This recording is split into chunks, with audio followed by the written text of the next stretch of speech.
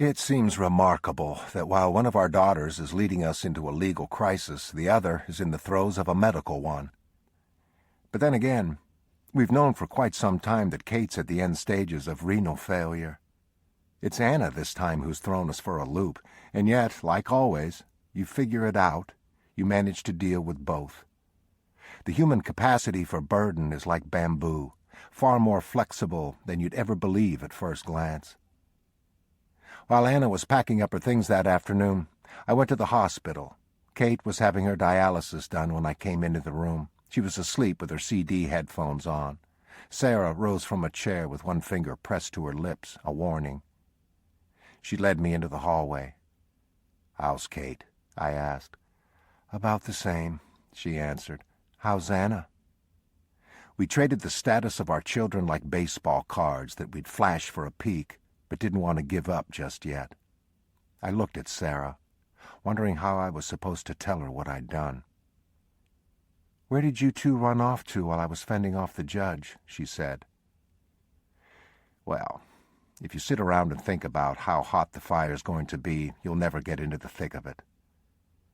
I took Anna to the station. "Something going on at work?" I took a deep breath and leaped off the cliff that my marriage had become. "No. Anna's going to stay with me there for a few days. I think maybe she needs a little time by herself." Sarah stared at me. "But Anna's not going to be by herself. She's going to be with you." The hallway seemed too bright and too wide all of a sudden. "Is that a bad thing?" "Yes," she said. "Do you really think that buying into Anna's tantrum is going to help her any in the long run?" "I'm not buying into her tantrum. I'm giving her space to come to the right conclusions by herself. You're not the one who's been sitting outside with her while you're in the judge's chambers. I'm worried about her." "Well, that's where we're different," Sarah argued.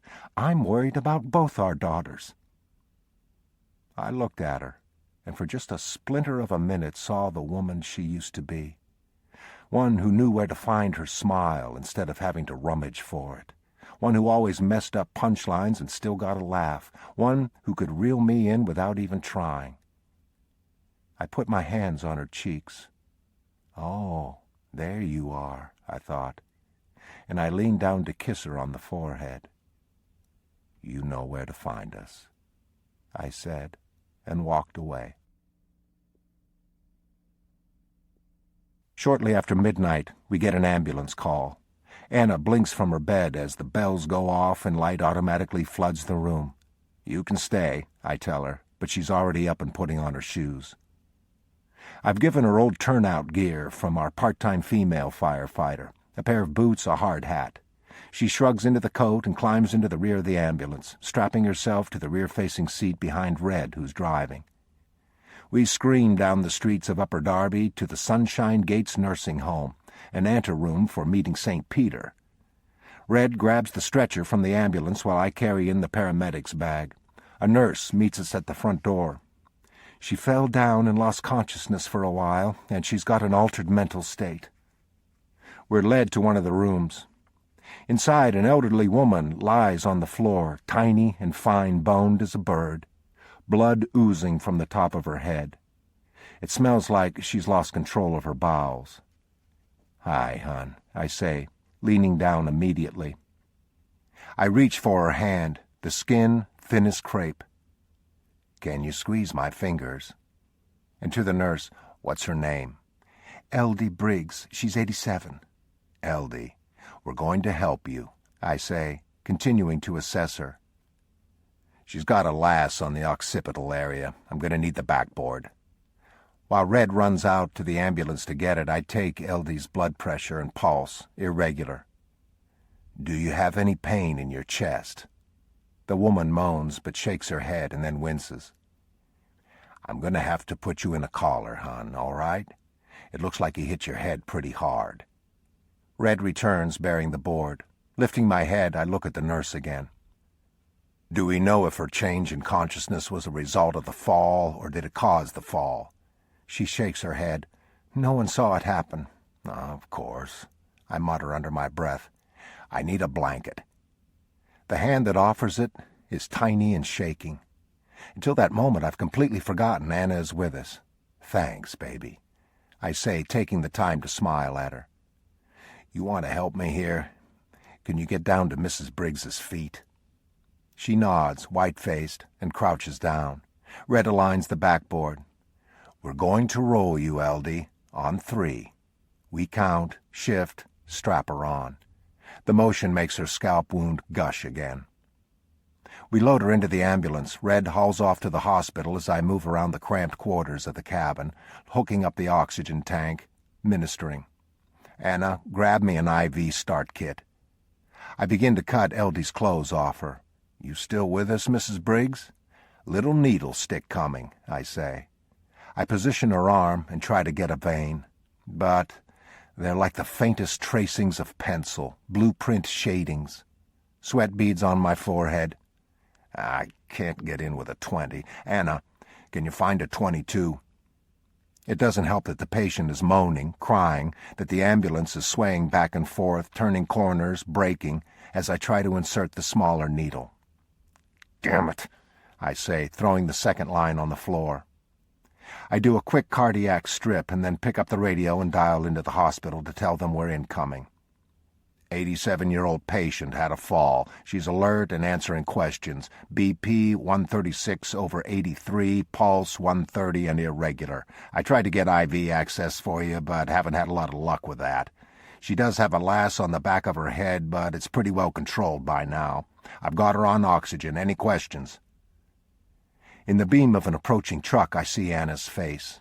The truck turns, the light falls, and I realize that my daughter is holding this stranger's hand. At the emergency entrance of the hospital, we pull the stretcher out of the cabin and wheel into the automatic doors. A team of doctors and nurses is already waiting. "She's still talking to us," I say. A male nurse taps her thin wrists. "Jesus. Yeah, that's why I couldn't get a line. I needed PD cuffs to get her pressure." Suddenly, I remember Anna, who's standing wide-eyed in the doorway. "Daddy, is that lady going to die?" "I think she might have had a stroke, but she's going to make it. Listen, why don't you just go wait over there in a chair? I'll be out in 5 minutes tops." "Dad," she says, and I pause at the threshold. "Wouldn't it be cool if they were all that way?" She doesn't see it the way I do. That Jodi Briggs is a paramedic's nightmare, that her veins are shot and her conditions waffling, and that this has not been a good call at all. What Anna means is that whatever is wrong with Jodi Briggs can be fixed. I go inside and continue to feed information to the ER staff as needed. About 10 minutes later, I finish up my run form and look for my daughter in the waiting area, but she's gone missing. I find Red smoothing fresh sheets onto the stretcher, strapping a pillow under its belt. "Where's Anna?" "I figured she was with you." Glancing down one hallway and then the other, all I see are weary physicians, other paramedics, small scatterings of dazed people sipping coffee and hoping for the best. I'll be right back. Compared to the frenzy of the ER, the 8th floor is all tucked tight. The nurses all greet me by name as I head for Kate's room and gently push open the door. Anna is too big for Sarah's lap, but that's where she's sitting. She and Kate are both asleep. Over the crown of Anna's head, Sarah watches me approach. I kneel in front of my wife and brush Anna's hair off her temples. "Baby," I whisper, "it's time to go home." Anna sits up slowly. She lets me take her hand and draw her upright, Sarah's palm trailing down her spine. "It's not home," Anna says, but she follows me out of the room all the same. Past midnight, I lean down beside Anna and balance my words on the edge of her ear. "Come, see this," I coax. She sits up, grabs a sweatshirt, stuffs her feet into her sneakers. Together, we climb to the station's roof. The night is falling down around us. Meteors rain like fireworks, quick rips in the seam of the dark. "Oh!" Anna exclaims, and she lies down so that she can see better. It's the Perseids, I tell her, a meteor shower. It's incredible. Shooting stars are not stars at all. They're just rocks that enter the atmosphere and catch fire under friction. What we wish on when we see one is only a trail of debris. In the upper left quadrant of the sky, a radiant bursts in a new stream of sparks. "Is it like this every night while we're asleep?" Anna asks. It is a remarkable question. Do all the wonderful things happen when we're not aware of them? I shake my head. Technically, the Earth's path crosses this comet's gritty tail once a year, but a show as dynamic as this one might be once in a lifetime. Wouldn't it be cool if a star landed in the backyard, if we could find it when the sun came up and put it into a fishbowl and use it as a nightlight or a camping lantern? I can almost see her doing it, combing the lawn for the mark of burned grass. Do you think Kate can see these out her window? I'm not sure. I come up on an elbow and look at her carefully. But Anna keeps her eyes glued to the upended bowl of the heavens. I know you want to ask me why I'm doing all this. You don't have to say anything if you don't want to. Anna lies down, her head pillowed against my shoulder. Every second another streak of silver glows. Parentheses, exclamation points, commas, a whole grammar made of light, for words too hard to speak. Friday. From William Shakespeare's Hamlet. Doubt thou the stars are fire, doubt that the sun doth move, doubt truth to be a liar, but never doubt I love.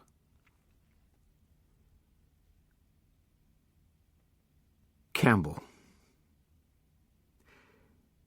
The minute I walk into the hospital with Judge at my side, I know I'm in trouble. A security officer, think Hitler in drag with a very bad perm, crosses her arms and blocks my entry at the elevator bank. "No dogs," she orders. "This is a service dog." "You're not blind." "I have an irregular heartbeat, and he's CPR certified." I head up to the office of Dr. Peter Bergen, a psychiatrist who happens to be the chairman of the Medical Ethics Board at Providence Hospital. I'm here by default. I can't seem to find my client, who may or may not still be pursuing her lawsuit. Frankly, after the hearing yesterday, I was pissed off. I wanted her to come to me. When she didn't, I went so far as to sit on her doorstep last night for an hour. But no one showed up at her home. This morning, assuming Anna was with her sister, I came to the hospital, only to be told I couldn't go in to see Kate.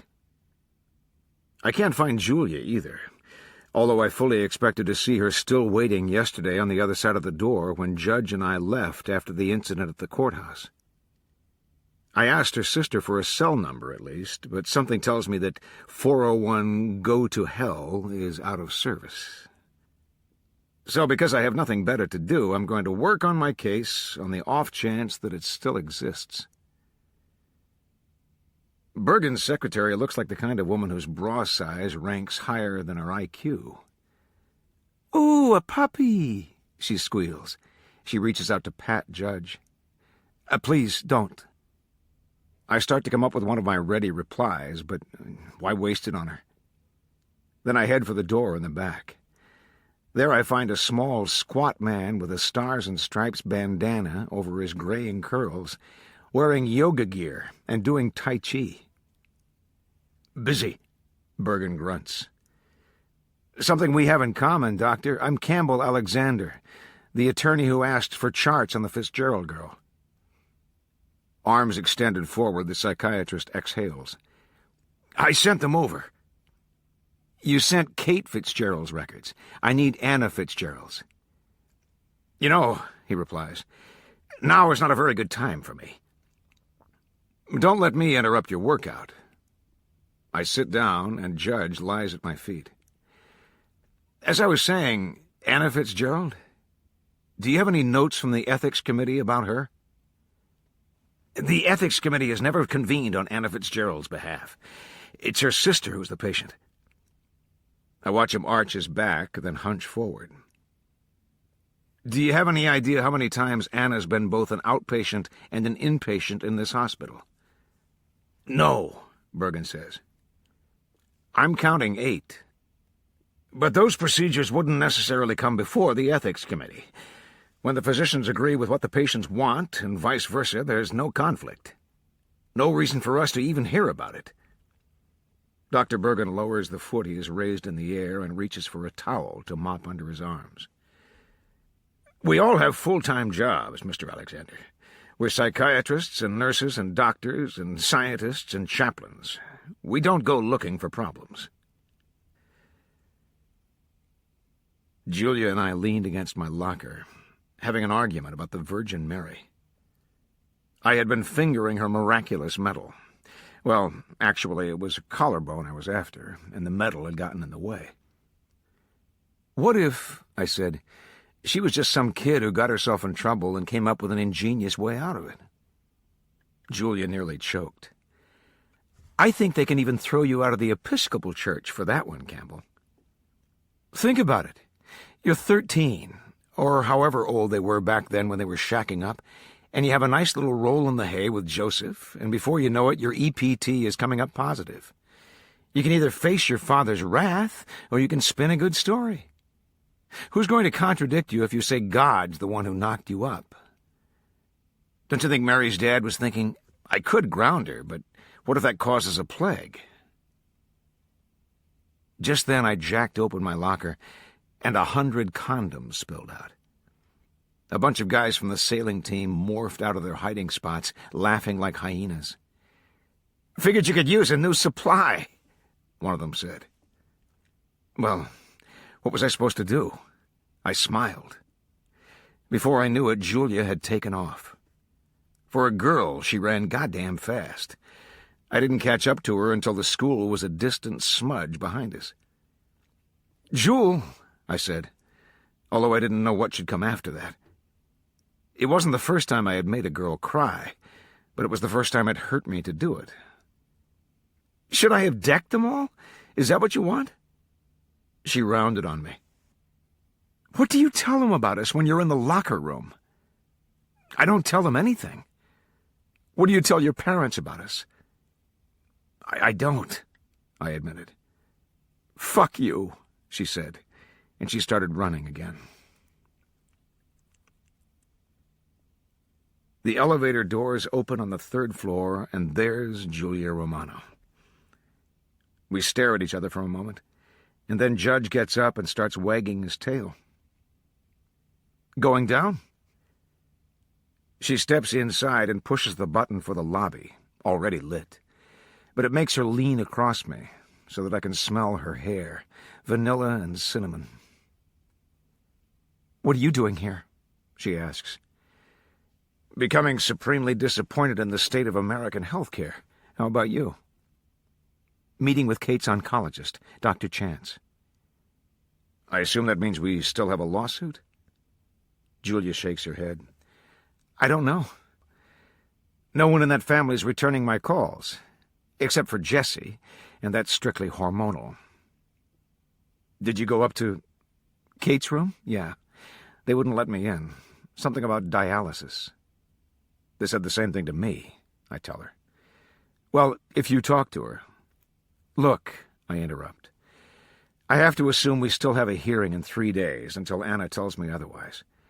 If that's the case, you and I really need to sit down and figure out what the hell is going on in this kid's life. Do you want to grab a cup of coffee? No, Julia says, and she starts to leave. Stop. When I grasp her arm, she freezes. I know this is uncomfortable for you. It's uncomfortable for me, too. But just because you and I can't seem to grow up doesn't mean Anna shouldn't have a chance to. This is accompanied by a particularly hangdog look. Julia folds her arms. Did you want to write that one down so you can use it again? I burst out laughing. Jesus, you're tough. Oh, stuff it, Campbell. You're so glib you probably oil your lips every morning. That conjures up all sorts of images for me, but they involve her body parts. You're right, she says then. Now that I want to write down.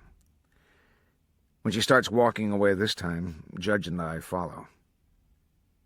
She heads out of the hospital and down a side street, an alley, and past a tenement before we break into the sunshine again on Mineral Spring Avenue in North Providence. By that time, I'm grateful that my left hand is wrapped tight to the leash of a dog with an excessive amount of teeth. Chance told me that there's nothing left to do for Kate, Julia tells me. You mean other than the kidney transplant? No. Here's the incredible thing. She stops walking, plants herself in front of me. Dr. Chance doesn't think Kate's strong enough. And Sarah Fitzgerald's pushing for it, I say. When you think about it, Campbell, you can't blame her logic. If Kate's going to die without the transplant anyway, why not go for it? We step delicately around a homeless man and his collection of bottles. Because the transplant involves major surgery for her other daughter, I point out. And putting Anna's health at risk for a procedure that's not necessary for her seems a little cavalier. Suddenly, Julia comes to a halt in front of a small shack with a hand-painted sign, Luigi Ravioli. It looks like the sort of place they keep dark so that you don't notice the rats. Isn't there a Starbucks nearby? I ask, just as an enormous bald man in a white apron opens the door and nearly knocks Julia over. Isabella! He cries, kissing her on both cheeks. No, Uncle Luigi, it's Julia. Julia? He pulls back and frowns. You sure? You ought to cut your hair or something. Give us a break. You used to get on my case about my hair when it was short. We got on your case about your hair because it was pink. He looks at me. You hungry? We were hoping for some coffee and a quiet table. He grins. A quiet table? Julia sighs.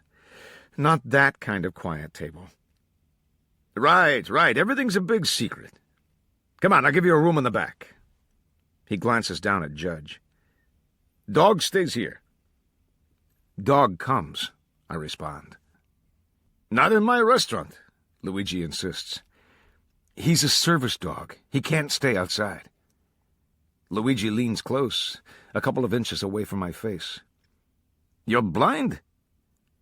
Colorblind, I reply. He tells me when the traffic lights change. Julia's uncle's mouth turns down at the corners. Everyone's a wise-ass today, he says, and then he leads the way. For weeks, my mother tried to guess the identity of my girlfriend. It's Bitsy, right? The one we met on the vineyard? Oh, no, wait, it's not Sheila's daughter, the redhead, is it? I told her over and over it was no one she knew, when what I really meant was that Julia was no one she would recognize. I know what's right for Anna, Julia tells me, but I'm not sure she's mature enough to make her own decisions.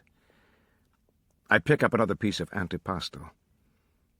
If you think she's justified in filing the petition, then what's the conflict? Commitment, Julia says dryly. Would you like me to define that for you? You know, it's impolite to unsheathe your claws at the dinner table. Right now, every time Anna's mom confronts her, she backs off. Every time something happens with Kate, she backs off. And in spite of what she thinks she's capable of, she hasn't made a decision of this magnitude before. Considering what the consequences are going to be to her sister. What if I told you that by the time we have our hearing, she'll be able to make that decision? Julia glances up. Why are you so sure that'll happen? I'm always sure of myself. She plucks an olive out of the tray between us. Yeah, she says, I remember that. Although Julia must have had her suspicions, I didn't tell her about my parents, my house. As we drove into Newport in my Jeep, I pulled into the driveway of a huge brick mansion. Campbell, Julia said, you're kidding. I circled the loop of the driveway and turned out the other side. Yeah, I am. That way, when I pulled into the house 2 driveways down, the sprawling Georgian with its rows of beech trees and its slope to the bay, it wasn't quite as imposing. At the very least, it was smaller than the first place. Julia shook her head. Your parents are going to take one look at me and pull us apart with a crowbar. They're going to love you, I told her. The first time I lied to Julia, but not the last. Julia ducks beneath the table with a plateful of pasta. Here you go, Judge, she says. So what's with the dog? He translates for my Spanish-speaking clients. Really? I grin at her. Really? She leans forward, narrowing her eyes. You know, I have 6 brothers. I know how you guys work. Do tell. And give away my trade secrets? I don't think so. She shakes her head. Maybe Anna hired you because you're as evasive as she is. She hired me because she saw my name in the paper, I say. Nothing more to it than that. But why'd you take her on? This isn't your usual case. How would you know what my usual case is? It is said lightly, a joke, but Julia goes mute. And there's my answer. All these years she's been following my career. Sort of like I've been following hers. I clear my throat, uncomfortable, and point to her face. You got sauce over there. She lifts her napkin and wipes the side of her mouth, but misses completely. Did I get it off? She asks. Leaning forward with my own napkin, I clean the small spot, but then I don't move away. My hand rests on her cheek. Our eyes lock, and in that instance, we are young again and learning the shape of each other. Campbell, Julia says, don't do this to me. Do what? Push me off the same cliff twice. When the cell phone in my coat pocket rings, we both jump. Julia inadvertently knocks over her glass of Chianti while I answer. No, calm down. Calm down. Where are you? Okay, I'm on my way. Julia starts mopping the table as I hang up. I have to go. Is everything all right? That was Anna, I tell her.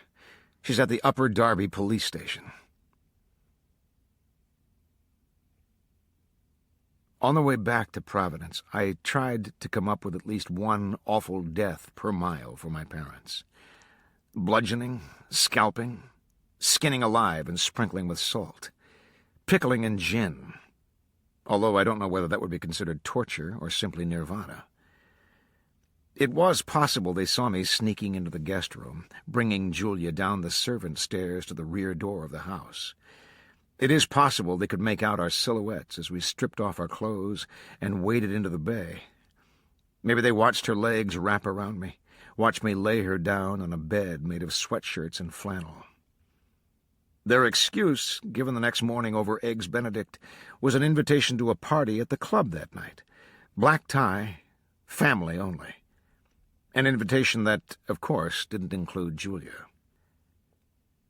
It was so hot out by the time we pulled up to her house that some enterprising boy had pried open the fire hydrant and kids bounced like popcorn through the stream. Julia, I never should have dragged you home to meet my parents. There's a lot of stuff you shouldn't do, she admitted, and most of it involves me. I'll call you before graduation, I said, as she kissed me and got out of the Jeep. But I didn't call. And I didn't meet her at graduation. And she thinks she knows why. But she doesn't. The curious thing about Rhode Island is that it has absolutely no feng shui. By this I mean that there's a little Compton, but no big Compton. There's an Upper Darby, but no Lower Darby. There are all sorts of places defined in terms of something else that doesn't actually exist. Julia follows me in her own car. Judge and I must break a land speed record, because it seems less than 5 minutes have passed since the phone call and the moment we walk into the station to find Anna hysterical beside the desk sergeant. She flies toward me, frantic. "You gotta help," she cries. "Jesse got arrested." "What?" I stare at Anna, who tore me away from a very good meal, not to mention a conversation I really would rather have followed to its conclusion. "Why is that my problem?" "Because I need you to get him out," Anna explains slowly, as if I'm a moron. "You're a lawyer." "I'm not his lawyer." "But can't you be?" "Why don't you call your mother?" I suggest. "I hear she's taking new clients." Julia whacks me on the arm. "Shut up." She turns to Anna. "What happened?" "Jesse stole a car, and he got nailed." "Give me more details," I say, already regretting this. "It was a Humvee, I think. A big yellow one." There's one big yellow Humvee in this entire state, and it belongs to Judge Newbill. A headache begins between my eyes. "Your brother stole a judge's car, and you want me to get him out?" Anna blinks at me. "Well, yeah." Jesus. Let me go talk to the officer. Leaving Anna in Julia's care, I walk to the desk sergeant, who, I swear it, is already laughing at me. "I'm representing Jesse Fitzgerald," I sigh. "Sorry to hear that." "It was Judge Newbill's, wasn't it?" The officer smiles. "Yep." I take a deep breath. "The kid doesn't have a record." "That's because he just turned 18. He's got a juvie record a mile long." "Look," I say, "his family's going through a lot right now. One sister's dying, the other one is suing her parents. Can you cut me a break here?" The officer looks over at Anna.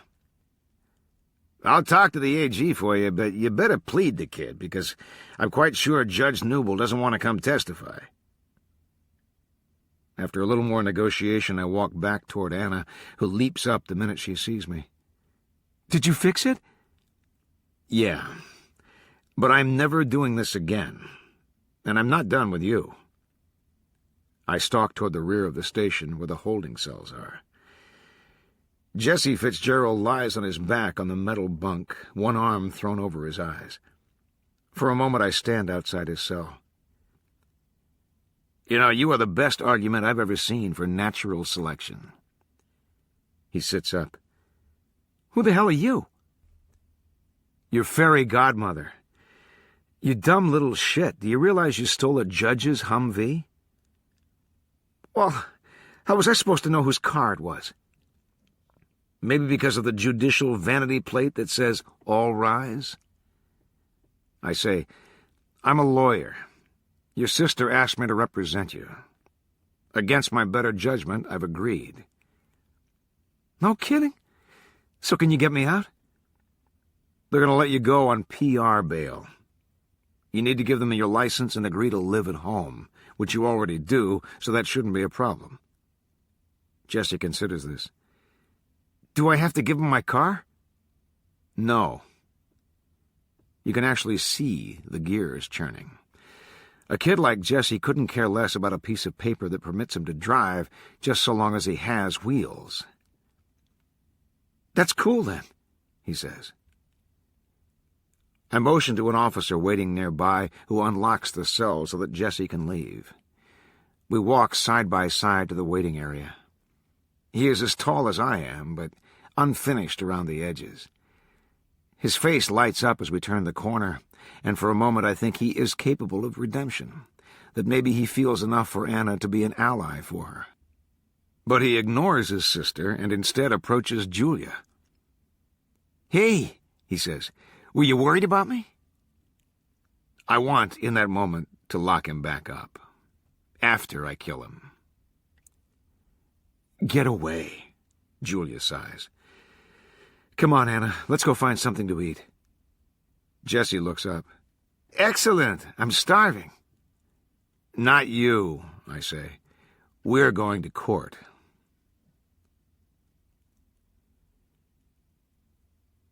On the day I graduated from Wheeler, the locusts came. They arrived like a thick summer storm, tangling in the branches of trees and thudding hard on the ground. The meteorologists had a field day, trying to explain the phenomenon. They mentioned biblical plagues and El Niño and our prolonged drought. They recommended umbrellas, broad-brimmed hats, staying indoors. The graduation ceremony, however, was held outside under a large white canvas tent. As the salutatorian spoke, his message was punctuated by the suicide leap of bugs. Locusts rolled off the sloped roof, falling into the laps of spectators. I hadn't wanted to come, but my parents forced me to go. Julia found me while I was putting on my cap. She wrapped her arms around my waist. She tried to kiss me. "Hey," she said, "which side of the earth did you drop off?" I remember thinking that in our white gowns we looked like ghosts. I pushed her away from me. "Don't. Okay? Just don't." In every graduation photo my parents took, I was smiling as if this new world were a place I actually wanted to live in, while all around me insects fell, big as fists.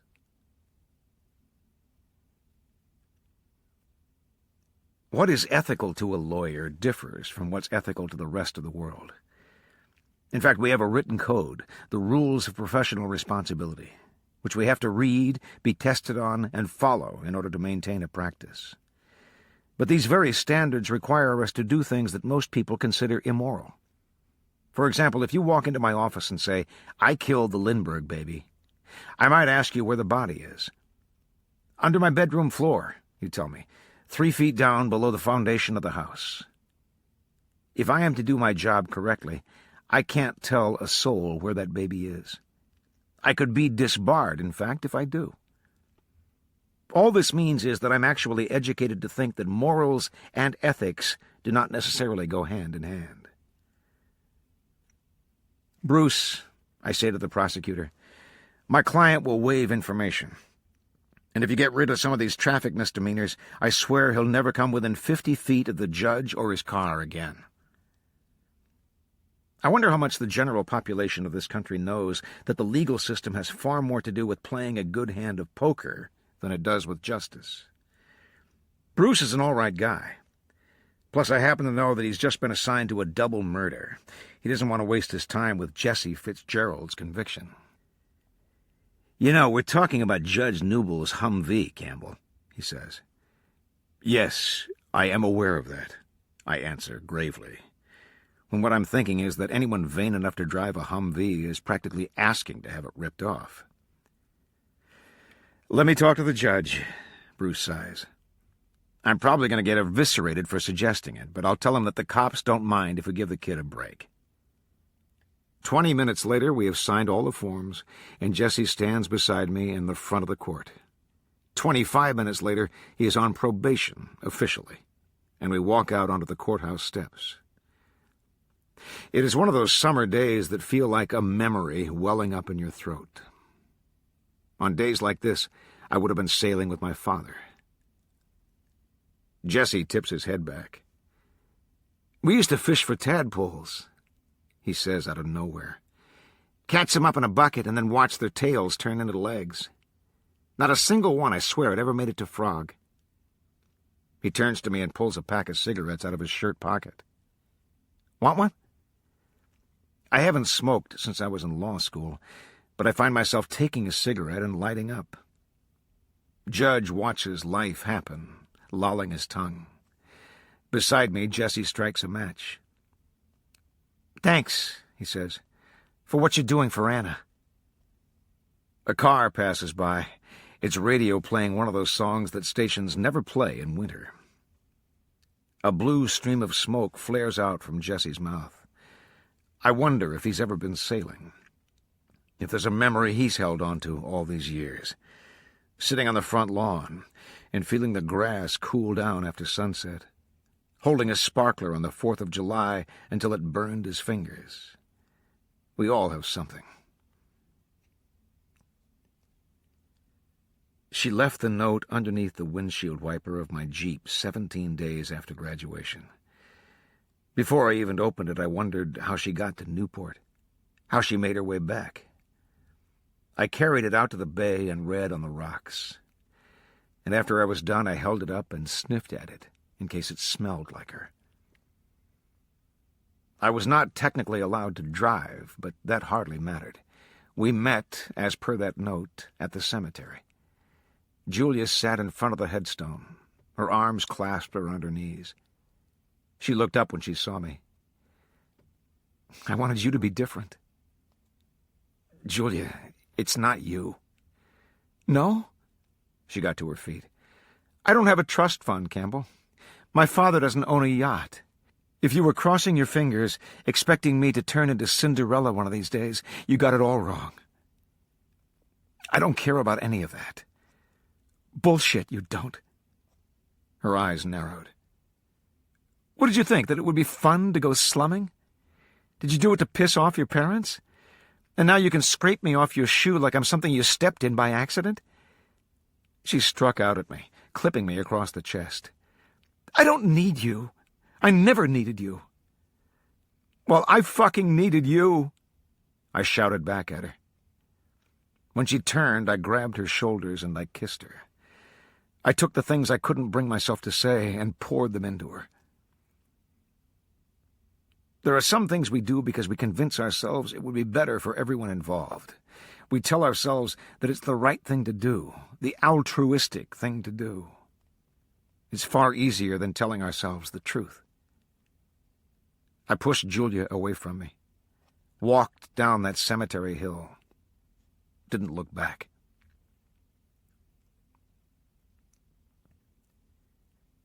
Anna sits in the passenger seat, which doesn't go over well with Judge. He hangs his sorry face into the front, right between us, panting up a storm. Today wasn't a very good harbinger of what's to come, I tell her. What are you talking about? If you want the right to make major decisions, Anna, then you need to start making them now, not relying on the rest of the world to clean up the messes.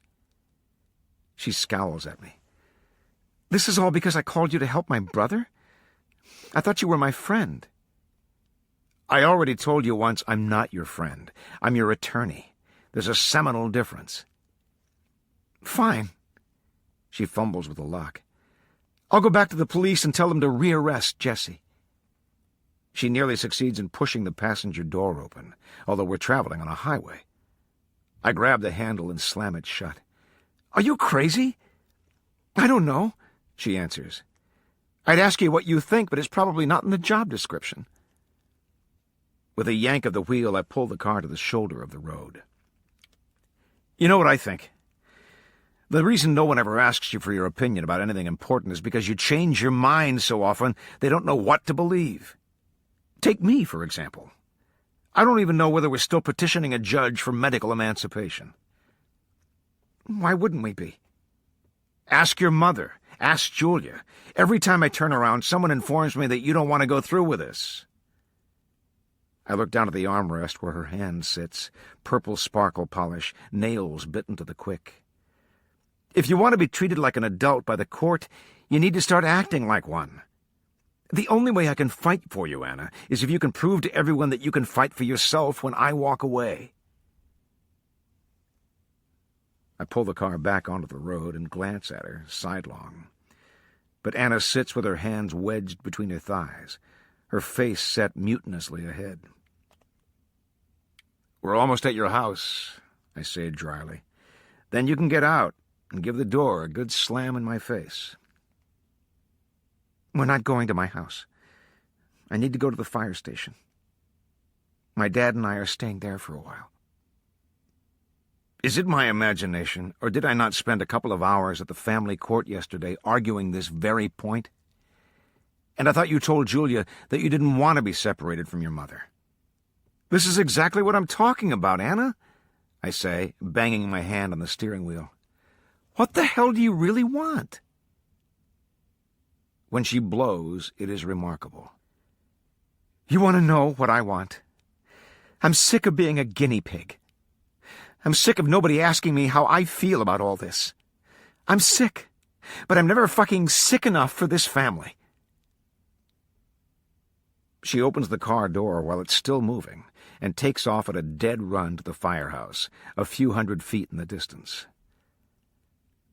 Well, deep in the recesses of my little client is the potential to make other people listen. It means that on the stand, she'll hold up better than I imagined. And on the heels of that thought, Anna might be able to testify. But what she's said makes her seem unsympathetic, immature even. Or, in other words, highly unlikely to convince the judge to rule in her favor. Brian. Fire and hope are connected, just so you know. The way the Greeks told it, Zeus put Prometheus and Epimetheus in charge of creating life on Earth. Epimetheus made the animals, giving out bonuses like swiftness and strength and fur and wings. By the time Prometheus made man, all the best qualities had been given out. He settled for making them walk upright, and he gave them fire. Zeus, pissed off, took it away, but Prometheus saw his pride and joy shivering and unable to cook. He lit a torch from the sun and brought it to man again. To punish Prometheus, Zeus had him chained to a rock where an eagle fed on his liver. To punish man, Zeus created the first woman, Pandora, and gave her a gift, a box she was forbidden to open. Pandora's curiosity got the best of her, and one day she opened that box. Out came plagues and misery and mischief. She managed to shut the lid tight before hope escaped. It's the only weapon we have left to fight the others. Ask any fireman. He'll tell you it's true. Hell, ask any father. Come on up, I say to Campbell Alexander when he arrives with Anna. There's fresh coffee. He follows me up the stairs, his German shepherd trailing. I pour 2 cups. What's the dog for? He's a chick magnet, the lawyer says. Got any milk? I pass him the carton from the fridge, then sit down with my own mug. It's quiet up here. The boys are downstairs washing the engines and doing their daily maintenance. So, Alexander takes a sip of his coffee. Anna tells me that you've both moved out. Yeah, I sort of figured you might want to ask me about that. You do realize that your wife is opposing counsel, he says carefully. I meet his eye. I suppose that you mean, do I realize that I shouldn't be sitting here talking to you? That only becomes an issue if your wife is still representing you. I never asked Sarah to represent me. Alexander frowns. I'm not sure she's aware of that. Look, with all due respect, this may seem like an incredibly big deal, and it is. But we have another incredibly big deal going on at the same time. Our older daughter's been hospitalized and, well, Sarah's fighting on 2 fronts. I know, and I'm sorry about Kate, Mr. Fitzgerald, he says. Call me Brian. I cup my hands around my mug, and I would like to speak to you, without Sarah around. He leans back in the folding chair. How about right now? It's not a good time, but it will never be a good time for this. Okay. I take a deep breath. I think Anna's right. At first I'm not sure Campbell Alexander's even heard me. Then he asks, Are you willing to tell that to the judge at a hearing? I look down at my coffee. I think I have to. By the time Polly and I responded to this morning's ambulance call, the boyfriend already had the girl in a shower. She sat on the bottom, her legs splayed around the drain, fully dressed. Her hair was matted to the front of her face, but even if it wasn't, I'd have known that she was unconscious. Polly got right inside and started to drag her out. Her name's Magda, the boyfriend said. She's going to be okay, right? Is she diabetic? What does that matter? For Christ's sake, tell me what you were using, I demanded. We're just getting drunk, the boyfriend said. Tequila. He was no more than 17, old enough to have heard the myth that a shower will bring someone out of a heroin overdose. Let me explain this to you. My buddy and I want to help Magda, to save her life.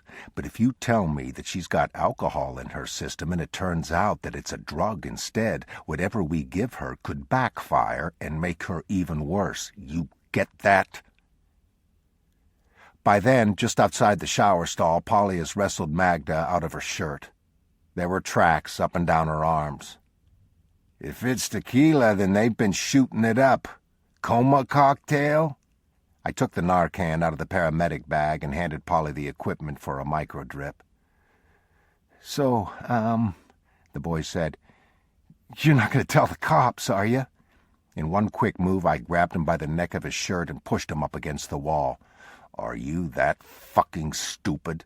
It's just that my parents will kill me. You didn't seem to care much if you killed yourself or her. I jerked his head toward the girl, who by then was vomiting all over the floor. You think life is something you can throw out like a piece of trash? You think you OD and get a second chance? I was yelling hard into his face. I felt a hand on my shoulder. Polly. Step down, Cap, he said under his breath. Slowly I realized that the kid was trembling in front of me, that he really had nothing to do with the reason I was yelling. I walked away to clear my head. Polly finished up with the patient and then came back to me. You know, if it's too much, we can cover for you, he offered. The chief will give you as much time off as you want. I need to work. Over his shoulder I could see the girl pinking up, the boy sobbing into his hands beside her. I looked Polly in the eye. When I'm not here, I explained, I have to be there. The lawyer and I finish up our coffee. Second cup, I offer. I better not, I have to get back to the office. We nod at each other, but there's really nothing left to say. Don't worry about Anna, I add. I'll make sure she gets whatever she needs. You might want to check in at home, too, Alexander says. I just got your son released on PR bail for stealing a judge's Humvee. He puts his coffee cup in the sink and leaves me holding this information, knowing sooner or later it will force me to my knees. Sarah, 1997.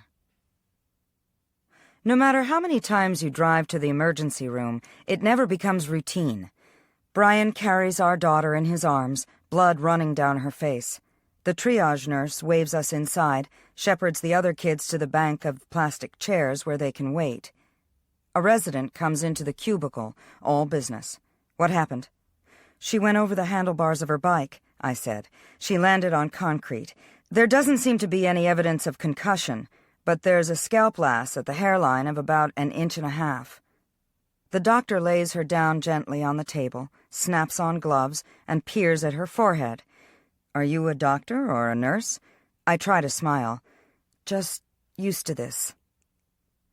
It takes 82 stitches to sew up the gash. Afterward, with a bright white patch of gauze taped to her head, and a hefty dose of pediatric Tylenol swimming through her veins, we walk out to the waiting area, hand in hand. Jessie asks her how many stitches she needed. Brian tells her she was just as brave as a firefighter. Kate glances at Anna's fresh bandage. I like it better when I get to sit out here, she says. It starts when Kate screams in the bathroom. I race upstairs and jimmy the lock to find my 9-year-old standing in front of a toilet spattered with blood. Blood runs down her legs, too, and has soaked through her underpants. This is the calling card for APL, hemorrhage in all sorts of masks and disguises. Kate's had rectal bleeding before, but she was a toddler. She would not remember. It's all right, I say calmly. I get a warm washcloth to clean her up and find a sanitary napkin for her underwear.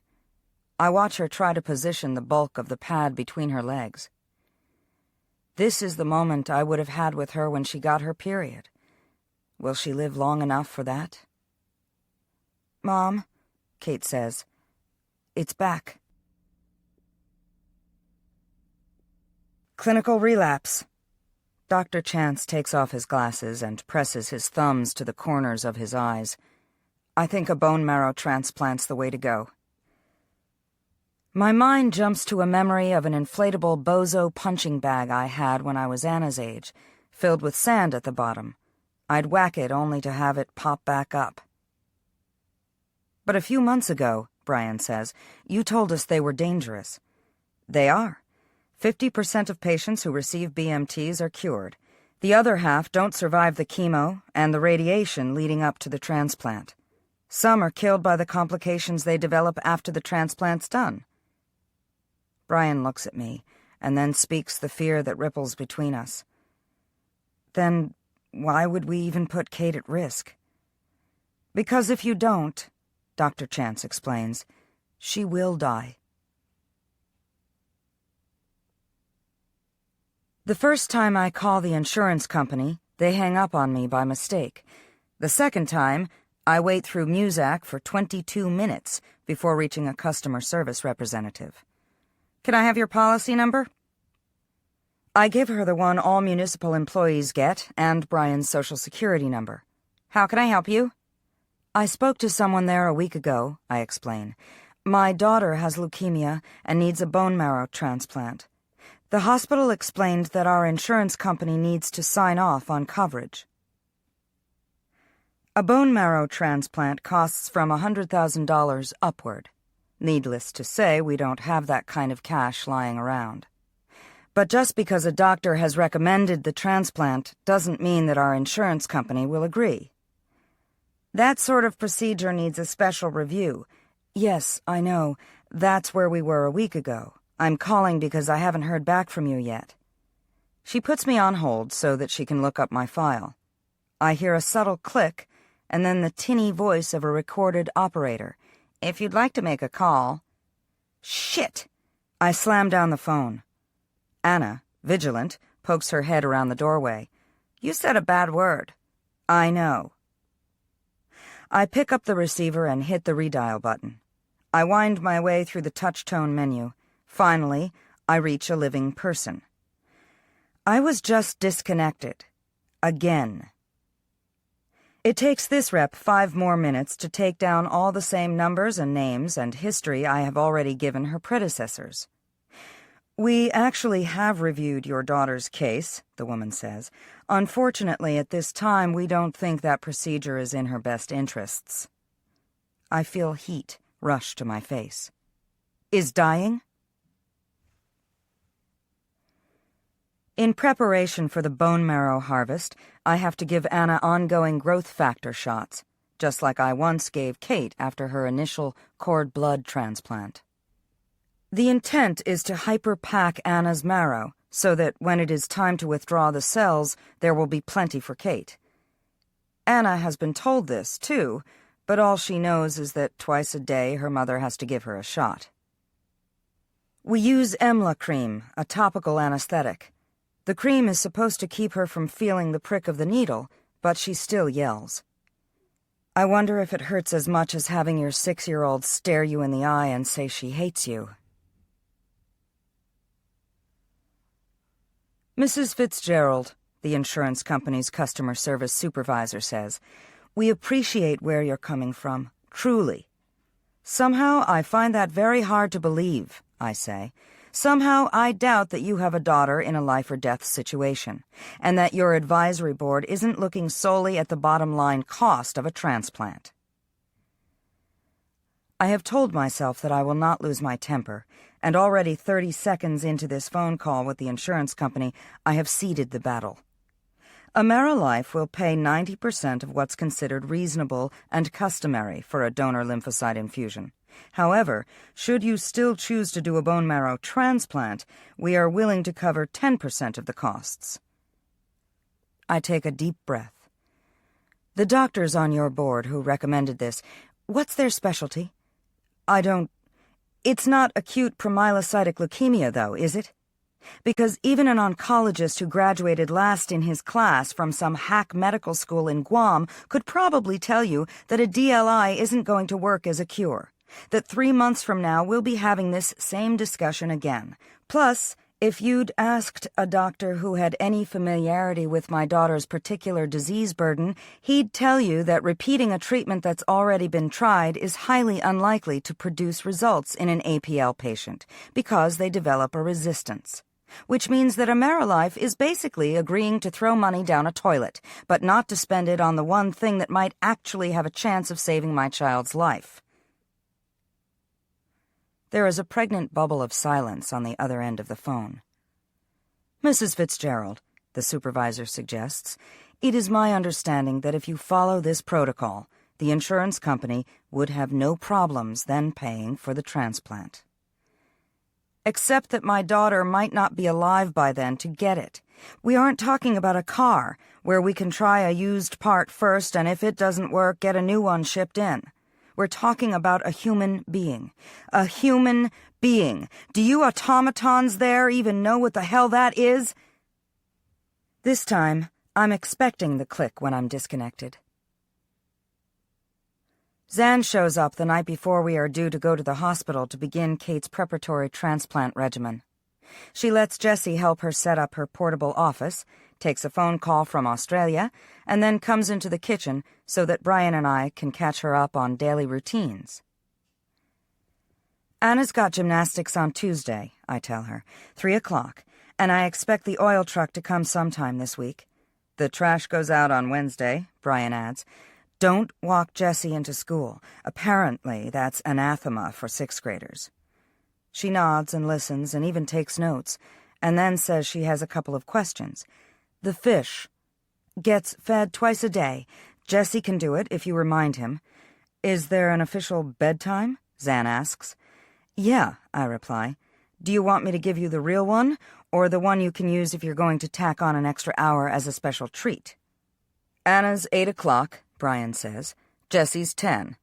Anything else? Yes.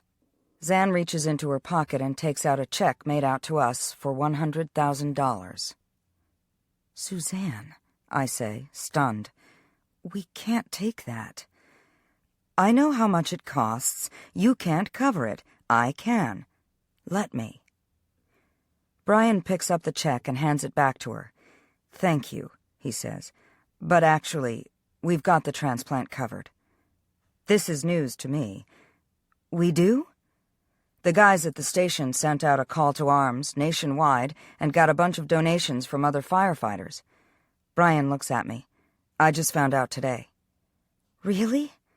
Inside me, a weight lifts. He shrugs. They're my brothers, he explains. I turn to Zan and hug her. Thank you for even offering. It's here if you need it, she answers. But we don't. We are able to do this, at least. Kate, I call the next morning. It's time to go. Anna is curled on Zan's lap on the couch. She pulls her thumb out of her mouth, but she doesn't say goodbye. Kate, I yell again. We're leaving.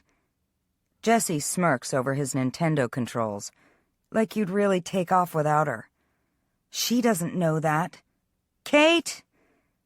Sighing, I swing up the stairs toward her bedroom. The door is closed. With a soft knock, I push it open and find Kate in the final throes of making her bed. The quilt is pulled tight enough to bounce a dime off its middle. The pillows have been fluffed and centered. Her stuffed animals, relics at this point, sit on the window seat in gradated succession, tallest to smallest. Even her shoes have been neatly arranged in her closet, and the mess on her desk has vanished. Okay. I haven't even asked her to clean up. Clearly I'm in the wrong bedroom. She turns. It's in case I don't come back, she says. When I first became a parent, I used to lie in bed at night and imagine the most horrible succession of maladies. The bite of a jellyfish, the taste of a poisonous berry, the smile of a dangerous stranger, the dive into a shallow pool. There are so many ways a child can be harmed that it seems nearly impossible one person alone could succeed at keeping him safe. As my children got older, the hazards only changed. Inhaling glue, playing with matches, small pink pills sold behind the bleachers of the middle school. You can stay up all night and still not count all the ways to lose the people you love. It seems to me, now that this is more than just a hypothetical, that a parent falls one of two ways when told a child has a fatal disease. Either you dissolve into a puddle, or you take the blow on the cheek and force yourself to lift your face again for more. In this, we probably look a lot like the patients. Kate is semi-conscious on her bed, her central line tubes blooming like a fountain from her chest. The chemo has made her throw up 32 times, and has given her mouth sores and such bad mucositis that she sounds like a cystic fibrosis patient. She turns to me and tries to speak, but coughs up phlegm instead. "Drown," she chokes out. Raising the suction tube she's clutching in her hands, I clear out her mouth and throat. "I'll do it while you rest," I promise, and that is how I come to breathe for her. An oncology ward is a battlefield, and there are definite hierarchies of command. The patients, they're the ones doing the tour of duty. The doctors breeze in and out like conquering heroes, but they need to read your child's chart to remember where they've left off from the previous visit. It is the nurses who are the seasoned sergeants. The ones who are there when your baby is shaking with such a high fever she needs to be bathed in ice. The ones who can teach you how to flush a central venous catheter, or suggest which patient floor kitchens might still have popsicles left to be stolen, or tell you which dry cleaners know how to remove the stains of blood and chemotherapies from clothing. The nurses know the name of your daughter's stuffed walrus and show her how to make tissue paper flowers to twine around her IV stand. The doctors may be mapping out the war games, but it is the nurses who make the conflict bearable. You get to know them as they know you, because they take the place of friends you once had in a previous life, the one before diagnosis. Donna's daughter, for example, is studying to be a vet. Ludmilla, on the graveyard shift, wears laminated pictures of Sanibel Island clipped like charms to her stethoscope because it's where she wants to retire. Willie, the male nurse, has a weakness for chocolate, and a wife expecting triplets. One night during Kate's induction, when I have been awake for so long that my body has forgotten how to segue into sleep, I turn on the TV while she sleeps. I mute it so that the volume won't disturb her. Robin Leach is walking through the palatial home of someone rich and famous. There are gold-plated bidets and hand-carved teak beds, a pool in the shape of a butterfly. There are 10-car garages and red clay tennis courts and 11 roaming peacocks. It's a world I can't even wrap my head around, a life I would never imagine for myself. Sort of like this one used to be.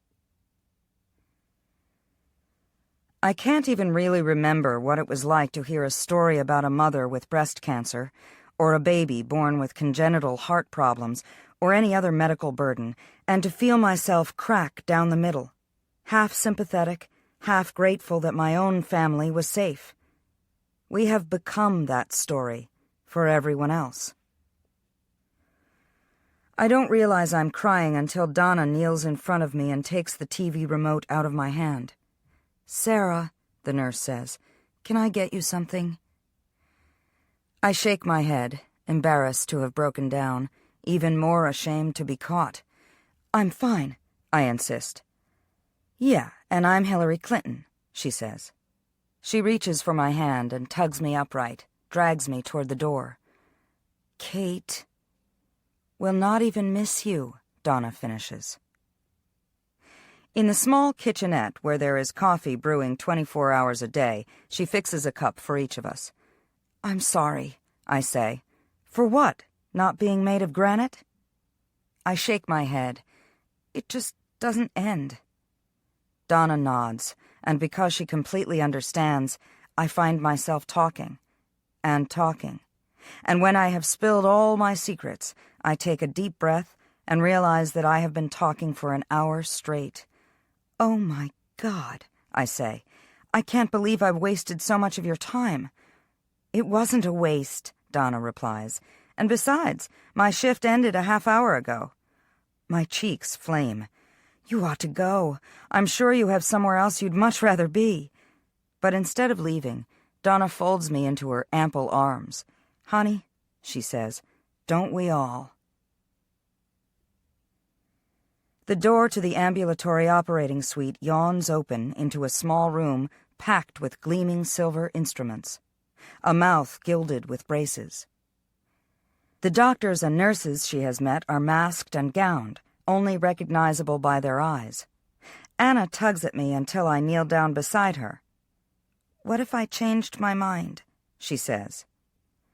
I put my hands on her shoulders. "You don't have to do this if you don't want to, but I know that Kate is counting on you, and Daddy and me." She nods once, then slips her hand into mine. "Don't let go," she tells me. A nurse shepherds her in the right direction, onto the table. "Wait till you see what we've got for you, Anna." She draws a heated blanket over her. The anesthesiologist wipes a red-tinged gauze pad around an oxygen mask. "Have you ever gone to sleep in a strawberry field?" They work their way down Anna's body, applying gelled pads that will be hooked to monitors to track her heart and her breathing. They administer to her while she's lying on her back, although I know they will flip her over to draw marrow from her hip bones. The anesthesiologist shows Anna the accordion mechanism on his equipment. "Can you blow up that balloon?" he asks, and places the mask over Anna's face. All this time, she doesn't let go of my hand. Finally, her grip slackens. She fights at the last minute, her body already asleep, but straining forward at the shoulders. One nurse holds Anna down, the other restrains me. "It's just the way the medicine affects the body," she explains. "You can give her a kiss now." So I do, through my mask. I whisper a thank you, too. I walk out of the swinging door and peel off my paper hat and booties. I watch, through the postage stamp window, as Anna is rolled to her side and an impossibly long needle is lifted from a sterile tray. Then I go upstairs to wait with Kate. Brian sticks his head into Kate's room. "Sarah," he says, exhausted, "Anna's asking for you." But I cannot be in two places at one time. I hold the pink emesis basin up to Kate's mouth as she vomits again. Beside me, Donna helps lower Kate back onto her pillow. "I'm a little busy right now," I say. "Anna's asking for you," Brian repeats. That's all. Donna looks from him to me. "We'll be fine till you get back," she promises, and after a moment, I nod.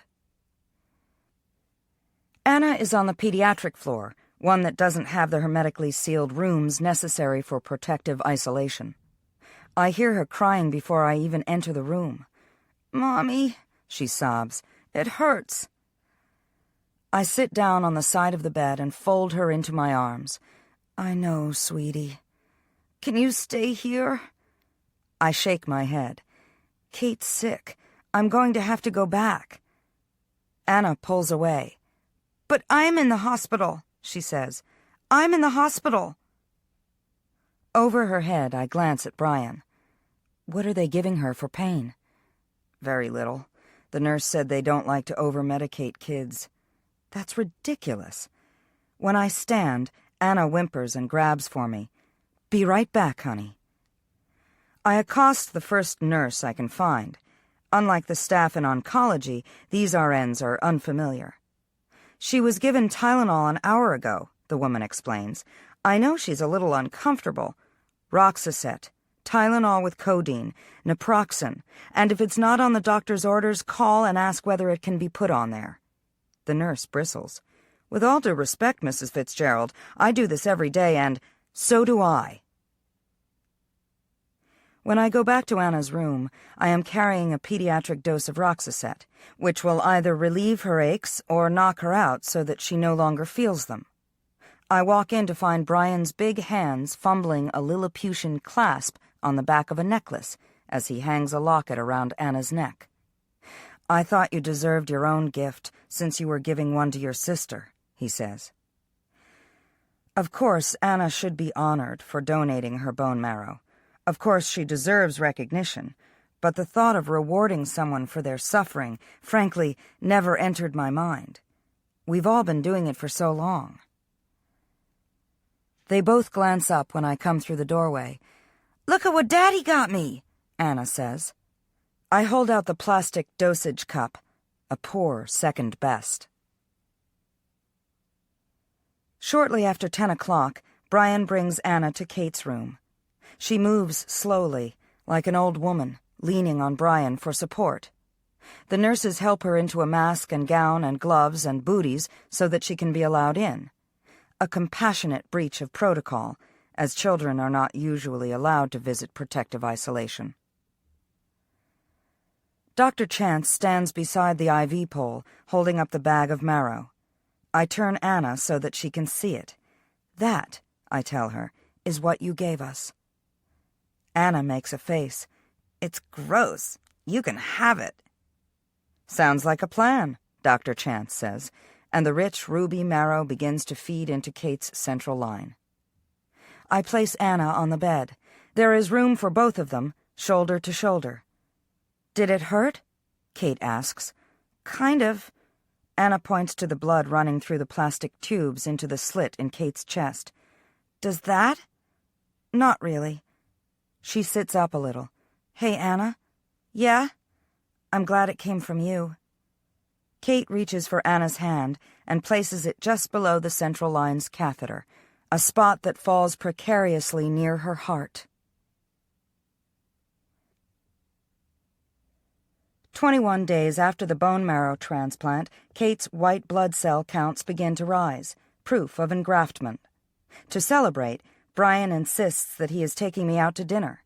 He arranges for a private duty nurse for Kate, makes reservations at XO Cafe, and even brings me a black dress from my closet. He forgets pumps, so I wind up wearing my scruffy hiking clogs with it. The restaurant is nearly full. Almost immediately after we are seated, the sommelier comes to ask if we want wine. Brian orders a Cabernet Sauvignon. "Do you even know whether that's red or white?" I do not think, in all these years, I have seen Brian drink anything but beer. I know it's got alcohol in it, and I know we're celebrating. He lifts his glass after the sommelier pours it. "To our family," he toasts. We click glasses and take sips. "What are you getting?" I ask. "What do you want me to get?" "The filet. That way I can taste it if I get the sole." I fold my menu. "Did you hear the results of the last CBC?" Brian looks down at the table. "I was sort of hoping that we could come here to get away from all that. You know, just talk." "I'd like to talk," I admit. But when I look at Brian, the information that leaps to my lips is about Kate, not us. I have no call to ask him about his day. He has taken 3 weeks off from the station. We are connected by and through sickness. We fall back into silence. I look around XO Cafe and notice that chatter happens mostly at tables where the diners are young and hip. The older couples, the ones sporting wedding bands that wink with their silverware, eat without the pepper of conversation. Is it because they are so comfortable they already know what the other is thinking? Or is it because after a certain point, there is simply nothing left to say? When the waiter arrives to take our order, we both turn eagerly, grateful for someone who keeps us from having to recognize the strangers we have become. We leave the hospital with a child who is different from the one we brought in. Kate moves cautiously, checking the drawers of the nightstand for anything she might have left behind. She has lost so much weight that the jeans I brought do not fit. We have to use 2 bandanas knotted together as a makeshift belt. Brian has gone down ahead of us to bring the car around. I zip the last Tiger Beat and CD into Kate's duffel bag. She pulls a fleece cap on over her smooth, bare scalp and winds a scarf tight around her neck.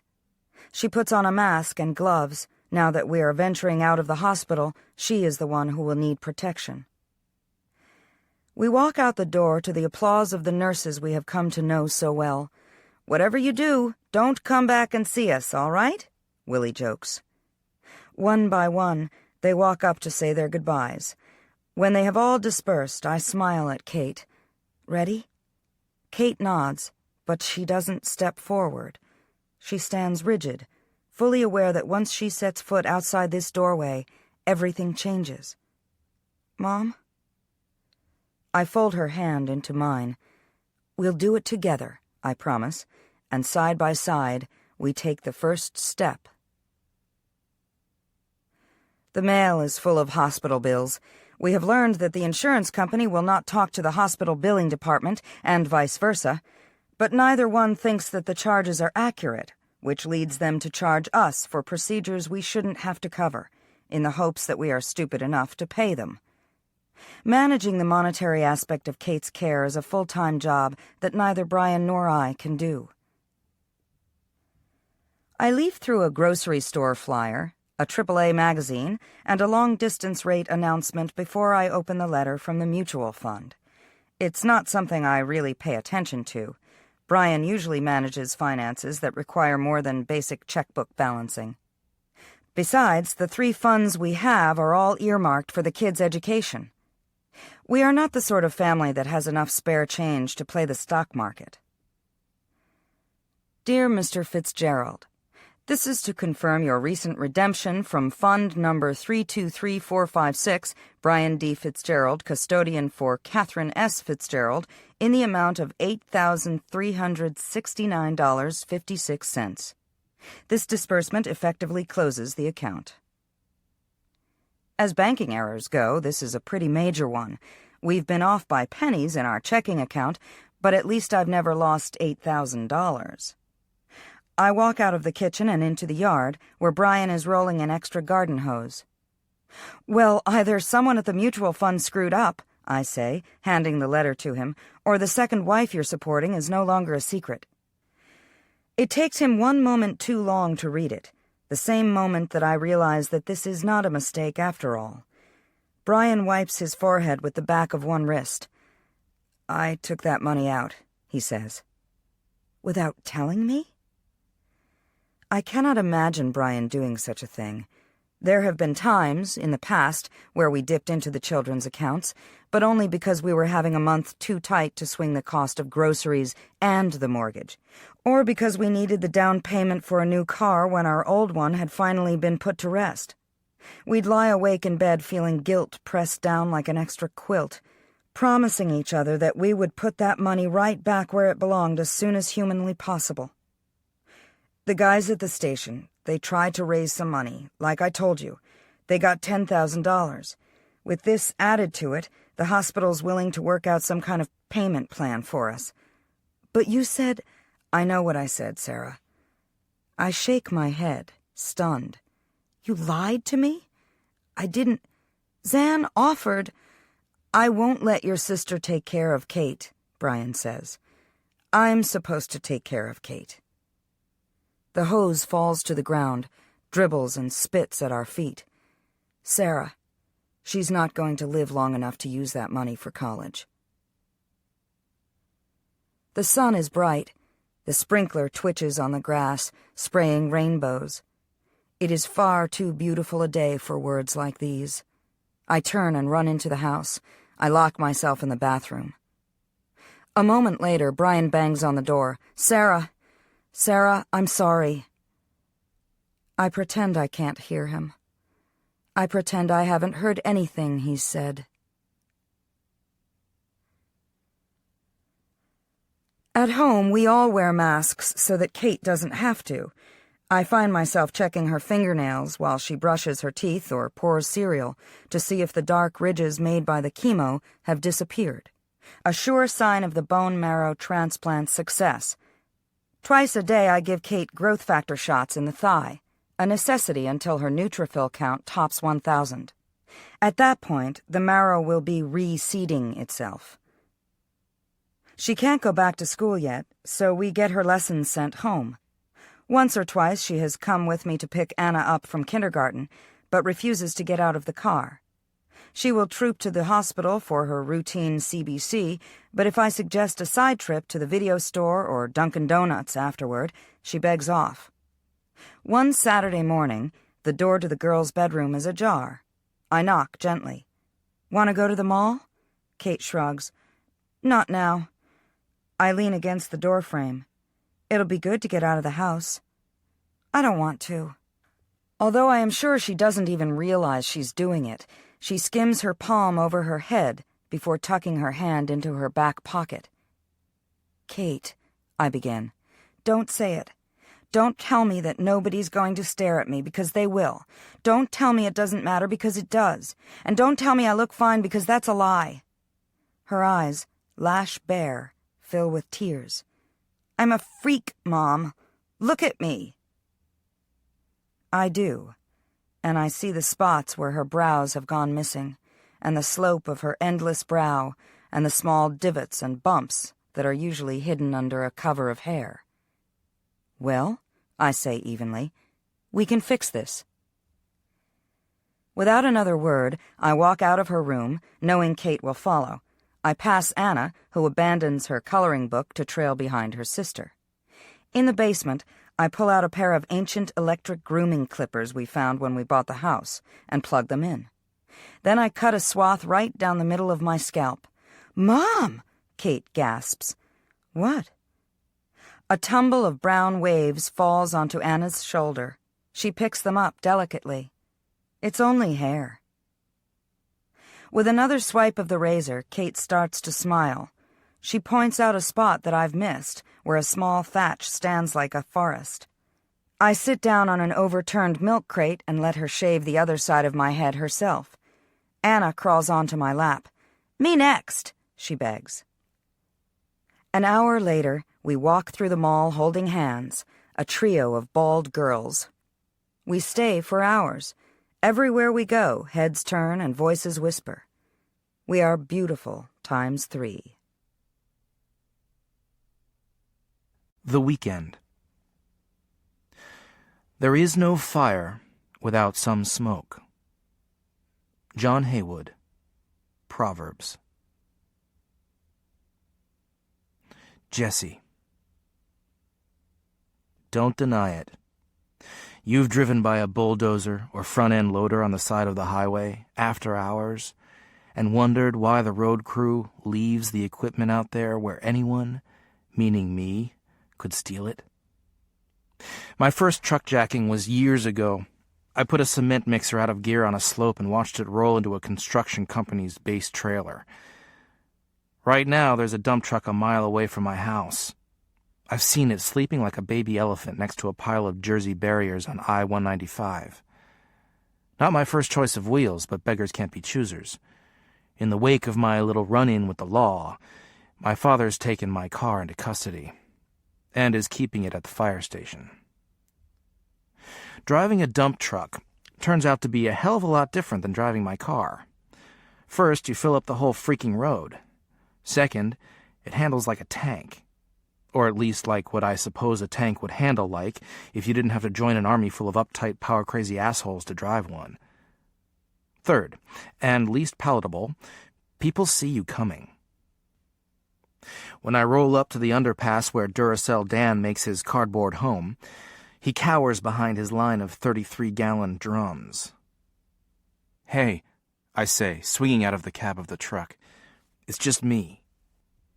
It still takes Dan a minute to peek between his hands, make sure I'm telling the truth. "Like my rig?" I ask. He gets up gingerly and touches the streaked side of the truck. Then he laughs. "Your Jeep's been taking steroids, boy." I load up the rear of the cab with the materials I need. How cool would it be if I just backed the truck up to a window, dumped in several bottles of my arsonist special, and drove away with the place bursting into flames? Dan stands by the driver's side door. "Wash me," he writes across the grit. "Hey," I say, and for no reason except the fact that I've never done it before. I ask him if he wants to come. "For real?" "Yeah, but there's a rule. Whatever you see and whatever we do, you can't tell anyone about it." He pretends to lock up his lips and toss the key. 5 minutes later, we're on our way to an old shed that used to be a boathouse for one of the colleges. Dan fiddles with the controls, raising and lowering the truck bed while we're tooling along. I tell myself that I've invited him along to add to the thrill. One more person who knows only makes it more exciting. But it's really because there are some nights when you just want to know there's someone else besides you in this wide world. When I was 11 years old, I got a skateboard. I never asked for one. It was a guilt gift. Over the years, I got quite a few of these big-ticket items, usually in conjunction with one of Kate's episodes. My parents would shower her with all kinds of cool shit whenever she had to have something done to her, and since Anna was usually involved, she got some amazing presents too. And then, a week later, my parents would feel bad about the inequality and would buy me some toy to make sure I didn't feel left out. Anyway, I cannot even begin to tell you how amazing that skateboard was. It had a skull on the bottom that glowed in the dark, and from the teeth dripped green blood. The wheels were neon yellow, and the gritty surface, when you stepped on it in your sneakers, made the sound of a rock star clearing his throat. I skimmed it up and down the driveway, around the sidewalks, learning how to pop wheelies and kick flips and ollies. There was only one rule. I wasn't supposed to take it into the street, because cars could come around at any minute. Kids could get hit in an instant. Well, I don't need to tell you that 11-year-old budding derelicts and house rules are like oil and water. By the end of my first week with this board, I thought I'd rather slide down a razor blade into alcohol than tool up and down the sidewalk yet one more time with all the toddlers on their big wheels. I begged my father to take me to the Kmart parking lot, or the school basketball court, or anywhere, really, where I could play around a little. He promised me that on Friday, after Kate had a routine bone marrow aspiration, we could all go out to the school. I could bring my skateboard, Anna could bring her bike, and if Kate felt up to it, she could rollerblade. God, was I looking forward to that. I greased the wheels and polished up the bottom of the skateboard and practiced a double helix on the driveway ramp I'd made of old scrap plywood and a fat log. The minute I saw the car, my mom and Kate returning from the hematologist, I ran out onto the porch so we wouldn't waste any time. My mother, it turned out, was in a huge hurry too, because the door to the van slid open and there was Kate, covered with blood. "Get your father," my mother ordered, holding a wad of tissues up to Kate's face. It wasn't like she hadn't had nosebleeds before, and my mom was always telling me, when it freaked me out, that the bleeding looked way worse than it actually was. But I got my father, and the two of them hustled Kate into the bathroom and tried to keep her from crying, because it only made everything harder. "Dad," I said, "when are we going?" But he was busy wadding up toilet paper, bunching it up under Kate's nose. "Dad," I repeated. My father looked right at me, but he didn't answer, and his eyes were dazed and staring through me, like I was made out of smoke. That was the first time I thought that maybe I was.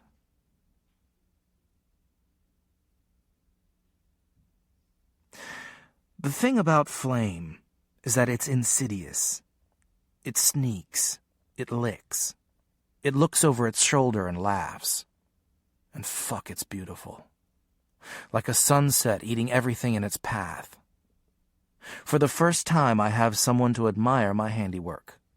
Beside me, Dan makes a small sound at the back of his throat. Respect, no doubt. But when I look at him, proud, I I see that he's got his head ducked into the greasy collar of his army surplus coat. He's got tears running down his face. Dan, man, what's going on? Granted, the guy is nuts, but still. I put my hand on his shoulder, and you'd think from his reaction that a scorpion just landed there. You scared of the fire, Danny? You don't have to be. We're far enough away. We're safe. I give him what I hope is an encouraging smile. What if he freaks out and starts screaming? Calls down some wandering cop? That shed, Dan says. Yeah, no one's gonna miss it. That's where the rat lives. Not anymore, I answer. But the rat. Animals make their own way out of a fire. I'm telling you, the rat will be totally cool. Chill. But what about the newspapers? He has one with President Kennedy's assassination.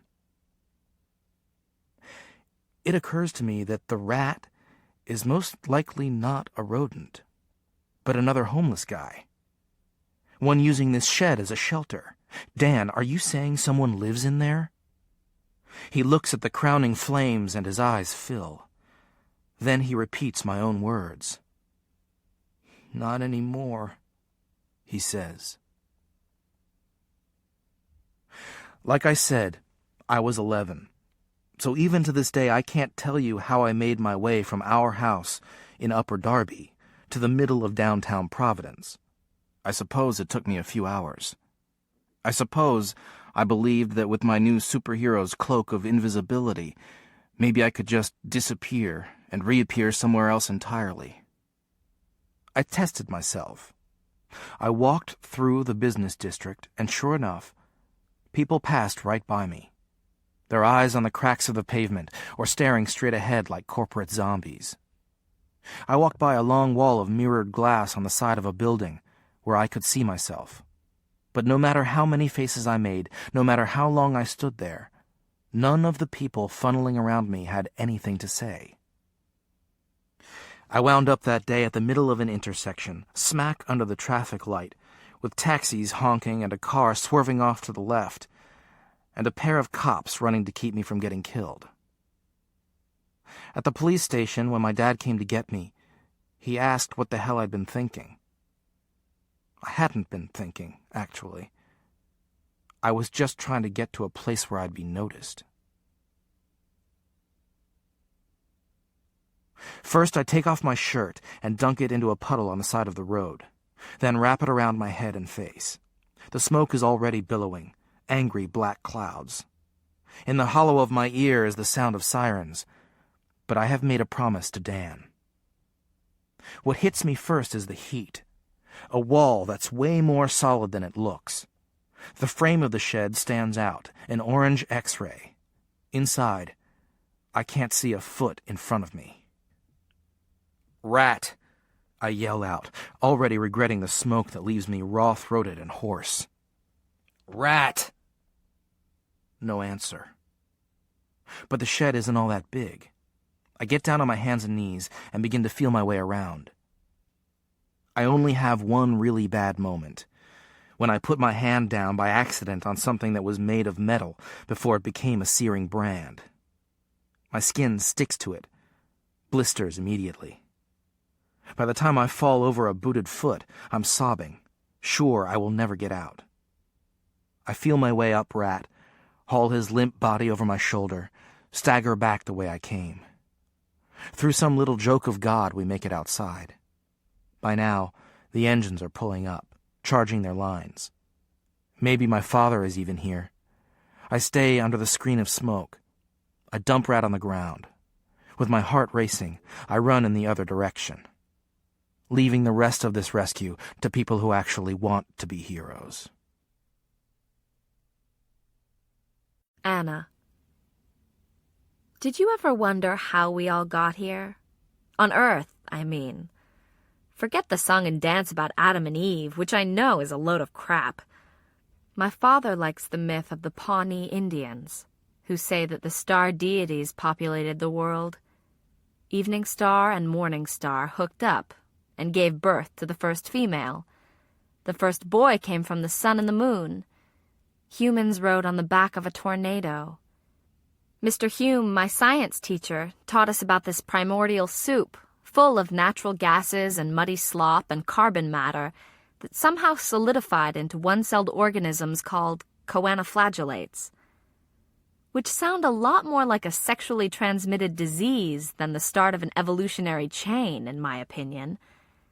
But even once you get there, it's a huge leap from an amoeba to a monkey to a whole thinking person. The really amazing thing about all this is no matter what you believe, it took some doing to get from a point where there was nothing to a point where all the right neurons fire and pop so we can make decisions. More amazing is how, even though that's become second nature, we all still manage to screw it up. On Saturday morning, I am at the hospital with Kate and my mother, all of us doing our best to pretend that 2 days from now, my trial won't begin. You'd think this is hard, but actually it's much easier than the alternative. My family is famous for lying to ourselves by omission. If we don't talk about it, then presto, there's no more lawsuit, no more kidney failure, no worries at all. I'm watching Happy Days on the TV Land channel. Those Cunninghams, they're not so different from us. All they ever seem to worry about is whether Richie's band will be hired at Al's place, or if Fonzie will win the kissing contest. When even I know that in the 50s, Joni should have been having air raid drills at school, and Marion was probably popping Valium and Howard would have been freaking out about commie attacks. Maybe if you spend your life pretending you're on a movie set, you don't ever have to admit that the walls are made out of paper, and the food is plastic, and the words in your mouth aren't really yours. Kate is trying to do a crossword puzzle. "What's a 4-letter word for vessel?" she asks. Today is a good day. By this, I mean she feels up to yelling at me for borrowing 2 of her CDs without asking. For God's sake, she was practically comatose. It wasn't like she would have been able to give her permission. She feels up to trying this crossword. "That," I suggest. "Earn? 4 letters. Ship," my mother offers. Maybe they're thinking of that kind. "Blood," Dr. Chance says, coming into the room. "That's 5 letters," Kate replies, in a tone that's much more pleasant than the one she used with me, I might add. We all like Dr. Chance. By now, he might as well be the 6th member of our family. "Give me a number." He means on the pain scale. 5? 3. Dr. Chance sits down on the edge of her bed. "It may be a 5 in an hour," he cautions. "It may be a 9. My mother's face has gone the color of an eggplant. "But Kate's feeling great right now," she cheerleads. "I know, but the lucid moments, they're going to get briefer and further apart," Dr. Chance explains. "This isn't the APL. This is renal failure." "But after a transplant," my mother says. All the air in the room, I swear, turns into a sponge. You'd be able to hear a hummingbird's wings. That's how quiet it gets. I want to slink out of the room like mist. I don't want this to be my fault. Dr. Chance is the only one brave enough to look at me. As I understand it, Sarah, the availability of an organ is under debate. "But, Mom," Kate interrupts. She turns to Dr. Chance. "How long are we talking about?" "A week, maybe." "Wow," she says softly. "Wow." She touches the edge of the newspaper, rubs her thumb over the point at its edge. "Will it hurt?" "No," Dr. Chance promises. "I will make sure of that." Kate lays the paper in her lap and touches his arm. "Thanks. For the truth, I mean." When Dr. Chance looks up, his eyes are red-rimmed. Don't thank me. He gets up so heavily that I think he must be made of stone, and leaves the room without speaking another word. My mother, she folds into herself. That's the only way to explain it. Like paper when you put it deep into the fireplace, and instead of burning, it simply seems to vanish. Kate looks at me, and then down at all the tubes that anchor her to the bed. So I get up and walk toward my mother. I put a hand on her shoulder. "Mom," I say. "Stop." She lifts her head and looks at me with red-rimmed eyes. "No, Anna. You stop." It takes me a little while, but I break away. "Anna," I murmur. My mother turns. "What?" "A 4-letter word for vessel," I say, and I walk out of Kate's room. Later that afternoon, I'm turning in circles on the swivel chair in my dad's office at the fire station, with Julia sitting across from me. On the desk are a half-dozen pictures of my family. There's one with Kate as a baby, wearing a knit hat that looks like a strawberry. Another with Jessie and me, grinning just as wide as the bluefish balanced between our hands. I used to wonder about the fake pictures that came in frames you buy at the store. Ladies with smooth brown hair and show-me smiles, grapefruit-headed babies on their siblings' knees. People who in real life probably were strangers, brought together by a talent scout to be a phony family. Maybe it's not so different from real photos after all. I pick up one picture that shows my mother and father looking tanned and younger than I can ever remember them being. "Do you have a boyfriend?" I ask Julia. "No," she says, way too fast. When I glance up, she just sort of shrugs. "Do you?" "There's this one guy, Kyle McPhee, that I thought I liked, but now I'm not sure." I pick up a pen and start to unscrew the whole thing, pull out the skinny little tube of black ink. It would be so cool to have one of these built inside you, like a squid. You could point your finger and leave your mark on anything you wanted. "What happened?" "I went to a movie with him, like on a date, and when it was over and we stood up, he was..." I turn bright red. "Well, you know." I wave in the general vicinity of my lap. "Ah," Julia says. "He asked me whether I'd ever taken wood shop at school. I mean, God, wood shop? And I go to tell him no, and bam, I'm staring right there." I put the decapitated pen down on my dad's blotter. When I see him now around town, it's all I can think about. I stare up at her, a thought coming to me. Am I a pervert? No, you're 13. And for the record, so is Kyle. He couldn't help it happening any more than you can help thinking about it when you see him. My brother Anthony used to say there were only 2 times a guy could get excited, during the day and during the night. Your brother used to talk to you about stuff like that? She laughs. I guess so. Why, wouldn't Jesse? I snort. If I asked Jesse a question about sex, he'd laugh so hard he'd bust a rib, and then he'd give me a stash of Playboys and tell me to do research. How about your parents? I shake my head. My dad is out of the question, because he's my dad. My mom's too distracted, and Kate is in the same clueless boat I'm in. Did you and your sister ever fight over the same guy? Actually, we don't go for the same type. What's your type? She thinks about it. I don't know, tall, dark-haired, breathing. Do you think Campbell's cute? Julia nearly falls out of her chair. What? Well, I mean, for an older guy. I could see where some women might find him attractive, she says. He looks like a character on one of the soaps Kate likes. I run my thumbnail into the groove of wood on the desk. It's weird that I get to grow up and kiss someone and get married.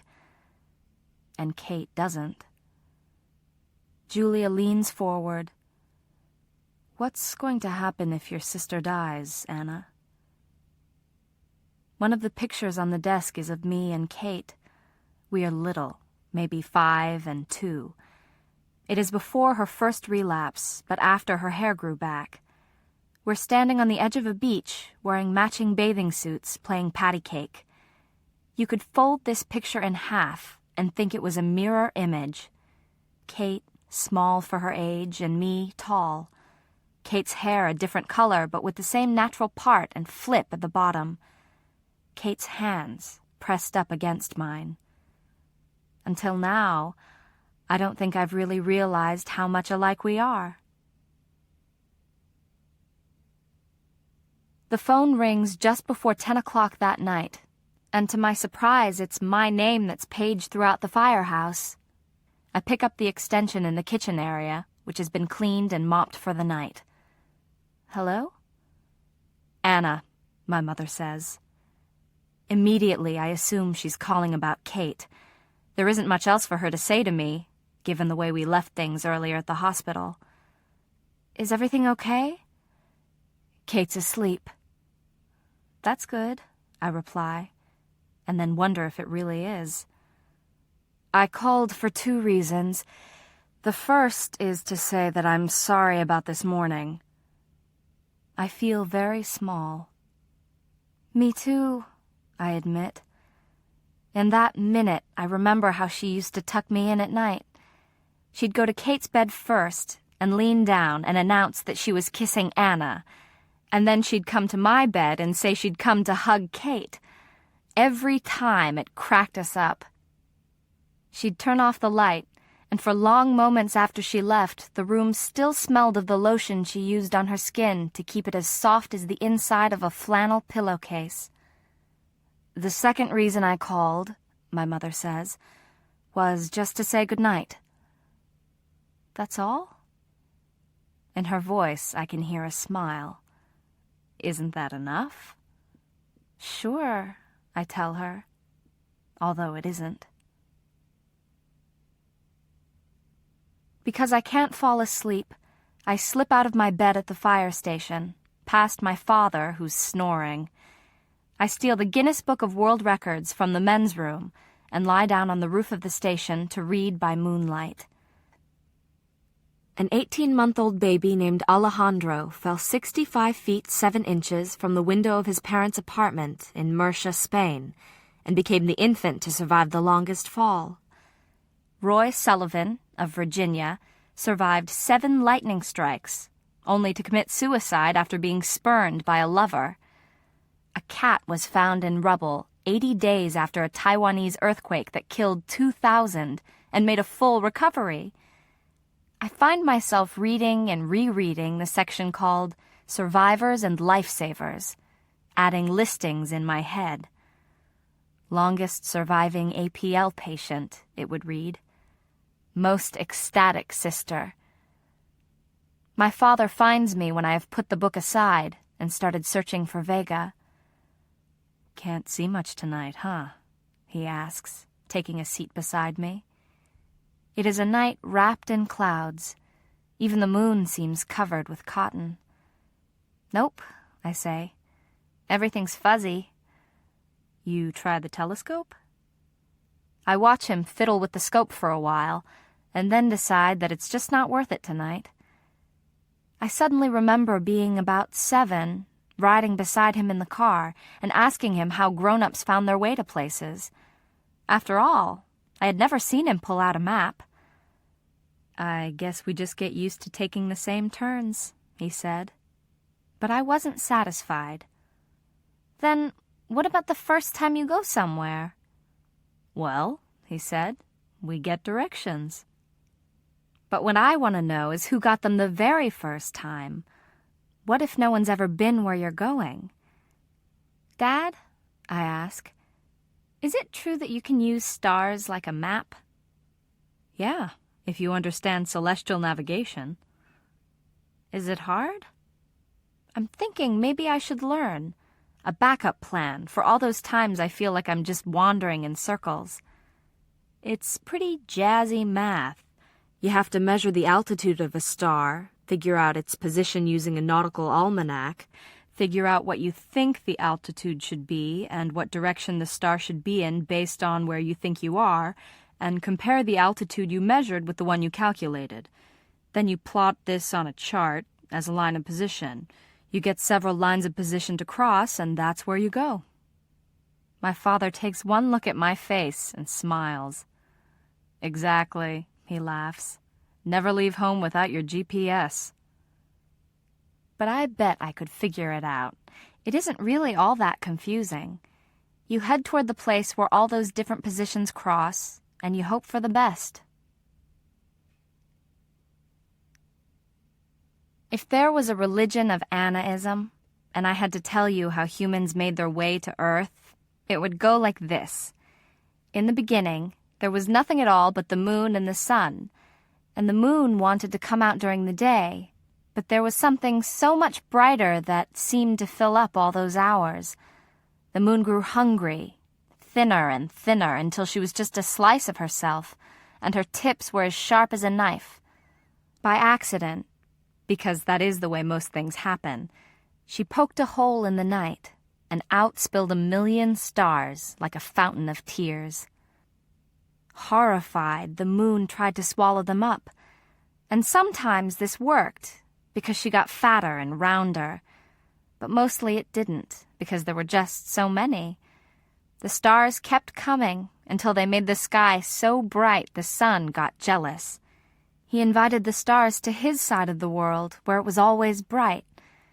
What he didn't tell them, though, was that in the daytime they'd never be seen.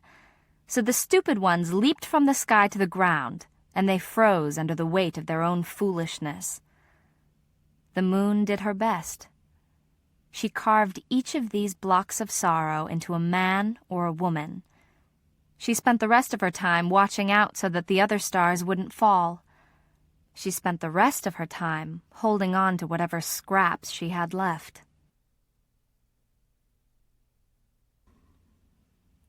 Brian. Just before 7 a.m. on Sunday, an octopus walks into the station. Well, it's actually a woman dressed like an octopus, but when you see something like that, distinctions hardly matter. She has tears running down her face and holds a Pekingese dog in her multiple arms. "You have to help me," she says, and that's when I remember. This is Mrs. Zegna, whose house was gutted by a kitchen fire a few days ago. She plucks at her tentacles. "This is the only clothing I have left. A Halloween costume. Ursula. It's been rotting in a used storage locker in Taunton, with my Peter, Paul, and Mary album collection." I gently sit her down in the chair across from my desk. "Mrs. Zegna, I know your house is uninhabitable." "Uninhabitable? It's wrecked." "I can put you in touch with a shelter, and if you like I can speak to your insurance company to expedite things." She lifts one arm to wipe her eyes. 8 others, drawn by strings, rise in unison. "I don't have home insurance. I don't believe in living my life expecting the worst." I stare at her for a moment. I try to remember what it's like to be taken aback by the very possibility of disaster. When I get to the hospital, Kate is lying on her back, holding tight to a stuffed bear she's had since she was 7. She's hooked up to one of those patient-managed morphine drips, and her thumb pushes down on the button every now and then, although she's fast asleep. One of the chairs in the room folds out into a cot with a mattress thin as a wafer. This is where Sarah is curled. "Hey," she says, pushing her hair out of her eyes. "Where's Anna?" "Still sleeping like only a kid can. How was Kate's night?" "Not bad. She was in a little pain between 2 and 4. I sit down on the edge of her cot. "It meant a lot to Anna, you calling last night." When I look into Sarah's eyes, I see Jessie. They have the same coloring, the same features. I wonder if Sarah looks at me and thinks of Kate. I wonder if that hurts. It's hard to believe that once, this woman and I sat in a car and drove the entire length of Route 66 and never ran out of things to say. Our conversations now are an economy of facts, full of blue-chip details and insider information. "Do you remember that fortune teller?" I ask. When she looks at me blankly, I keep talking. "We were out in the middle of Nevada, and the Chevy ran out of gas, and you wouldn't let me leave you in the car while I looked for a service station. 10 days from now, when you're still walking in circles, they're going to find me with vultures eating out my insides," Sarah had said, and she'd fallen into step beside me. We hiked back 4 miles to the shanty we'd passed, a gas station. It was run by an old guy and his sister who advertised herself as a psychic. "Let's do it," Sarah begged, but a reading cost $5 and I only had 10. "Then we'll get half the gas and ask the psychic when we can expect to run out the next time," Sarah said. And like always, she convinced me. Madame Agnes was the kind of blind that scares children, with cataract eyes that looked like an empty blue sky. She put her knobby hands on Sarah's face to read her bones and said that she saw 3 babies and a long life, but that it wouldn't be good enough. "What's that supposed to mean?" Sarah had asked, incensed, and Madame Agnes explained that fortunes were like clay and could be reshaped at any time, but you could only remake your own future, not anyone else's. And for some people, that just wasn't good enough. She put her hands on my face and said only one thing: "Save yourself." She told us we would run out of gas again just over the Colorado border, and we did. Now, in the hospital room, Sarah looks at me blankly. "When did we go to Nevada?" she asks. Then she shakes her head. "We need to talk. If Anna is really going through with this hearing on Monday, then I need to review your testimony." Actually, I look down at my hands. "I'm going to speak on Anna's behalf." "What?" With a quick glance over my shoulder to make sure Kate is still sleeping, I do my best to explain. "Sarah, believe me, I've thought long and hard about this one, and if Anna's through being a donor for Kate, we've got to respect that.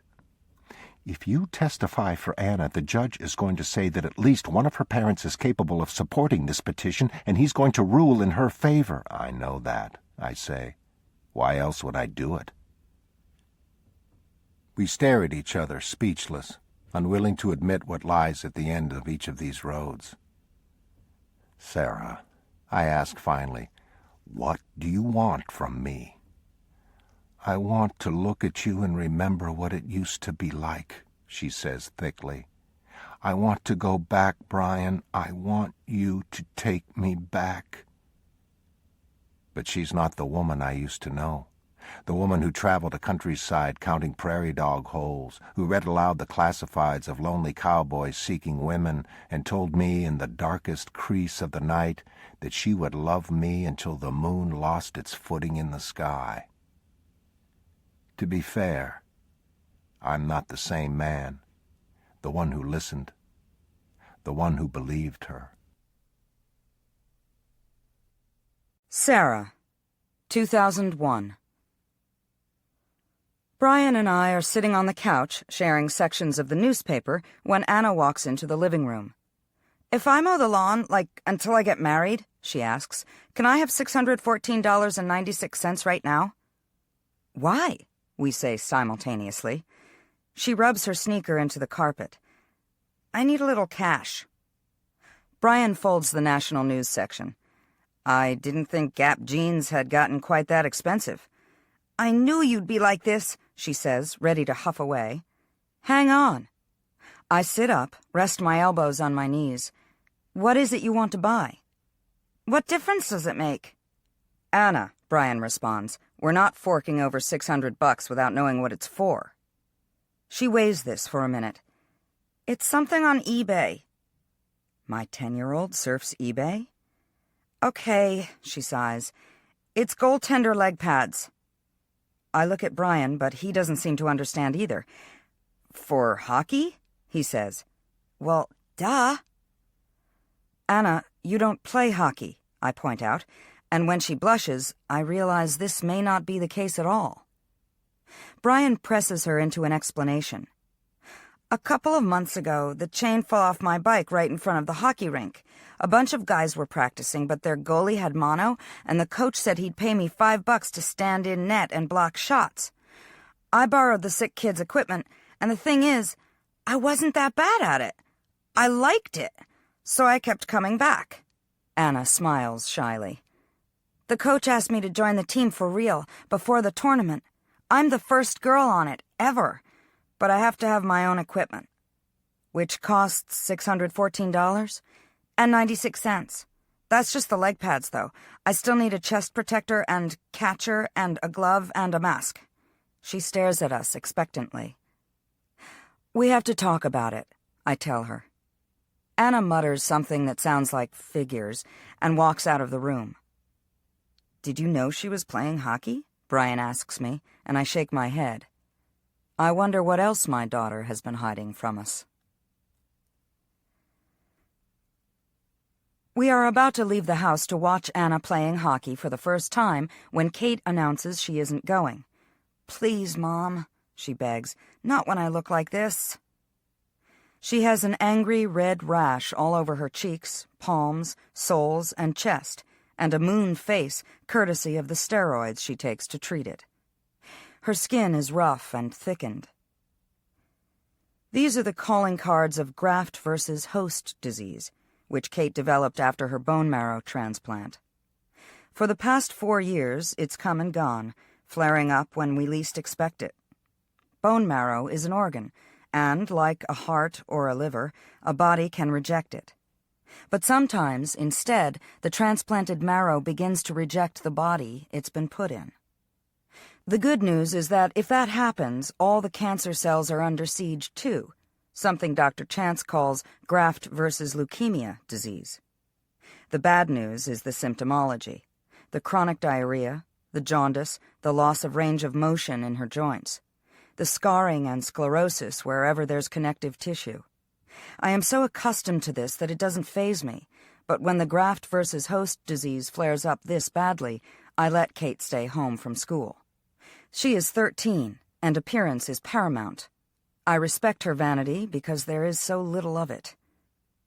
But I cannot leave her alone in the house, and we have promised Anna we'll come watch her play. This is really important to your sister. In response, Kate flops onto the couch and pulls a throw pillow over her face. Without saying another word, I walk to the hall closet and pull a variety of items from drawers. I hand the gloves to Kate, then jam the hat on her head and wind the scarf around her nose and mouth so that only her eyes are visible. It'll be cold in the rink, I say, in a voice that leaves no room for anything but acceptance. I barely recognize Anna, stuffed and trussed and tied into equipment that, eventually, we wound up borrowing from the coach's nephew. You cannot tell, for example, that she is the only girl on the ice. You cannot tell that she is 2 years younger than every other player out there. I wonder if Anna can hear the cheering through her helmet, or if she's so focused on what's coming toward her that she blocks it all out, concentrating instead on the scrape of the puck and the smack of the sticks. Jessie and Brian sit on the edge of their seats. Even Kate, so reluctant to come, is getting into the game. The opposing goalie, compared to Anna, moves in slow motion. The action switches like a current, the play moving from the far goal toward Anna's. The center passes to the right wing, who skates for broke, his blades slicing through the roar of the cheering crowd. Anna steps forward, sure of where the puck is going a moment before it arrives, her knees bent in, her elbows pointed out. Unbelievable, Brian says to me after the second period. She's got natural talent as a goalie. That much I could have told him. Anna saves, every time. That night, Kate wakes up with blood streaming out of her nose, her rectum, and the sockets of her eyes. I have never seen so much blood, and even as I try to staunch the flow, I wonder how much of it she can stand to lose. By the time we reach the hospital, she is disoriented and agitated, finally slipping into unconsciousness. The staff pump her full of plasma, blood, and platelets to replace the lost blood, which seems to leak out of her just as quickly. They give her IV fluids to prevent hypovolemic shock and intubate her. They take CAT scans of her brain and her lungs to see how far the bleeding has spread.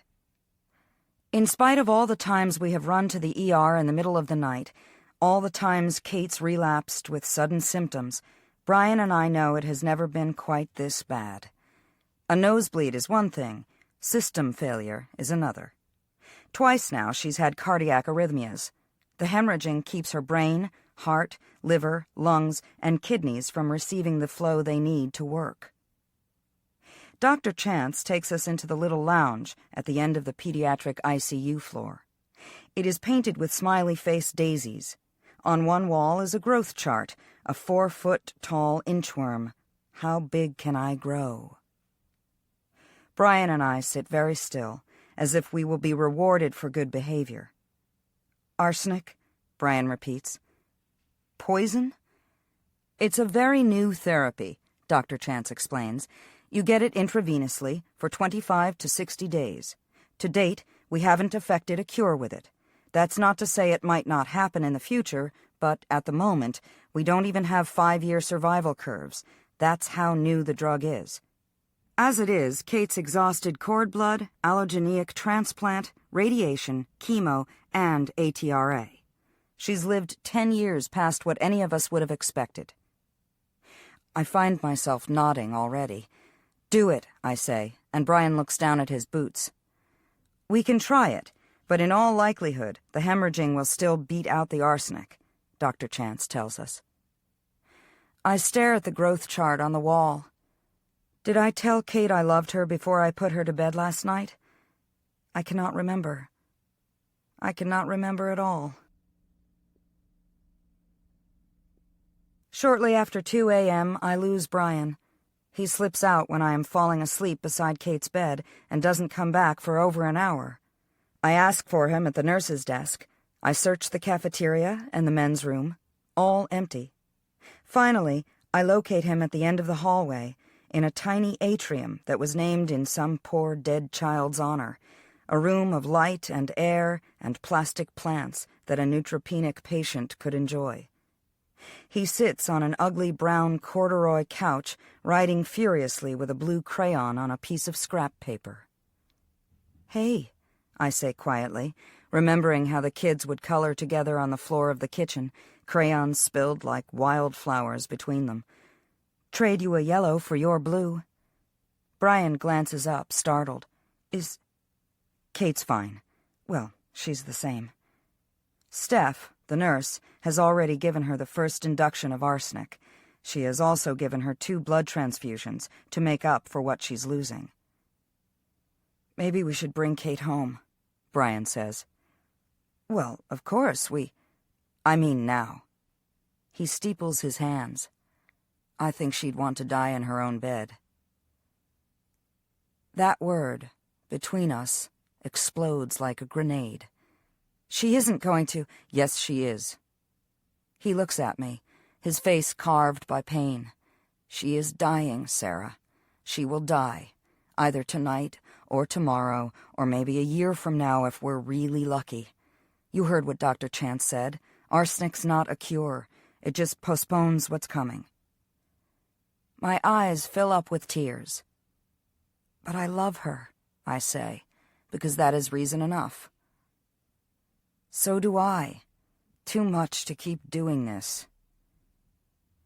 The paper he has been scribbling on falls out of his hands and lands at my feet. Before he can reach it, I pick it up. It is full of tear stains, of cross-outs. "She loved the way it smelled in spring," I read. "She could beat anyone at gin rummy. She could dance even if there wasn't music playing." There are notes on the side, too. Favorite color, pink. Favorite time of day, twilight.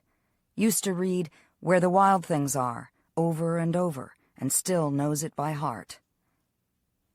All the hair stands up on the back of my neck. Is this a eulogy? By now, Brian is crying, too. If I don't do it now, I won't be able to when it's really time. I shake my head. It's not time. I call my sister at 3:30 in the morning. I woke you, I say, realizing the minute Zan gets on the phone that for her, for everyone normal, it is the middle of the night. Is it Kate? I nod, even though she cannot hear that. Zan? Yeah? I close my eyes, feel the tears squeeze out. Sarah, what's the matter? Do you want me to come down there? It is hard to speak around the enormous pressure in my throat. Truth expands until it can choke you. As kids, Zan's bedroom and mine shared a hallway, and we used to fight about leaving the light on through the night. I wanted it burning, she didn't. Put a pillow over your head, I used to tell her. You can make it dark, but I can't make it light. Yes, I say, sobbing freely now. Please. Against all odds, Kate survives for 10 days on intense transfusions and arsenic therapy. On the 11th day of her hospitalization, she slips into a coma. I decide I will keep a bedside vigil until she wakes up, and I do this for exactly 45 minutes until I receive a phone call from the principal of Jessie's school. Apparently, the metal sodium is stored in the high school science laboratory in small containers of oil because of its volatile reaction with air. Apparently, it is water reactive, too, creating hydrogen and heat. Apparently, my 9th grader was bright enough to realize this, which is why he stole the sample, flushed it down the toilet, and exploded the school's septic tank. After he is expelled for 3 weeks by the principal, a man who has the decency to ask after Kate while basically telling me that my eldest is destined for the state penitentiary, Jessie and I drive back to the hospital. Needless to say, you're grounded. Whatever. Until you're 40.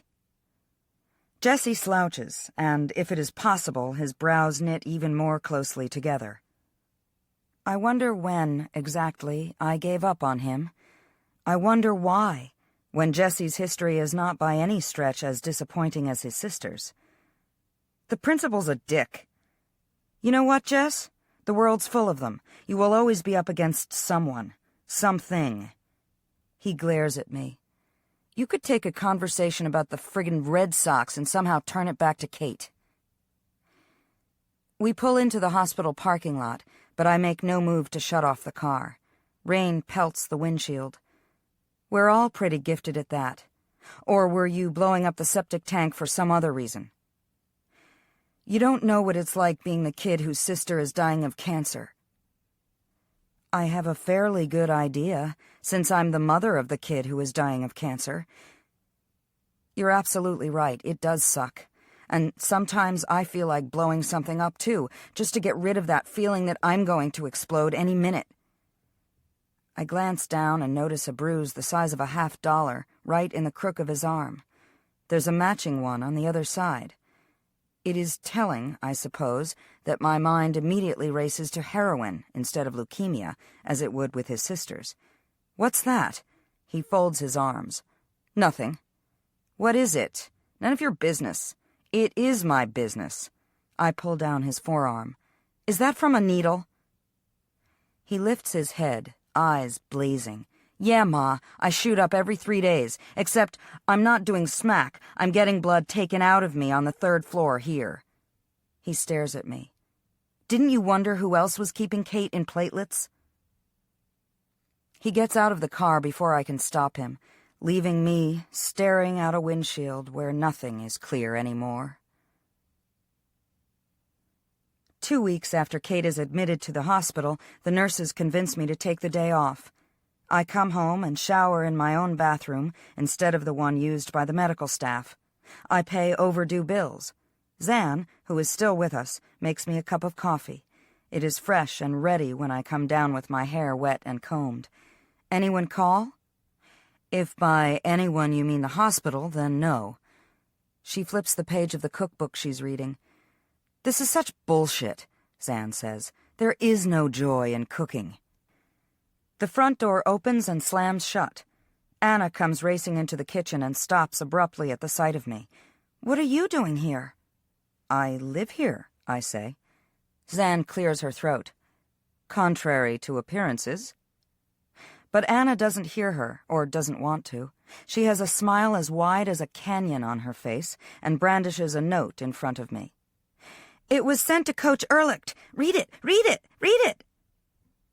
Dear Anna Fitzgerald, congratulations on being accepted into the Girls in Goal Summer Hockey Camp. This year, camp will be held in Minneapolis from July 3rd to 17th. Please fill out the attached paperwork and medical history and return by April 30th, 2001. See you on the ice. Coach Sarah Tooting. I finish scanning the letter. "You let Kate go to that sleepaway camp when she was my age, the one for kids with leukemia," Anna says. "Do you have any idea who Sarah Tooting is? The goalie on Team USA. And I don't just get to meet her, I get to have her tell me what I'm doing wrong. Coach got a full scholarship for me, so you don't even have to pay a dime. They'll fly me out on a plane and give me a dorm room to stay in and everything, and nobody gets a chance like this, ever." "Honey," I say carefully, "you can't do this." She shakes her head, as if she's trying to make my words fit. "But it's not now or anything. It's not till next summer." And Kate might be dead by then. It is the first time I can remember Anna ever indicating that she sees an end to this timeline, a moment when she might finally be free of obligation to her sister. Until that point, going to Minnesota is not an option. Not because I am afraid of what might happen to Anna there, but because I am afraid of what might happen to Kate while her sister is gone. If Kate survives this latest relapse, who knows how long it will be before another crisis happens. And when it does, we will need Anna. Her blood, her stem cells, her tissue, right here. The facts hang between us like a filmy curtain. Zan gets up and puts her arm around Anna. "You know what, Bud? Maybe we should talk about this with your mom some other time." "No." Anna refuses to budge. "I want to know why I can't go." I run a hand down my face. "Anna, don't make me do this." "Do what, Mom?" she says hotly. "I don't make you do anything." She crumples the letter and runs out of the kitchen. Zan smiles weakly at me. "Welcome back," she says. Outside, Anna picks up a hockey stick and starts to shoot against the wall of the garage. She keeps this up for nearly an hour, a rhythmic beat, until I forget she is out there and begin to think a home might have its own pulse. 17 days after Kate is admitted to the hospital, she develops an infection. Her body spikes a fever. She is pan-cultured, blood, urine, stool, and sputum sent out to isolate the organism, but is put on a broad-spectrum antibiotic right away in the hopes that whatever is making her sick might respond. Steph, our favorite nurse, stays late some nights just so that I don't have to face this by myself. She brings me People magazines filched from the day surgery waiting rooms and holds sunny, one-sided conversations with my unconscious daughter. She is a model of resolve and optimism on the surface, but I have seen her eyes cloud with tears as she is sponge-bathing Kate in the moments when she doesn't think I can see her. One morning, Dr. Chance comes in to check on Kate. He wraps his stethoscope around his neck and sits down in a chair across from me. "I wanted to be invited to her wedding." "You will," I insist, but he shakes his head. My heart beats a little faster. "A punch bowl. That's what you can buy. A picture frame. You can make a toast." "Sarah," Dr. Chance says, "you need to say goodbye." Jesse spends 15 minutes in Kate's closed room and comes out looking for all the world like a bomb about to explode. He runs through the halls of the pediatric ICU ward. "I'll go," Brian says. He heads down the corridor in Jesse's direction. Anna sits with her back to the wall. She is angry, too. "I'm not doing this." I crouch down next to her. There is nothing, believe me, I'd rather make you do less. But if you don't, Anna, then one day you're going to wish you had. Belligerent, Anna walks into Kate's room, climbs onto a chair. Kate's chest rises and falls, the work of the respirator. All the fight goes out of Anna as she reaches out to touch her sister's cheek. Can she hear me? Absolutely, I answer, more for myself than for her. I won't go to Minnesota, Anna whispers. I won't ever go anywhere. She leans close. Wake up, Kate. We both hold our breath, but nothing happens. I have never understood why it is called losing a child. No parent is that careless. We all know exactly where our sons and daughters are. We just don't necessarily want them to be there. Brian and Kate and I are a circuit. We sit on each side of the bed and hold each other's hands, and one of hers. You were right, I tell him. We should have taken her home. Brian shakes his head. If we hadn't tried the arsenic, we'd spend the rest of our lives asking why not. He brushes back the pale hair that surrounds Kate's face. She's such a good girl. She's always done what you ask her to do. I nod, unable to speak. That's why she's hanging on, you know. She wants your permission to leave. He bends down to Kate, crying so hard he cannot catch his breath. I put my hand on his head. We are not the first parents to lose a child, but we are the first parents to lose our child. And that makes all the difference. When Brian falls asleep, draped over the foot of the bed, I take Kate's scarred hand between both of mine. I trace the ovals of her nails and remember the first time I painted them, when Brian couldn't believe I'd do that to a 1-year-old. Now, 12 years later, I turn over her palm and wish I knew how to read it, or better yet, how to edit that lifeline. I pull my chair closer to the hospital bed. Do you remember the summer we signed you up for camp? And the night before you left, you said you'd changed your mind and wanted to stay home? I told you to get a seat on the left side of the bus so that when it pulled away, you'd be able to look back and see me there waiting for you. I press her hand against my cheek, hard enough to leave a mark. You get that same seat in heaven, one where you can watch me, watching you. I bury my face in the blankets and tell this daughter of mine how much I love her. I squeeze her hand one last time. Only to feel the slightest pulse, the tiniest grasp, the smallest clutch of Kate's fingers as she claws her way back to this world. Anna. Here's my question. What age are you when you're in heaven? I mean, if it's heaven, you should be at your beauty queen best, and I doubt that all people who die of old age are wandering around toothless and bald. It opens up a whole additional realm of questions, too. If you hang yourself, do you walk around all gross and blue with your tongue spitting out of your mouth? If you're killed in a war, do you spend eternity minus the leg that got blown up in a mine? I figure that maybe you get a choice.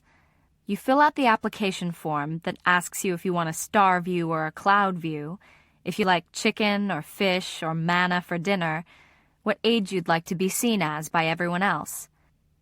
Like me, for example, I might pick 17, in the hopes I grow boobs by then, and even if I'm a pruny centenarian by the time I die, in heaven I'd be young and pretty. Once at a dinner party, I heard my father say that even though he was old, in his heart he was 21. So maybe there is a place in your life you wear out like a rut, or even better, like the soft spot on the couch. And no matter what else happens to you, you come back to that. The problem, I suppose, is that everyone's different. What happens in heaven when all these people are trying to find each other after so many years spent apart? Say that you die and start looking around for your husband who died 5 years ago. What if you're picturing him at 70, but he hit his groove at 16 and is wandering around suave as can be? Or what if you're Kate, and you die at 16, but in heaven you choose to look 35, an age you never got to be here on Earth? How would anyone ever be able to find you? Campbell calls my father at the station when we're having lunch and says that opposing counsel wants to talk about the case, which is a really stupid way to put it since we all know he's talking about my mother. He says we all have to meet at 3 o'clock in his office, no matter that it's Sunday. I sit on the floor with Judge's head in my lap. Campbell is so busy he doesn't even tell me not to do it. My mother arrives right on the dot and, since Carrie, the secretary, is off today, walks in by herself. She has made a special effort to pull her hair back into a neat bun. She's put on some makeup, but unlike Campbell, who wears this room like an overcoat he can shrug on and off, my mom looks completely out of place in a law firm. It's hard to believe that my mother used to do this for a living. I guess she used to be someone else once. I suppose we all were. "Hello?" she says quietly. "Ms. Fitzgerald?" Campbell replies. Ice. My mother's eyes move from my father at the conference table to me on the floor. "Hi," she says again. She steps forward like she is going to hug me, but she stops. "You called this meeting, counselor," Campbell prompts. My mother sits down. "I know, Well, I'm hoping that we can clear this up. I want us to make a decision together." Campbell wraps his fingers on the table. "Are you offering us a deal?" He makes it sound so businesslike. My mother blinks at him. "Yes, I guess I am." She turns her chair toward me, as if only the two of us are in the room. "Anna, I know how much you've done for Kate. I also know she doesn't have many chances left. But she might have this one." "My client doesn't need coercing." "It's okay, Campbell," I say. "Let her talk." "If the cancer comes back, if this kidney transplant doesn't work, if things don't wind up the way we all wish they would for Kate, well, I will never ask you to help your sister again. But Anna, will you do this one last thing?" By now she looks very tiny, smaller even than me, as if I'm the parent and she is the child. I wonder how this optical illusion took place when neither of us have moved. I glance at my father, but he's gone bolder still, and he seems to be doing everything he can to follow the grain of wood in the conference table instead of getting involved.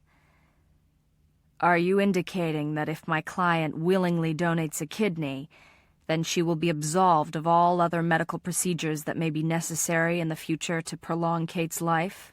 Campbell clarifies. My mother takes a deep breath. "Yes." "We need, of course, to discuss it." When I was 7, Jesse went out of his way to make sure I wasn't stupid enough to believe in Santa. "It's Mom and Dad," he explained, and I fought him every step of the way. I decided to test the theory. So that Christmas I wrote to Santa and asked for a hamster, which is what I wanted most in the world. I mailed the letter myself in the school secretary's mailbox, and I steadfastly did not tell my parents, although I dropped other hints about toys I hoped for that year. On Christmas morning, I got the sled and the computer game and the tie-dyed comforter I had mentioned to my mother, but I did not get the hamster because she didn't know about it. I learned 2 things that year: that neither Santa nor my parents were what I wanted them to be.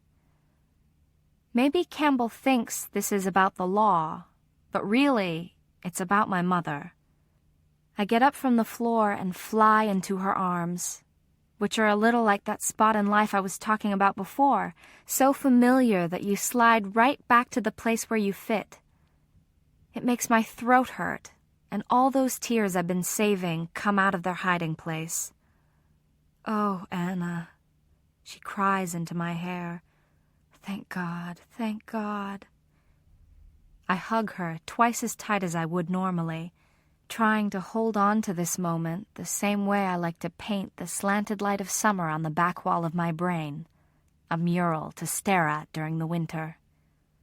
I put my lips right up to her ear, and even as I speak, I wish I wasn't. I can't. My mother's body goes stiff. She pulls away from me, stares at my face. Then she pushes a smile onto her lips that is broken in several spots. She touches the crown of my head. That's it. She stands up, straightens her jacket, and walks out of the office. Campbell gets out of his seat, too. He crouches down in front of me, in the place where my mother was. Eye to eye, he looks more serious than I have ever seen him look. "Anna," he says, "is this really what you want?" I open my mouth and find an answer.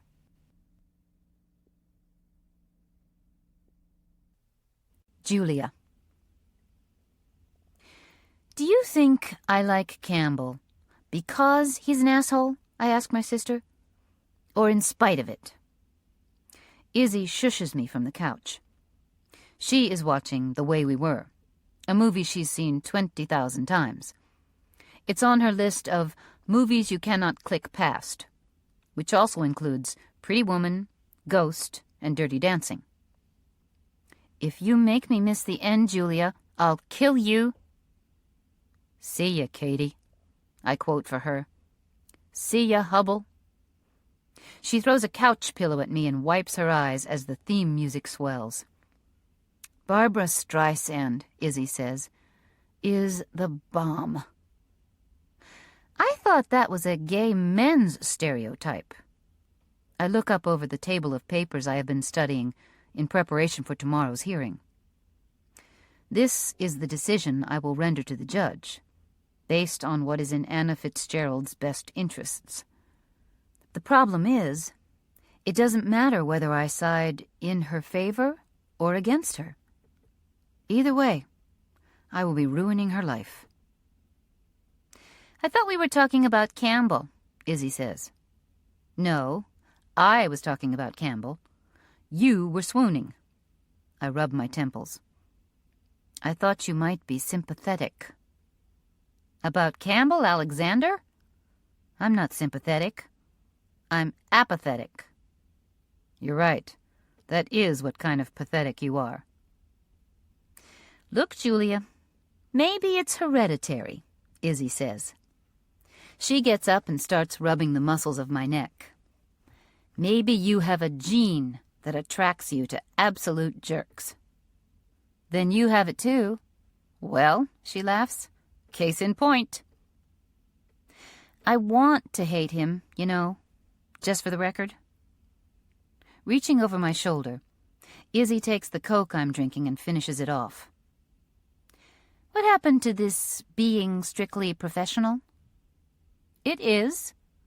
There's just a very vocal minority opposition group, in my mind, wishing otherwise." Izzy sits back down on the couch. "The problem, you know, is that you never forget your first one. And even if your brain's smart about it, your body's got the IQ of a fruit fly." "It's just so easy with him, Iz. It's like we're picking up where we left off. I already know everything I need to know about him, and he already knows everything he needs to about me." I look at her. "Can you fall for someone because you're lazy? Why don't you just screw him and get it out of your system?" "Because," I say, "as soon as it's over, that's one more piece of the past I won't be able to get rid of." "I can fix you up with one of my friends," Izzy suggests. "They all have vaginas." See, you're looking at the wrong stuff, Julia. You ought to be attracted to someone for what they've got inside them, not for the package it's presented in. Campbell Alexander may be gorgeous, but he's like marzipan frosting on a sardine. You think he's gorgeous? Izzy rolls her eyes. You, she says, are doomed. When the doorbell rings, Izzy goes to look through the peephole. Speak of the devil. It's Campbell? I whisper. Tell him I'm not here. Izzy opens the door just a few inches. Julia says she's not here. I'm going to kill you, I mutter, and walk up behind her. Pushing her out of the way, I undo the chain and let Campbell and his dog inside. The reception here just keeps getting warmer and fuzzier, he says. I cross my arms. What do you want? I'm working. Good. Sarah Fitzgerald just offered us a plea bargain. Come out to dinner with me, and I'll tell you all about it. I am not going out to dinner with you, I tell him. Actually, you are, he shrugs. I know you, and eventually you're going to give in because even more than you don't want to be with me, you want to know what Anna's mother said. Can't we just cut to the chase? Izzy starts laughing. He does know you, Julia. If you don't go willingly, Campbell adds, I have no problem using brute force, although it's going to be considerably more difficult for you to cut your filet mignon if your hands are tied together. I turn to my sister. Do something, please. She waves at me. See ya, Katie. See ya, Hubble, Campbell replies.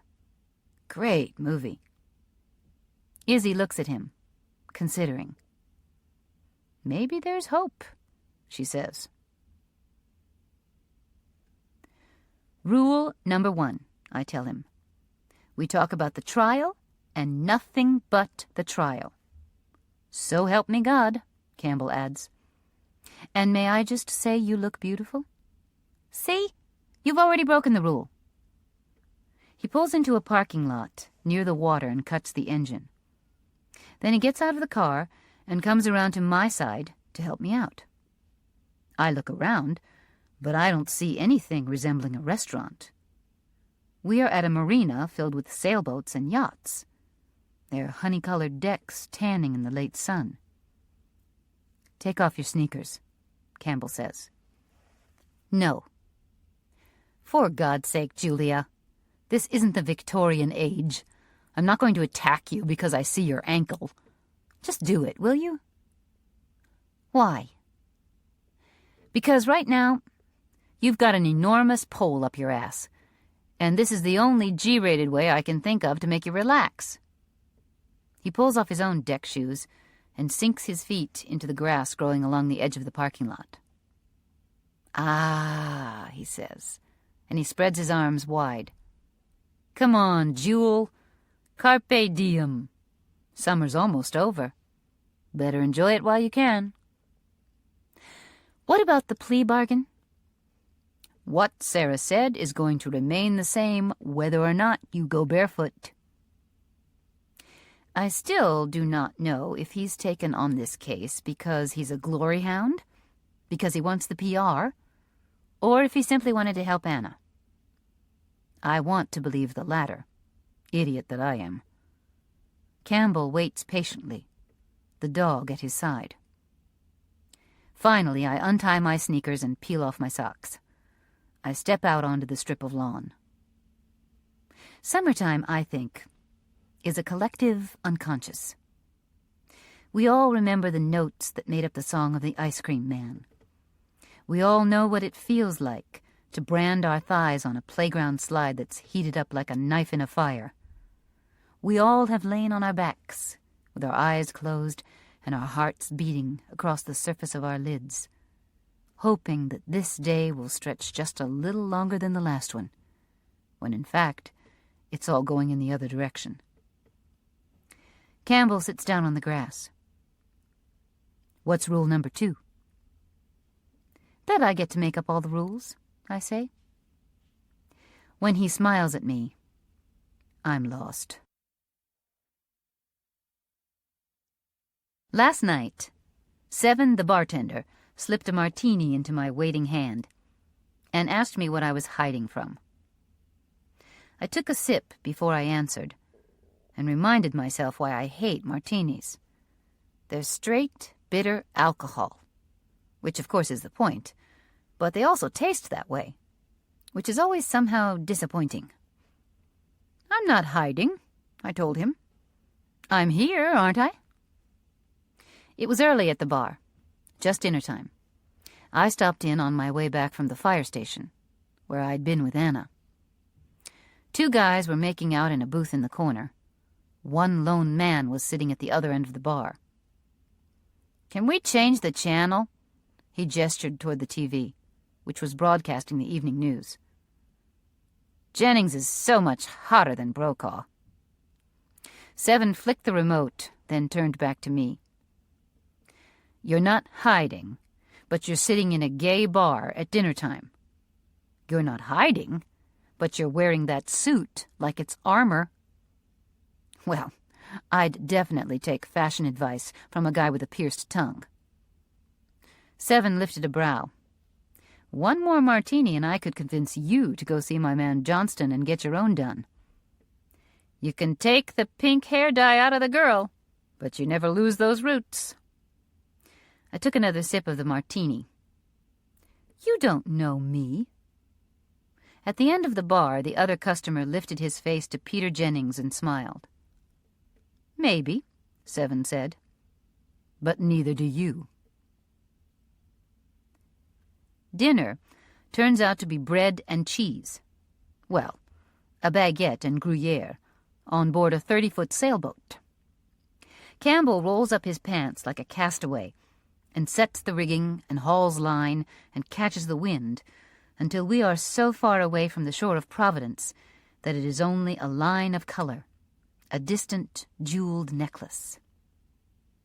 After a while, when it becomes clear to me that any information Campbell feels like providing me with won't be doled out until after dessert, I give in. I lie on my back with my arm draped over the sleeping dog. I watch the sail, loose now, flap like the great white wing of a pelican. Campbell comes up from below decks, where he's been hunting down a corkscrew, and holds out 2 glasses of red wine. He sits down on the other side of Judge and scratches behind the German shepherd's ears. "You ever think about being an animal? Figuratively or literally?" "Rhetorically," he says. "If you hadn't drawn that human card." I think about this for a while. Is this a trick question? Like, if I say killer whale, you're going to tell me that means I'm a ruthless, cold-blooded, bottom-feeder fish? "They're mammals," Campbell says. "And no, it's just a simple, making polite conversation inquiry." I turn my head. "What would you be?" "I asked you first." "Well, a bird is out of the question. I'm too scared of heights. I don't think I have the right attitude to be a cat. And I'm too much of a loner to function in a pack, like a wolf or a dog. I think of saying something like tarsier, just to show off. But then he'll ask what the hell that is, and I can't remember if it is a rodent or a lizard. "A goose," I decide. Campbell bursts out laughing. "As in mother or silly?" It is because they mate for life. But I would rather fall overboard than tell him this. "What about you?" But he doesn't answer me directly. When I asked Anna the same question, she told me she'd be a phoenix. The image of the mythical creature rising from the ashes glitters in my mind. They don't really exist. Campbell strokes the dog's head. "She said that depends whether or not there's someone who can see them." Then he looks up at me. "How do you see her, Julia?" The wine I have been drinking suddenly tastes bitter. Was all this, the charm, the picnic, the sunset sail, engineered to tip my hand in his favor at tomorrow's trial? Whatever I recommend, as guardian ad litem, will weigh heavily in Judge DeSalvo's decision, and Campbell knows it. Until this moment, I had not realized that someone could break your heart twice along the very same fault lines. I'm not going to tell you what my decision is, I say stiffly. You can wait to hear it when you call me as a witness. I grab for the anchor and try to reel it in. I'd like to go back now, please. Campbell yanks the line out of my hand. You already told me that you don't think it's in Anna's best interest to be a kidney donor for her sister. I also told you she's incapable of making that decision by herself. Her father moved her out of the house. He can be her moral compass.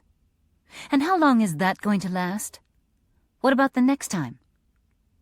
I am furious at myself for falling for this, for agreeing to go out to dinner, for letting myself believe that Campbell might want to be with me rather than use me.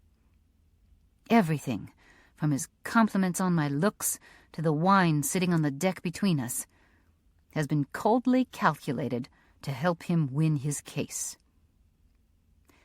Sarah Fitzgerald offered us a deal, Campbell says. She said if Anna donates the kidney, she will never ask her to do anything for her sister again. Anna turned it down. You know, I could have the judge throw you in jail for this. It's completely unethical to try to seduce me into changing my mind. Seduce you? All I did was lay the cards on the table for you. I made your job easier. Oh, right. Forgive me, I say sarcastically. This isn't about you. This isn't about me writing my report with a definite slant toward your client's petition. If you were an animal, Campbell, you know what you'd be? A toad. No, actually, you'd be a parasite on the belly of a toad. Something that takes what it needs without giving a single thing back. A vein throbs blue in his temple. Are you finished? Actually, I'm not. Is anything that comes out of your mouth ever honest? I did not lie to you. No? What's the dog for, Campbell? Jesus Christ, will you shut up already? Campbell says, and he pulls me into his arms and kisses me.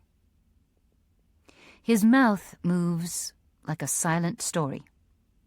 He tastes like salt and wine. There is no moment of relearning, of adjusting the patterns of the past 15 years. Our bodies remember where to go. He licks my name along the course of my throat.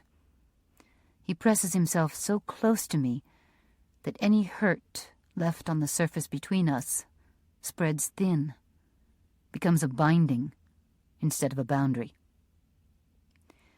When we break away to breathe again, Campbell stares at me. I'm still right, I whisper. It's the most natural thing in the world when Campbell pulls my old sweatshirt up over my head, works at the clasp of my bra. When he kneels before me with his head over my heart, when I feel the water rocking the hull of the boat, I think that maybe this is the place for us. Maybe there are entire worlds where there are no fences, where feeling bears you like a tide. Monday. From the New Testament, James chapter 3, verse 5. How great a matter a little fire kindleth. Campbell. We sleep in the tiny cabin, moored to its slip. Tight quarters, but that hardly seems to matter. All night long she fits herself around me. She snores, just a little. Her front tooth is crooked.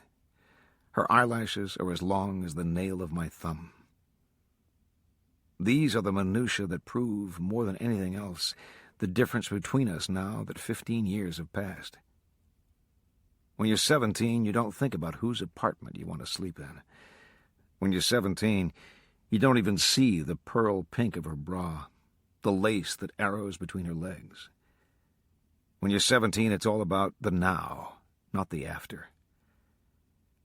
What I had loved about Julia, there, I've said it now, was that she didn't need anyone.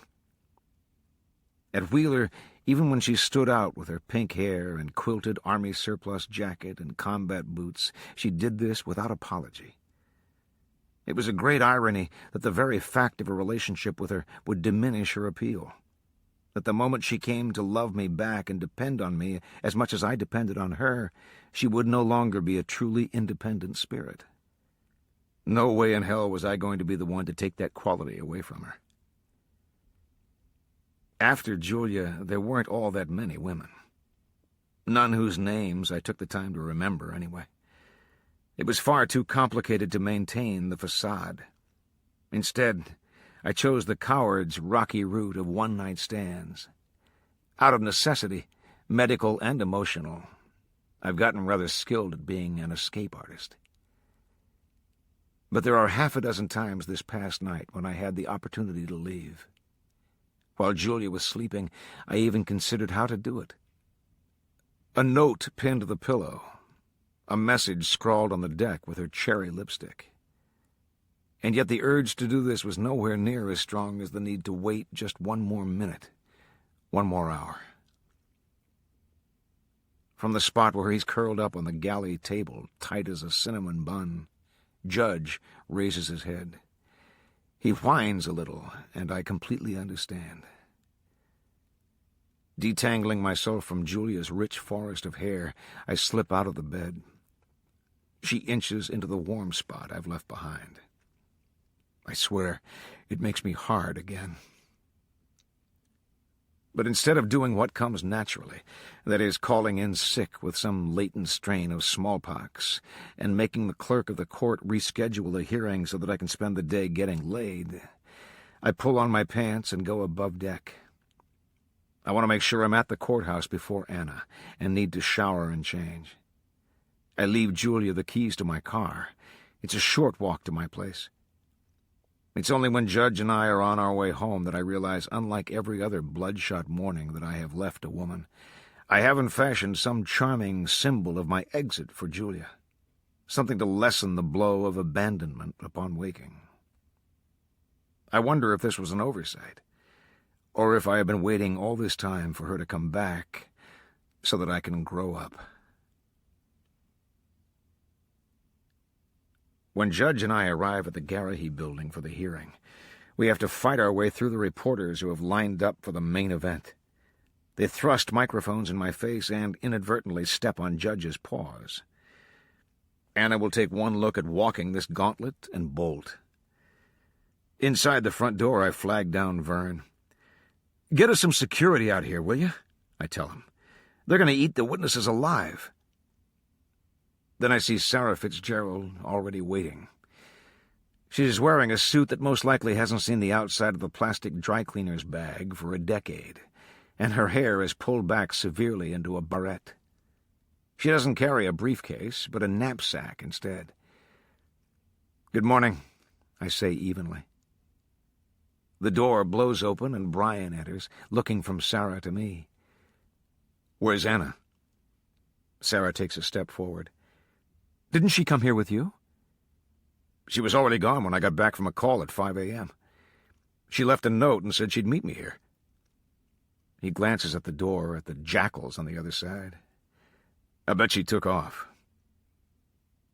Again there is the sound of a seal being breached, and then Julia surfs into the courthouse on a crest of shouts and questions. She smooths back her hair, gets her bearings, then looks at me and loses them again. "I'll find her," I say. Sarah bristles. "No, I will." Julia looks at each of us. "Find who?" "Anna is temporarily absent," I explain. Absent? Julia says. As in disappeared? Not at all. This isn't a lie, either. For Anna to have disappeared, she would have had to appear in the first place. I realize that I even know where I'm headed, at the same moment that Sarah understands it too. In that moment, she lets me take the lead. Julia grabs my arm as I'm walking toward the door. She shoves my car keys into my hand. Now you do understand why this isn't going to work. I turn to her. Julia, listen. I want to talk about what's going on between us two, but this isn't the right time. I was talking about Anna. Campbell, she's waffling. She couldn't even show up for her own court date. What does that say to you? That everyone gets scared, I answer finally. Fair warning for all of us. The shades to the hospital room are drawn, but that doesn't keep me from seeing the angel pallor of Kate Fitzgerald's face, the web of blue veins mapping out the last chance path of medication running under her skin. Curled up on the foot of the bed is Anna. At my command, Judge waits by the door. I crouch down. Anna, it's time to go. When the door to the hospital room opens, I'm expecting either Sarah Fitzgerald or a doctor with a crash cart. Instead, to my shock, Jesse stands on the threshold. Hey, he says, as if we are old friends. How did you get here? I almost ask, but realize I don't want to hear the answer.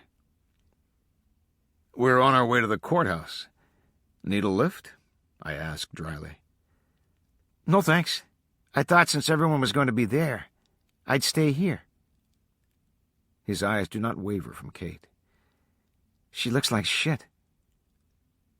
What do you expect? Anna answers, awake now. She's dying. Again, I find myself staring at my client. I should know better than most that motivations are never what they seem to be, but I still cannot figure her out.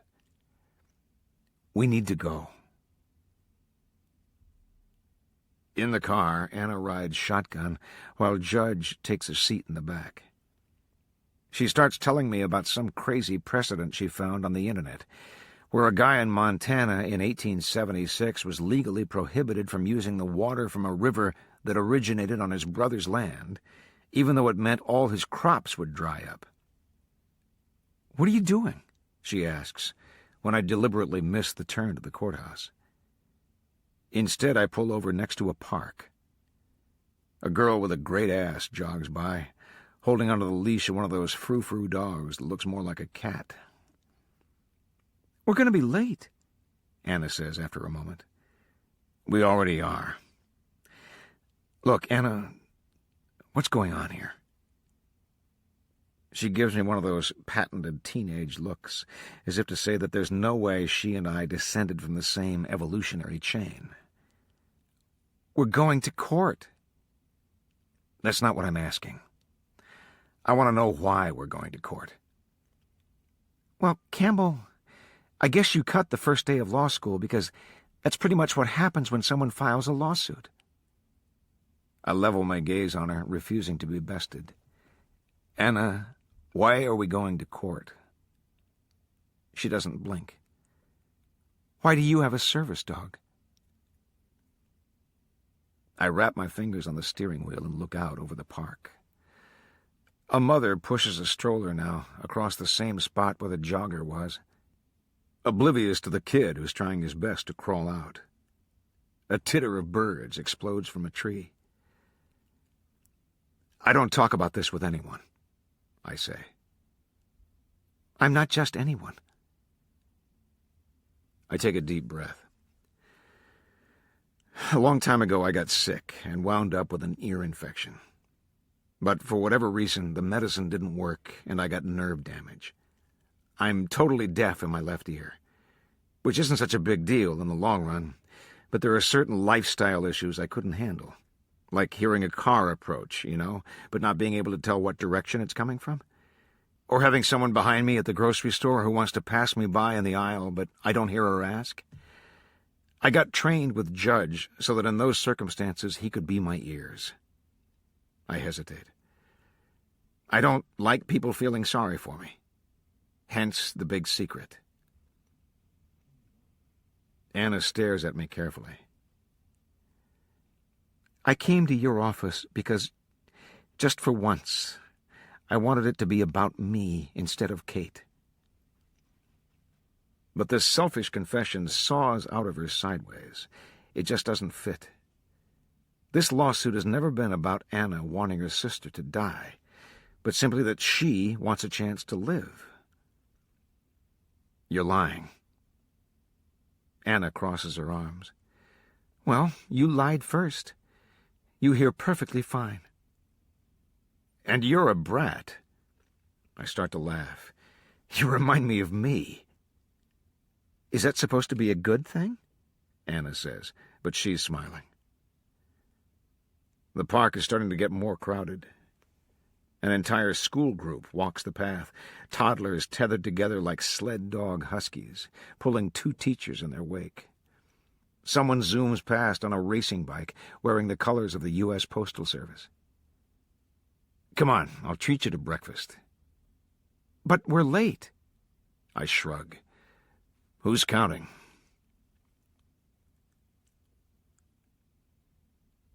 Judge DeSalvo is not a happy man. Anna's little field trip this morning has cost us an hour and a half. He glares at me when Judge and I hurry into his chambers for the pretrial conference. Your Honor, I apologize. We had a veterinary emergency.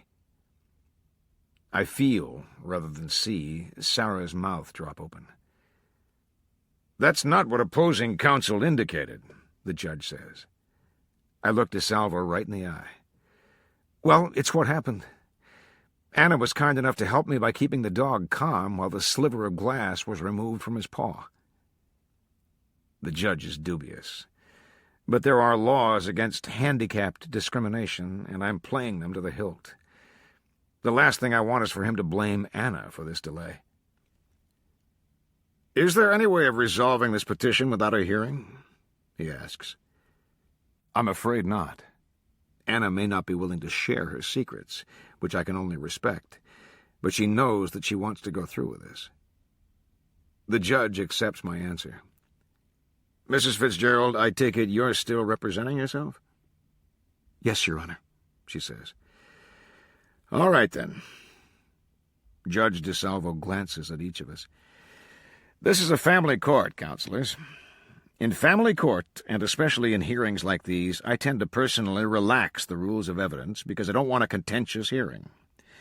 I am able to filter out what is admissible and what is not, and if there's something truly objectionable, I'll listen to the objection. But I would prefer that we get through this hearing quickly, without worrying about form. He looks directly at me. I want this to be as painless as possible for everyone involved. We move into the courtroom. One that's smaller than the criminal courts, but intimidating all the same. I swing into the lobby to pick Anna up along the way. As we cross through the doorway, she stops dead. She glances at the vast paneled walls, the rows of chairs, the imposing bench. Campbell, she whispers, I won't have to stand up there and talk, right? The fact is, the judge will most likely want to hear what she has to say. Even if Julia comes out in support of her petition, even if Brian says he will help Anna, Judge DeSalvo may want her to take the stand. But telling her this right now is only going to get her all worked up, and that's not any way to start a hearing. I think about the conversation in the car when Anna called me a liar. There are 2 reasons not to tell the truth. Because lying will get you what you want, and because lying will keep someone from getting hurt. It's for both of these reasons that I give Anna this answer. Well, I say, I doubt it. Judge, I begin, I know it's not traditional practice, but there's something I'd like to say before we start calling witnesses. Judge DeSalvo sighs. Isn't this sort of standing on ceremony exactly what I asked you not to do? Your Honor, I wouldn't ask if I didn't think it was important. Make it quick, the judge says. I stand up and approach the bench. Your Honor, all of Anna Fitzgerald's life she has been medically treated for her sister's good, not her own. No one doubts Sarah Fitzgerald's love for all her children, or the decisions she's made that have prolonged Kate's life. But today we have to doubt the decisions she's made for this child. I turn and see Julia watching me carefully, and suddenly I remember that old ethics assignment, and know what I have to say. You might remember the recent case of the firefighters in Worcester, Massachusetts, who were killed in a blaze started by a homeless woman. She knew the fire had started, and she left the building, but she never called 911 because she thought she might get into trouble. 6 men died that night, and yet the state couldn't hold this woman responsible because in America, even if the consequences are tragic, you are not responsible for someone else's safety. You aren't obligated to help anyone in distress. Not if you're the one who started the fire. Not if you're a passerby to a car wreck. Not if you are a perfectly matched donor. I look at Julia again. We're here today because there's a difference in our system of justice between what's legal and what's moral. Sometimes it's easy to tell them apart. But every now and then, especially when they rub up against each other, right sometimes looked wrong, and wrong sometimes looked right. I walk back to my seat and stand in front of it. We're here today, I finish, so that this court can help us all see a little more clearly. My first witness is opposing counsel. I watch Sarah walk to the stand unsteadily, a sailor getting her sea legs again. She manages to get herself into the seat and be sworn in without ever breaking her gaze away from Anna. Judge, I'd like permission to treat Mrs. Fitzgerald as a hostile witness. The judge frowns. Mr. Alexander, I truly would hope that both you and Mrs. Fitzgerald can stand to be civilized here. Understood, Your Honor. I walk toward Sarah. Can you state your name? She lifts her chin a fraction. Sarah Crofton Fitzgerald. You are the mother of the minor child, Anna Fitzgerald? Yes, and also of Kate and Jessie. Isn't it true that your daughter Kate was diagnosed with acute promyelocytic leukemia at age 2? That's right. At that time, did you and your husband decide to conceive a child who would be genetically programmed to be an organ donor for Kate, so that she could be cured?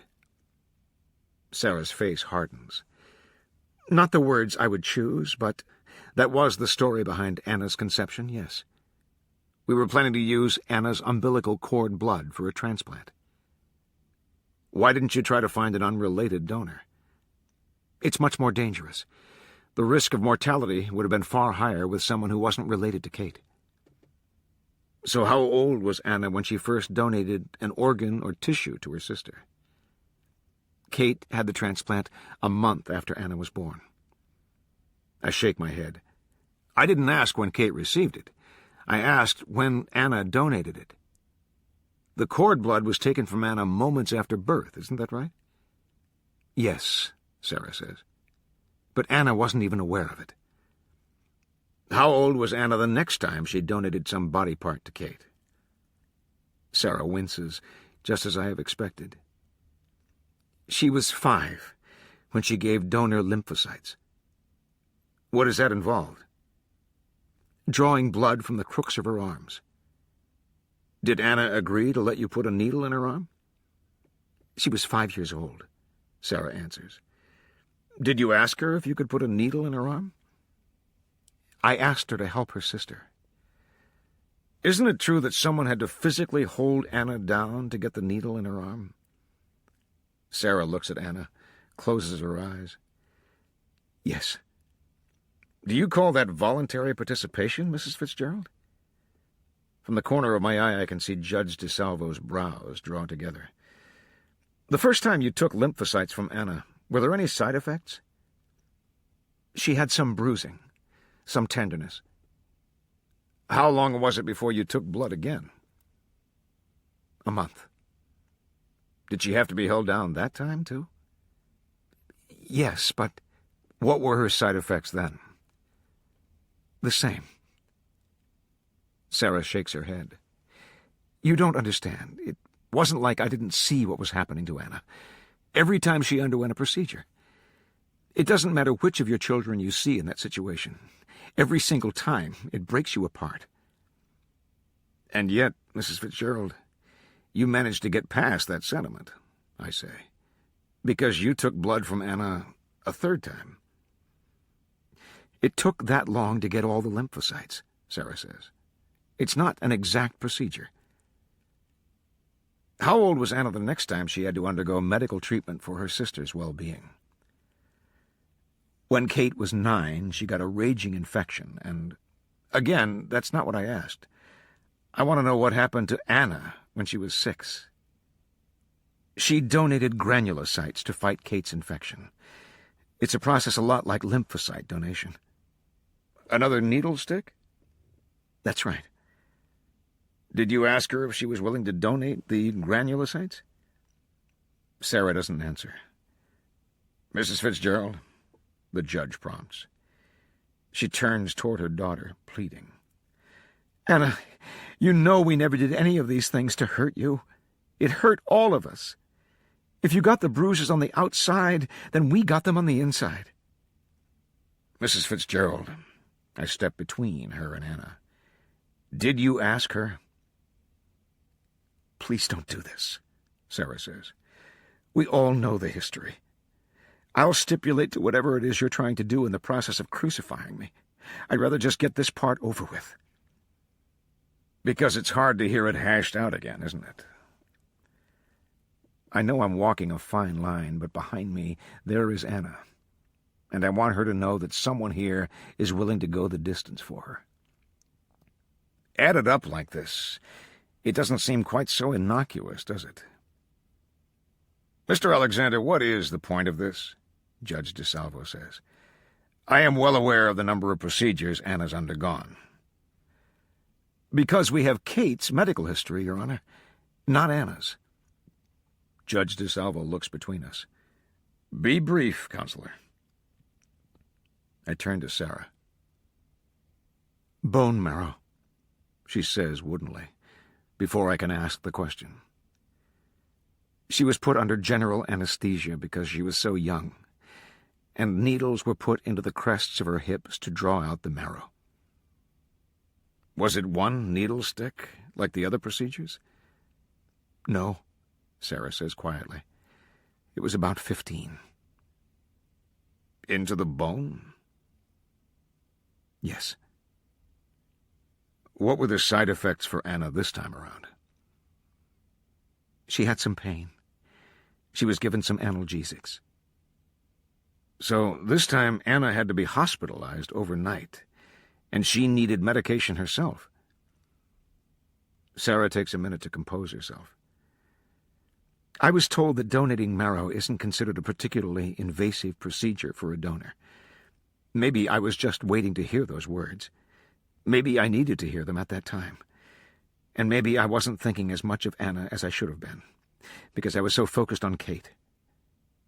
But I know beyond a doubt that, like everyone else in our family, Anna wanted nothing more than for her sister to be cured. Well, sure, I reply, so that you'd stop sticking needles in her. Enough, Mr. Alexander, Judge DeSalvo interjects. Wait, Sarah interrupts. I have something to say. She turns to me. You think you can lay it all out in words, black and white, as if it's that easy. But you only represent one of my daughters, Mr. Alexander, and only in this courtroom. I represent both of them equally, everywhere, every place. I love both of them equally, everywhere, every place. But you admitted that you've always considered Kate's health, not Anna's, in making these choices, I point out. So how can you claim to love both of them equally? How can you say that you haven't been favoring one child in your decisions? Aren't you asking me to do that very thing? Sarah asks. Only this time, to favor the other child? Anna. When you're a kid, you have your own language. And unlike French or Spanish, or whatever you start learning in 4th grade, this one you're born with, and eventually lose. Everyone under the age of 7 is fluent in if-speak. Go hang around with someone under 3 feet tall, and you'll see.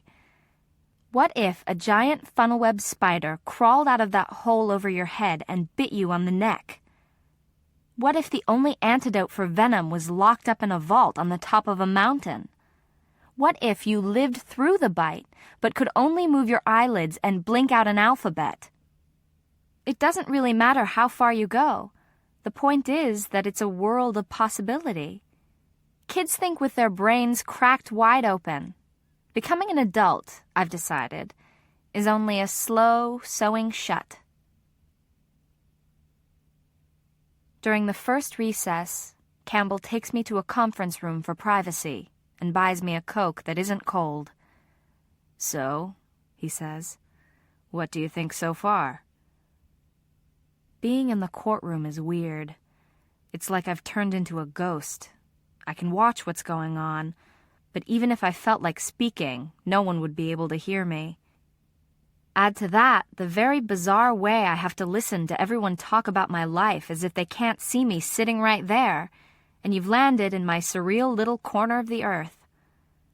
Campbell pops open his 7-Up and sits down across from me. He pours a little into a paper cup for Judge, and then takes a good long drink. "Comments?" he says. "Questions? Unadulterated praise for my skillful litigation?" I shrug. It's not like I expected.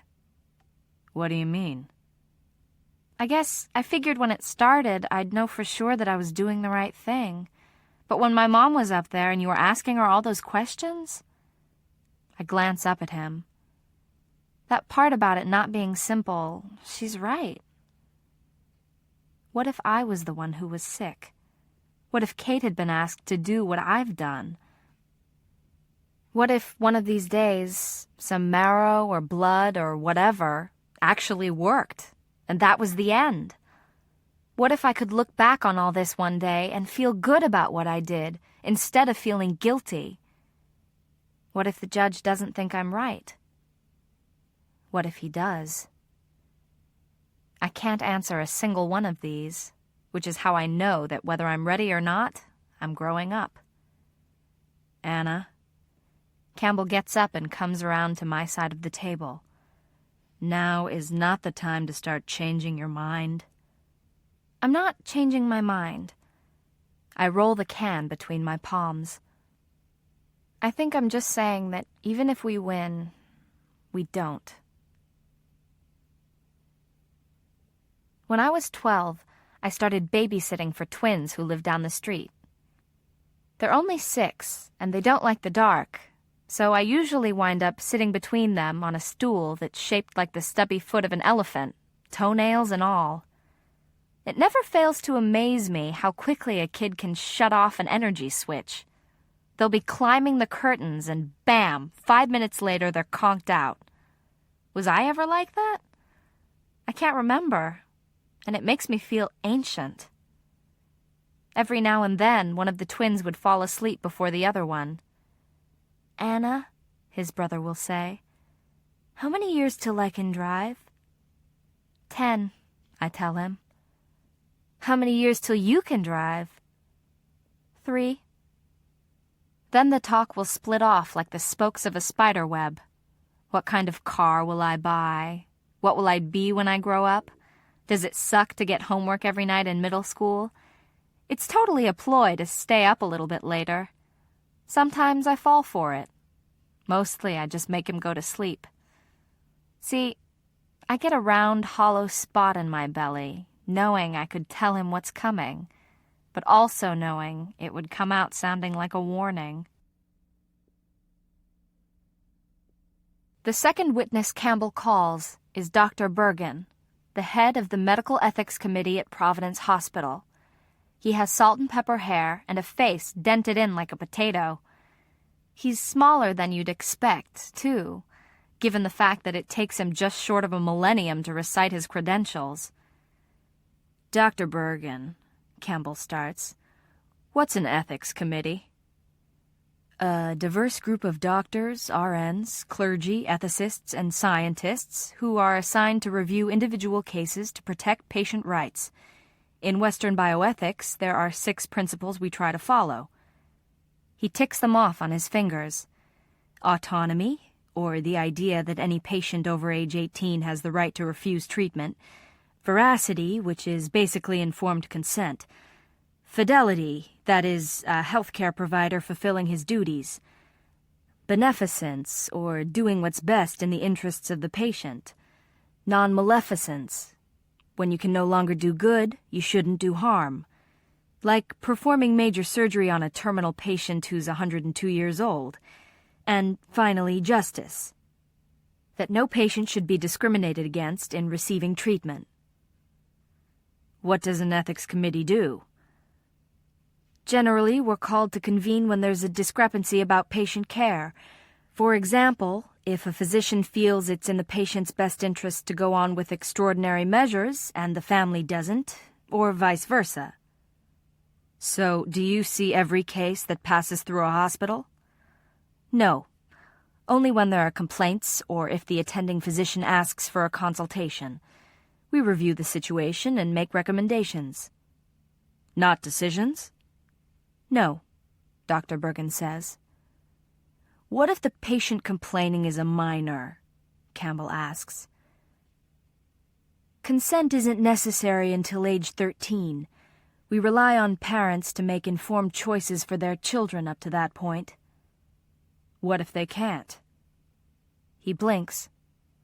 You mean if they're not physically present?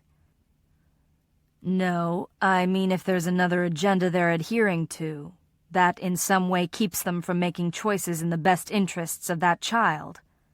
My mother stands up. Objection, she says. He's speculating.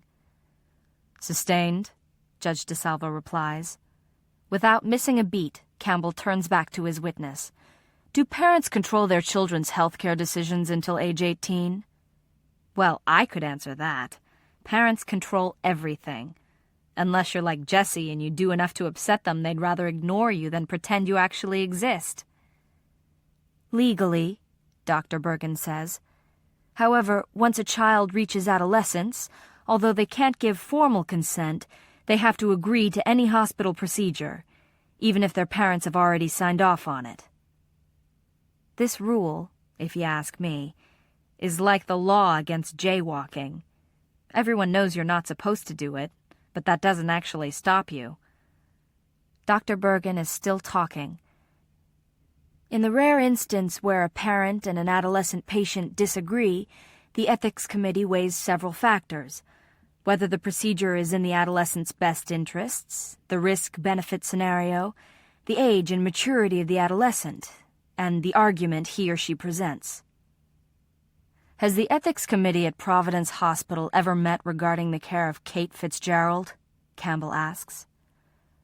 On 2 occasions, Dr. Bergen says. The first involving allowing her to enter a trial for peripheral blood stem cell transplant in 2002, when her bone marrow transplant and several other options had failed. The second, more recently, involved whether or not it would be in her best interest to receive a donor kidney. What was the outcome, Dr. Bergen? We recommended that Kate Fitzgerald receive a peripheral blood stem cell transplant. As for the kidney, our group was split on that decision. Can you explain? Several of us felt that, at this point, the patient's health care had deteriorated to a point where major invasive transplant surgery was going to do more harm than good. Others believed that without a transplant she would still die, and therefore the benefits outweighed the risk. If your team was split, then who gets to decide what will ultimately happen? In Kate's case, because she's still a minor, her parents. During either of the times your committee met regarding Kate's medical treatment, did you discuss the risks and benefits to the donor? That wasn't the issue at stake. What about the consent of the donor? Anna Fitzgerald. Dr. Bergen looks right at me, sympathetic, which, it turns out, is worse even than him thinking I'm a horrible person for filing this petition in the first place. He shakes his head. It goes without saying that no hospital in the country is going to take a kidney out of a child who doesn't want to donate it. So, theoretically, if Anna was fighting this decision, the case would most likely land on your desk? Well, has Anna's case landed on your desk, Doctor? No. Campbell advances toward him. Can you tell us why? Because she isn't a patient. Really? He pulls a stack of papers out from his briefcase and hands them to the judge, and then to Dr. Bergen. These are Anna Fitzgerald's hospital records at Providence Hospital for the past 13 years. Why would there be records for her if she wasn't a patient? Dr. Bergen flips through them. She's had several invasive procedures, he admits. Go, Campbell, I think. I am not one to believe in knights who ride in to rescue damsels in distress, but I bet it feels a little like this. Doesn't it strike you as odd that in 13 years, given the thickness of this file and the fact that it exists in the first place, the Medical Ethics Committee never once convened to discuss what was being done to Anna? We were under the impression that donation was her wish. Are you telling me that if Anna had previously said she didn't want to give up lymphocytes or granulocytes or cord blood or even a bee sting kit in her backpack, the ethics committee would have acted differently? I know where you're going with this, Mr. Alexander, the psychiatrist says coldly. The problem is that this kind of medical situation hasn't existed before. There is no precedent. We're trying to feel our way as best we can. Isn't it your job as an ethics committee to look at situations that haven't existed before? Well, yes. Dr. Bergen, in your expert opinion, is it ethically right for Anna Fitzgerald to have been asked to donate parts of her own body repeatedly for 13 years? Objection, my mother calls out. The judge strokes his chin. I want to hear this. Dr. Bergen glances at me again. Quite frankly, even before I knew that Anna didn't want to be a participant, I voted against her donating a kidney to her sister. I don't believe Kate would live through the transplant, and therefore Anna would undergo a serious operation for no reason at all. Up until this point, however, I think that the risk of the procedures was small compared to the benefits the family as a whole received, and I support the choices the Fitzgeralds made for Anna. Campbell pretends to consider this. Dr. Bergen, what kind of car do you drive? A Porsche. Bet you like it. I do, he says guardedly. What if I told you that you have to give up your Porsche before you leave this courtroom, because that action will save Judge DeSalvo's life? That's ridiculous. Campbell leans in. What if you had no choice? What if, today, psychiatrists simply have to do whatever lawyers decide is in the best interests of others? He rolls his eyes. In spite of the high drama you're alluding to, Mr. Alexander, there are basic donor rights, safeguards put in place to medicine so that the greater good doesn't steamroll the pioneers who helped create it. The United States has a long and nasty history of the abuse of informed consent, which is what led to laws relating to human subjects research. It keeps people from being used as experimental lab rats. Then tell us, Campbell says, how the hell did Anna Fitzgerald slip through the cracks? When I was only 7 months old, there was a block party in our neighborhood. It's just as bad as you're thinking. Jell-O molds and towers of cheese cubes and dancing in the street to music piped out of someone's living room stereo. I, of course, have no personal recollection of any of this. I was plopped down in one of those walkers they made for babies before babies started overturning them and cracking their heads open. At any rate, I was in my walker, tooling around between the tables and watching the other kids, so the story goes, when I sort of lost my footing. Our block is canted at an angle, and suddenly the wheels were moving faster than I could make them stop. I whizzed past adults, under the barricade the cops had put up at the end of the road to shut it off to traffic, and I was headed right for the main drag full of cars. But Kate came out of nowhere and ran after me. She somehow managed to grab the back of my shirt moments before I got hit by a passing Toyota. Every now and then, someone on the block brings this up. Me. I remember it as the time she saved me, instead of the other way around. My mother gets her first chance to play lawyer. "Dr. Bergen," she says, "how long have you known my family?" "I've been at Providence Hospital for 10 years now." "In those 10 years, when some aspect of Kate's treatment was presented to you, what did you do?" "Come up with a plan of action that was recommended," he says, "or an alternate, if possible." "When you did, at any point in your report, did you mention that Anna shouldn't be a part of it?" "No." "Did you ever say this would hurt Anna considerably?" "No." "Or put her in grave medical danger herself?" "No." Maybe it's not Campbell, after all, who will turn out to be my white knight. Maybe it's my mother. "Dr. Bergen," she asks, "do you have kids?" The doctor looks up. "I have a son. He's 13. "Have you ever looked at these cases that come to the Medical Ethics Committee and put yourself in a patient's shoes? Or better yet, a parent's shoes?" "I have," he admits. "If you were me," my mother says, "and the Medical Ethics Committee handed you back a piece of paper with a suggested course of action that would save your son's life, would you question them further? Or would you just jump at the chance?" He doesn't answer. He doesn't have to. Judge DeSalvo calls a second recess after that. Campbell says something about getting up and stretching my legs. So I start to follow him out, walking right past my mother. As I pass by, I feel her hand on my waist, tugging down my t-shirt, which is riding up in the back.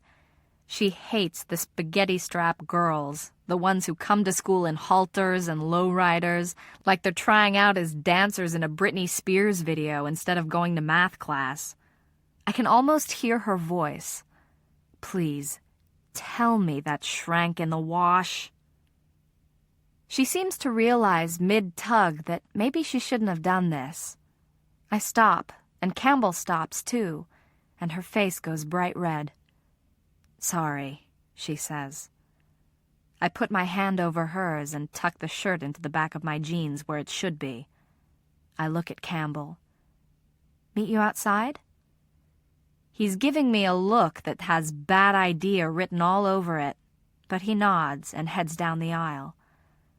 Then my mother and I are nearly alone in the courtroom. I lean forward and kiss her on her cheek. "You did really great up there," I tell her, because I don't know how to say what I really want to. That the people you love can surprise you every day.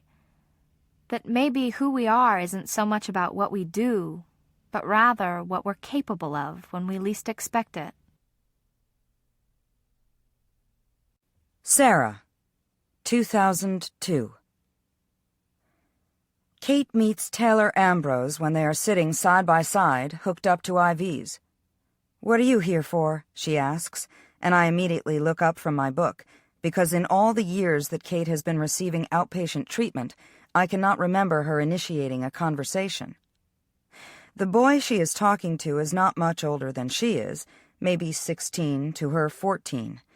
He has brown eyes that dance and is wearing a Bruins cap over his bald head. "The free cocktails," he answers, and the dimples in his cheeks deepen. Kate grins. "Happy hour," she says, and she looks up at the bag of platelets being infused into her. I'm Taylor. He holds out his hand. AML.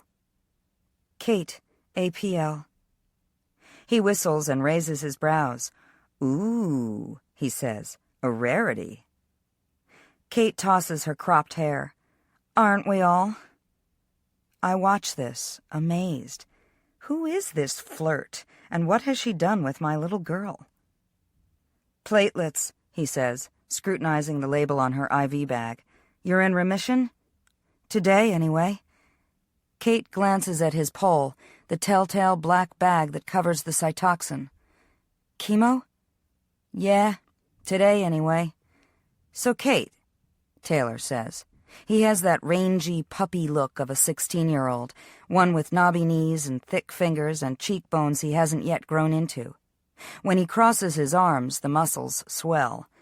I realize he's doing this on purpose, and I duck my head to hide a smile. What do you do when you're not at Providence Hospital? She thinks, and then a slow smile lights her up from the inside out. Wait for something that makes me come back? This makes Taylor laugh out loud. Maybe sometime we can wait together, he says, and he passes her a wrapper from a gauze pad. Can I have your phone number? Kate scribbles it down as Taylor's IV begins to beep. The nurse comes in and unhooks his line. You're out of here, Taylor, she says. Where's your ride? Waiting downstairs. I'm all set. He gets out of the padded chair slowly, almost weakly, the first reminder that this is not some casual conversation. He slips the piece of paper with our phone number into his pocket. Well, I'll call you, Kate. When he leaves, Kate lets all her breath out in a dramatic finish. She rolls her head after him. Oh, my God, she gasps. He is gorgeous. The nurse, checking her flow, grins. Tell me about it, honey. If only I were 30 years younger. Kate turns to me, blooming. You think he'll call? Maybe, I say. Where do you think we'll go out? I think of Brian, who has always said that Kate can date when she's 40. Let's take one step at a time, I suggest. But inside, I am singing. The arsenic, which ultimately put Kate into remission, worked its magic by wearing her down. Taylor Ambrose, a drug of an entirely different sort, works his magic by building her up. It becomes a habit. When the phone rings at 7 p.m., Kate flies from the dinner table and hides in a closet with the portable receiver. The rest of us clear the dinner plates and spend time in the living room and get ready for bed, hearing little more than giggles and whispers. And then Kate emerges from her cocoon, flushed and glowing, first love beating like a hummingbird at the pulse in her throat. Every time it happens, I can't stop staring. It is not that Kate is so beautiful, although she is. It's that I never really let myself believe that I would see her all grown up. I follow her into the bathroom one night after one of her marathon phone sessions. Kate stares at herself in the mirror, pursing her lips and raising her brows in a come-hither pose. Her hand comes up to her cropped hair. After the chemo, it never grew back in waves, just thick, straight tufts that she usually cultivates with mousse to look like bedhead. She holds her palm out, as if she still expects to see hair shedding. What do you think he sees when he looks at me? Kate asks. I come to stand behind her. She is not the child that mirrors me. That would be Jessie. And yet, when you put us side by side, there are definite similarities. It's not in the shape of the mouth, but the set of it, the sheer determination that silvers our eyes. I think he sees a girl who knows what he's been through, I tell her honestly. I got on the internet and read up on AML, she says. His leukemia's got a pretty high cure rate. She turns to me. When you care more if someone else lives than you do about yourself. Is that what love's like? It is hard, all of a sudden, to pull an answer through the tunnel of my throat. Exactly. Kate runs the tap and washes her face with a foam of soap. I hand her a towel, and as she rises from the cloud of it, she says, "Something bad's going to happen." On alert, I search her out for clues. "What's the matter?" "Nothing, but that's the way it works. If there's something as good as Taylor in my life, I'm going to pay for it." "That's the stupidest thing I've ever heard," I say, out of habit, yet there is a truth to this. Anyone who believes that people have ultimate control of what life hands to them needs only to spend a day in the shoes of a child with leukemia. Or her mother. "Maybe you're finally getting a break," I say. 3 days later, during a routine CBC, the hematologist tells us that Kate is once again throwing promyelocytes, the first slide down a steep slope of relapse. I have never eavesdropped, at least not intentionally, until the night that Kate comes back from her first date with Taylor to see a movie. She tiptoes into her room and sits down on Anna's bed. "You awake?" she asks. Anna rolls over, groans. "I am now." Sleep slips away from her, like a shawl falling to the floor. "How was it?" "Wow," Kate says, and she laughs. "Wow." "How wow? Like tonsil hockey wow?" "You are so disgusting," Kate whispers, although there's a smile behind it. "But he is a really good kisser." She dangles this like a fisherman. "Get out," Anna's voice shines. "So what was it like?" "Flying," Kate answers. "I bet it feels just the same way." "I don't get what that has in common with someone slobbering all over you." "God, Anna, it's not like he spits on you." "What does Taylor taste like?" "Popcorn," she laughs. "And Guy." "How did you know what to do?" "I didn't. It just kind of happened. Like the way you play hockey." This, finally, makes sense to Anna. "Well," she says, "I do feel pretty good when I'm doing that." "You have no idea," Kate sighs. There is some movement. I imagine her stripping off her clothes. I wonder if Taylor is imagining the same somewhere. Pillow is punched, cover yanked back, sheets rustle as Kate gets into bed and rolls onto her side. "Anna?" "Hmm?" "He has scars on his palms, from graft versus host," Kate murmurs. "I could feel them when we were holding hands." "Was it gross?" "No," she says. "It was like we matched." At first, I can't get Kate to agree to undergo the peripheral blood stem cell transplant. She refuses because she doesn't want to be hospitalized for chemo, doesn't want to have to sit in reverse isolation for the next 6 weeks when she could be going out with Taylor Ambrose. "It's your life," I point out to her, and she looks at me as if I'm crazy. "Exactly," she says. In the end, we compromise.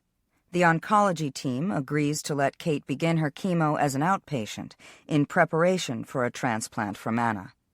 At home, she agrees to wear a mask. At the first indication of her counts dropping, she'll be hospitalized. They aren't happy. They worry it will affect the procedure, but like me, they also understand that Kate has reached the age where she can bargain with her will. As it turns out, this separation anxiety is all for naught, since Taylor shows up for Kate's first outpatient chemo appointment. "What are you doing here?" "I can't seem to stay away," he jokes. "Hey, Mrs. Fitzgerald." He sits down beside Kate in the empty adjoining chair. "God, it feels good to be in one of these without an IV hookup." "Rub it in," Kate mutters. Taylor puts his hand on her arm. "How far into it are you?" "Just started." He gets up and sits on the wide arm of Kate's chair, picks the emesis basin up from Kate's lap. $100 says you can't make it till 3 without tossing your cookies. Kate glances at the clock. It is 2:50. "You're on." "What did you have for lunch?" He grins, wicked. "Or should I guess based on the colors?" "You're disgusting." Kate says, but her smile is as wide as the sea. Taylor puts his hands on her shoulder. She leans into the contact. The first time Brian touched me, he saved my life.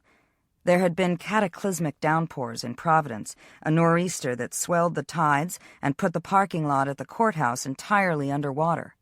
I was clerking then, when we were evacuated. Brian's department was in charge.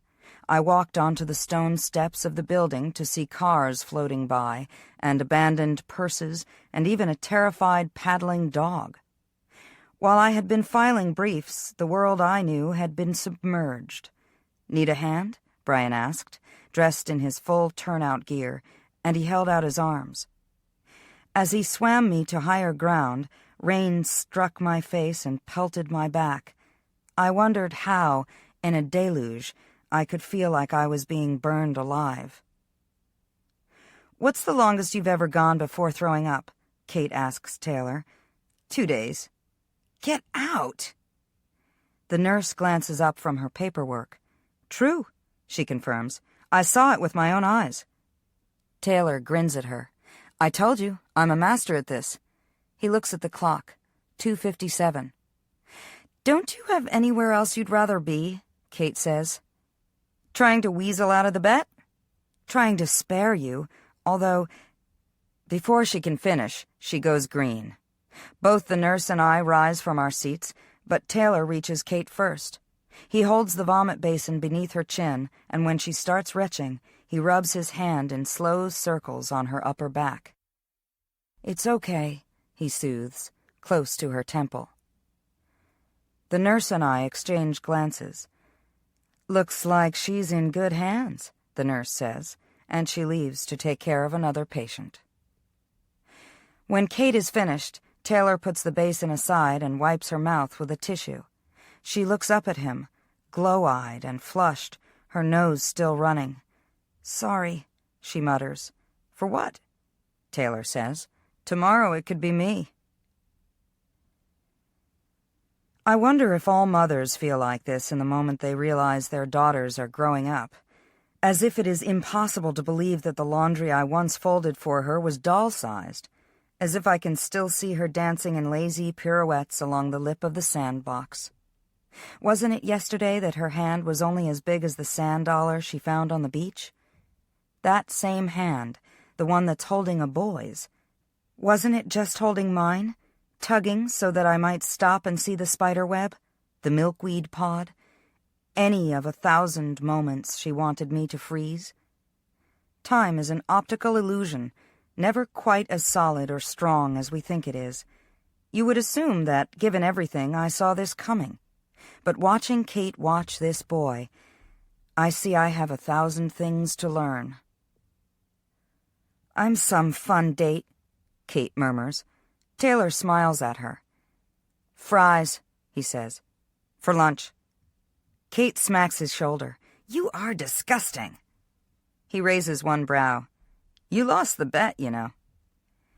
"I seem to have left my trust fund at home." Taylor pretends to study her. "Okay, I know what you can give me instead." "Sexual favors?" Kate says, forgetting I am here. "Gee, I don't know," Taylor laughs. "Should we ask your mom?" She goes plum red. "Oops." "Keep this up," I warn, "and your next date will be during a bone marrow aspiration." "You know the hospital has this dance, right?" Suddenly, Taylor is jittery. His knee bobs up and down. "It's for kids who are sick. There are doctors and nurses there, in case, and it's held in one of the conference rooms at the hospital. But for the most part, it's just like a regular prom. You know, lame band, ugly tuxes, punch spiked with platelets." He swallows. "I'm just kidding about that last part. Well, I went last year, stag, and it was pretty dumb. But I figure since you're a patient and I'm a patient, maybe this year we could, go together." Kate, with an aplomb I never would have guessed she possesses, considers the offer. "When is it?" "Saturday." "As it turns out, I don't have plans to kick the bucket that day." She beams at him. "I'd love to." Cool, Taylor says, smiling. Very cool. He reaches for a fresh basin, careful of Kate's IV line, which snakes down between them. I wonder if her heart is pumping faster, if it will affect the medication, if she'll be sicker sooner rather than later. Taylor settles Kate into the crook of his arm. Together, they wait for what comes next. It's too low, I say, as Kate holds a pale yellow dress up below her neck. From the spot on the boutique floor where she is sitting, Anna offers up her opinion, too. You'd look like a banana. We have been shopping for a prom dress for hours. Kate has only 2 days to prepare for this dance, and it has become an obsession. What she will wear, how she will do her makeup, if the band is going to play anything remotely decent. Her hair, of course, is not an issue. After chemo, she lost it all. She hates wigs. They feel like bugs on her scalp, she says. But she's too self-conscious to go commando. Today, she has wrapped a batik scarf around her head, like a proud, pale African queen. The reality of this outing hasn't matched Kate's dreams. Dresses that normal girls wear to proms bare the midriff or shoulders, where Kate's skin is riddled and thickened with scarring. They cling in all the wrong places. They are cut to showcase a healthy, hale body, not to hide the lack of it. The saleswoman, who hovers like a hummingbird, takes the dress from Kate. It's actually quite modest, she pushes. It really does cover up a fair amount of cleavage. Will it cover this? Kate snaps, popping open the buttons of her peasant blouse to reveal her recently replaced Hickman catheter, which sprouts from the center of her chest. The saleswoman gasps before she can remember to stop herself. Oh, she says faintly. Kate, I scold. She shakes her head. Let's just get out of here. As soon as we are on the street in front of the boutique, I lace into her. Just because you're angry, you don't have to take it out on the rest of the world. Well, she's a bitch, Kate retorts. Did you see her looking at my scarf?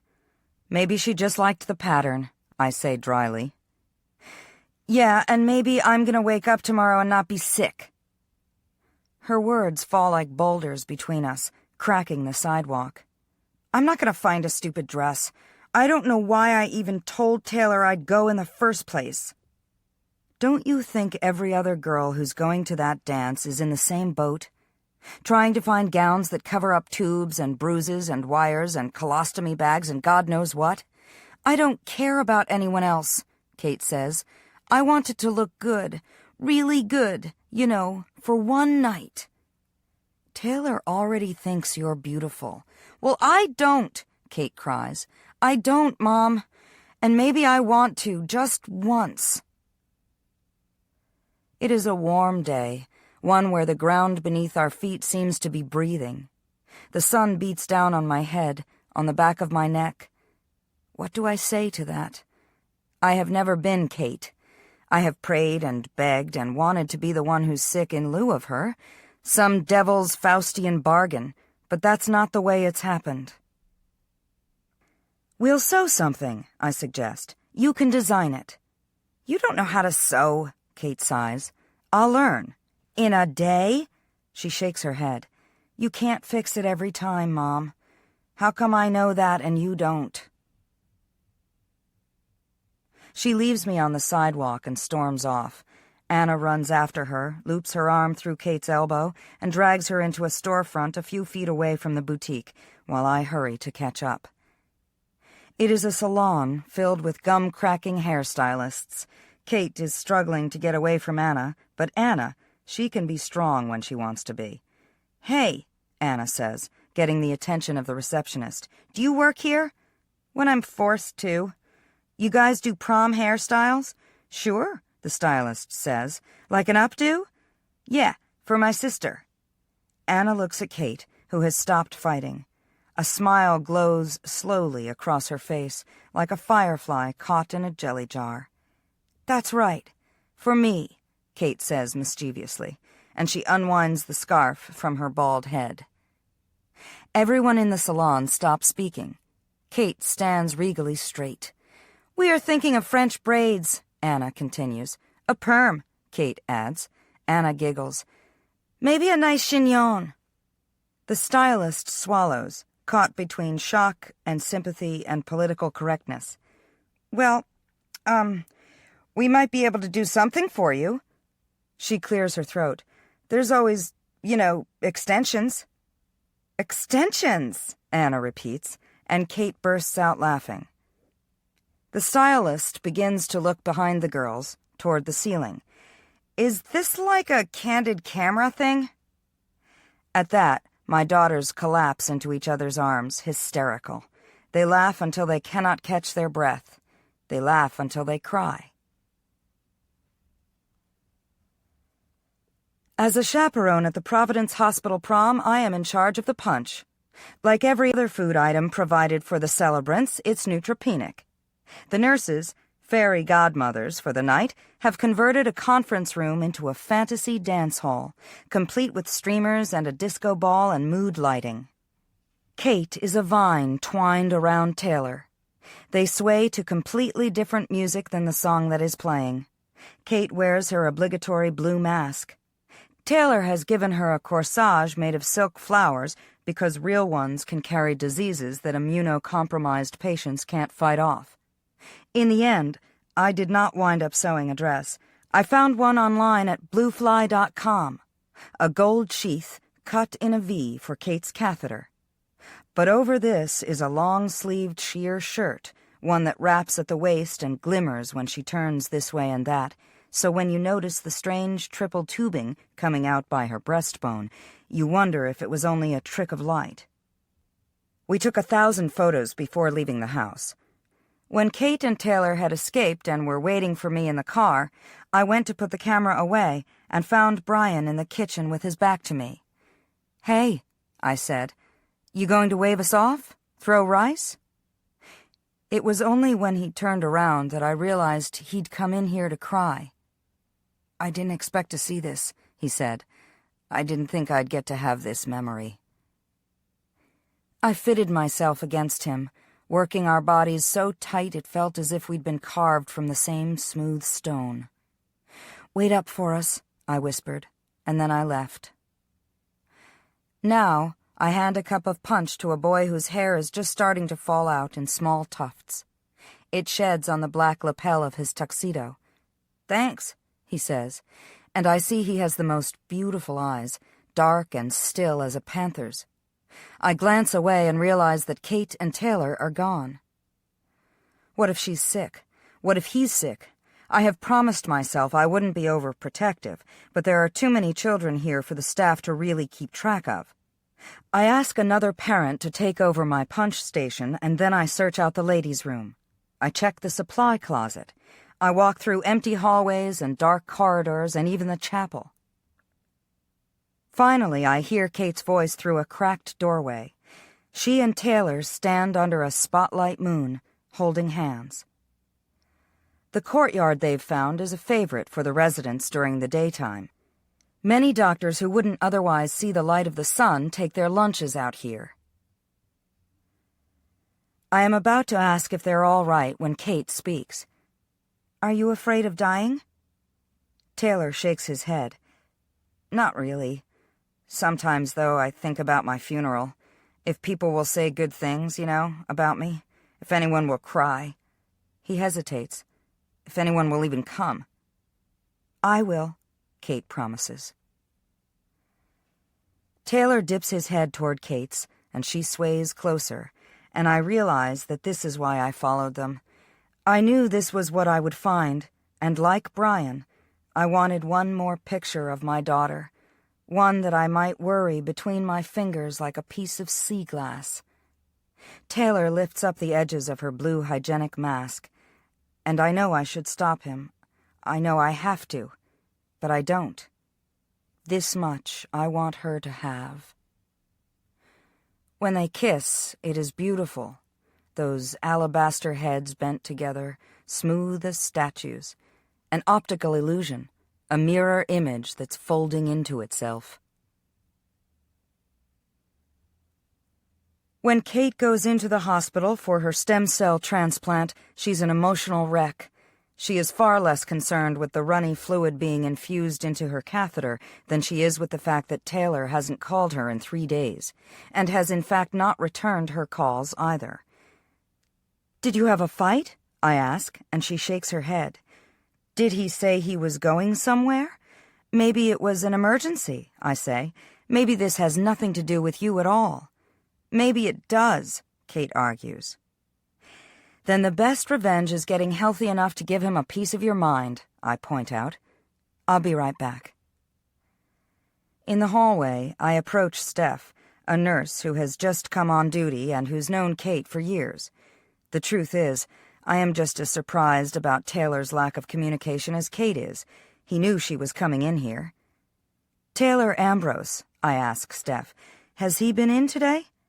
She looks at me and blinks. "Big kid, sweet, hung up on my daughter," I joke. "Oh, Sarah, I thought for sure someone would have told you," Steph says. "He died this morning." I don't tell Kate. Not for a month. Not until the day Dr. Chance says Kate is well enough to leave the hospital. Until Kate has already convinced herself she was better off without him. I cannot begin to tell you the words I use. None of them are big enough to bear the weight behind them. I mention how I went to Taylor's house and spoke to his mother, how she broke down in my arms and said she'd wanted to call me, but there was a part of her that was so jealous it swallowed all her speech. She told me that Taylor, who'd come home from the prom walking on air, had walked into her bedroom in the middle of the night with 105-degree fever. How maybe it was viral and maybe it was fungal, but he'd gone into respiratory distress and then cardiac arrest, and after 30 minutes of trying, the doctors had to let him go.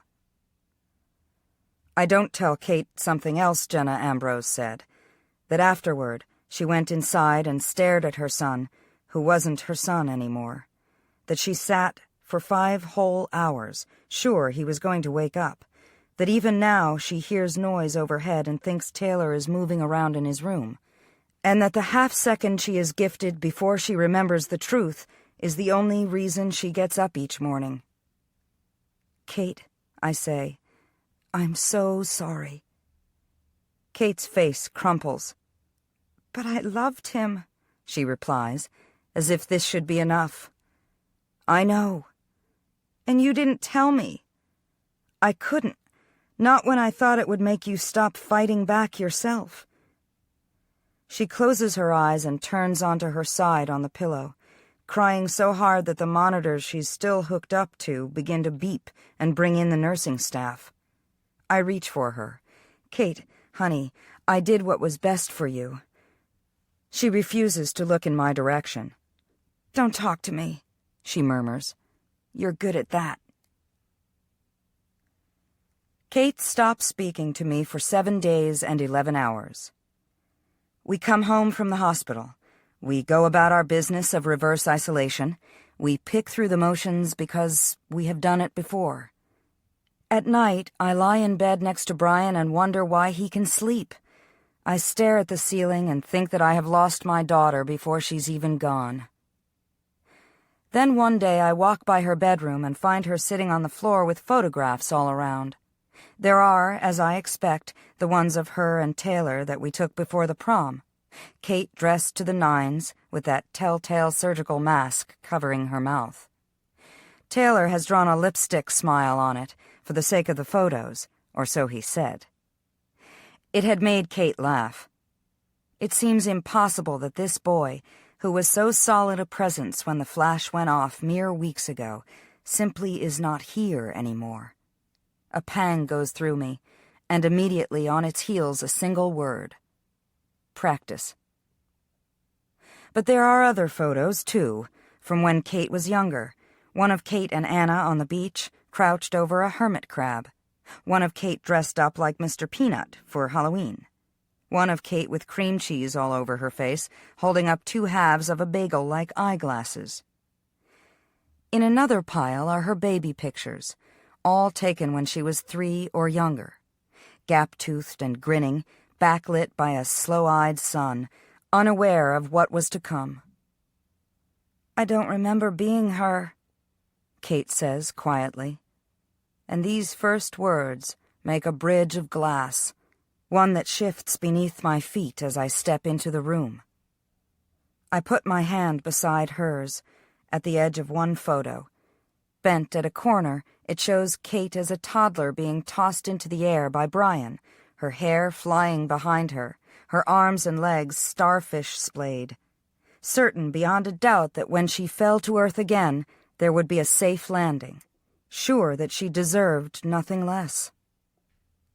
"She was beautiful," Kate adds, and with her pinky, she strokes the glossy, vivid cheek of the girl none of us ever got to know. Jessie. The summer I was 14, my parents sent me to boot camp on a farm. It was one of those action adventures for troubled kids. You know, get up at 4 a.m. to do the milking, and how much trouble can you really get into? The answer, if you're interested, score pot off the ranch hands, get stoned, tip cows. Anyway, one day I was assigned to Moses Patrol, or that's what we called the poor son of a bitch who pulled herding duty with the lambs. I had to follow about 100 sheep around a pasture that didn't have one goddamn tree to provide even a sliver of shade.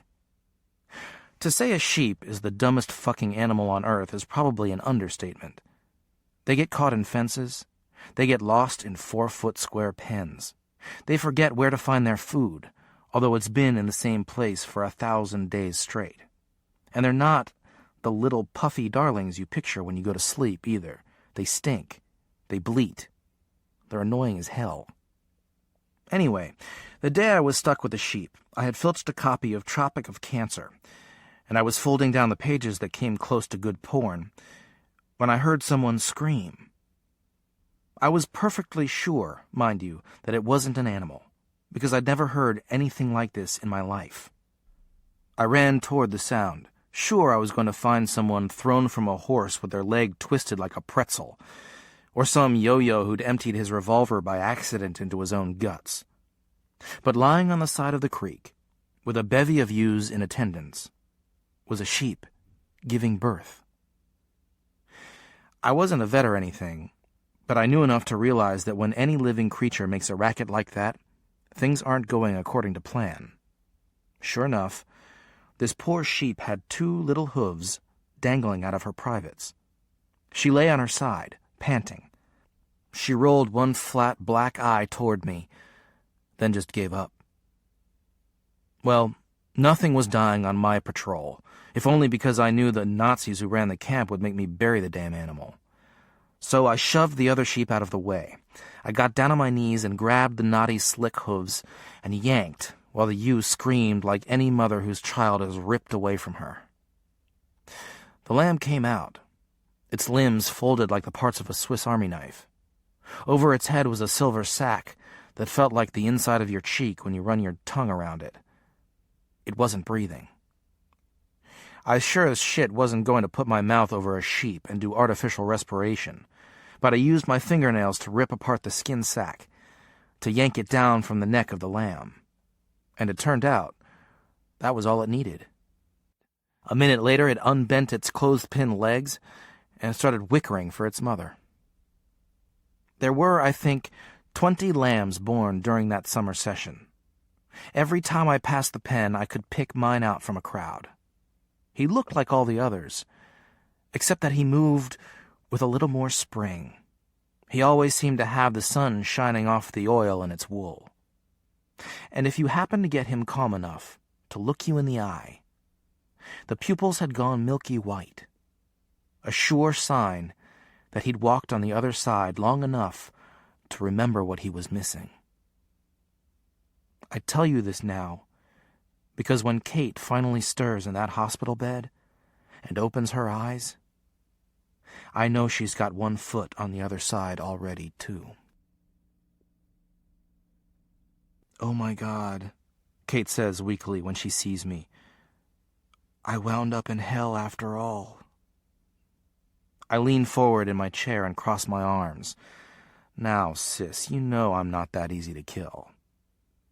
Getting up, I kiss her on the forehead, letting my lips stay an extra second. How is it that mothers can read fever that way? I can only read imminent loss. How are you doing? She smiles at me, but it's like a cartoon drawing when I've seen the real thing hanging in the Louvre. Peachy, she says.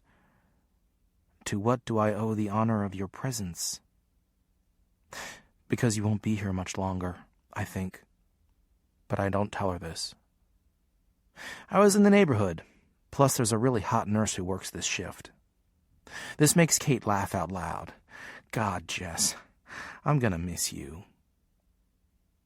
She says it so easily that I think it surprises both of us. I sit down on the edge of the bed and trace the little puckers in the thermal blanket. You know, I begin a pep talk, but she puts her hand on my arm. Don't. Then her eyes come alive, for just a moment. Maybe I'll get reincarnated. Like as Marie Antoinette?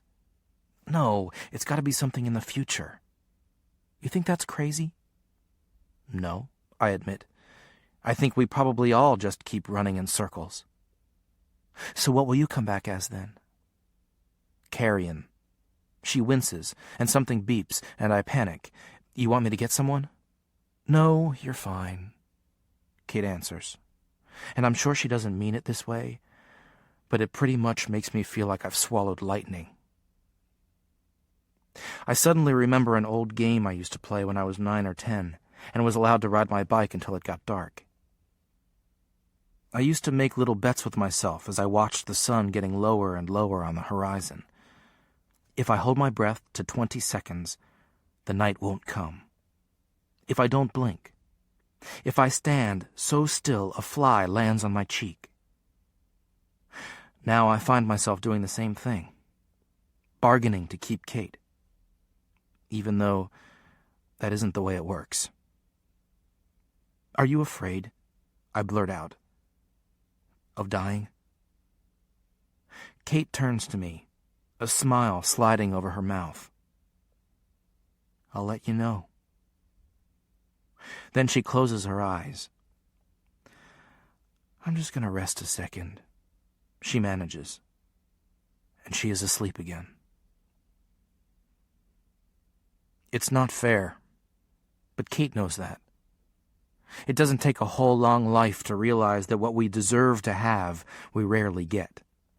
I stand up, with that lightning bolt branding the lining of my throat, which makes it impossible to swallow, so everything gets backed up like a dammed river. I hurry out of Kate's room and far enough down the hall where I won't disturb her, and then I lift my fist and punch a hole in the thick white wall. And still this isn't enough. Brian. Here's the recipe to blow something up.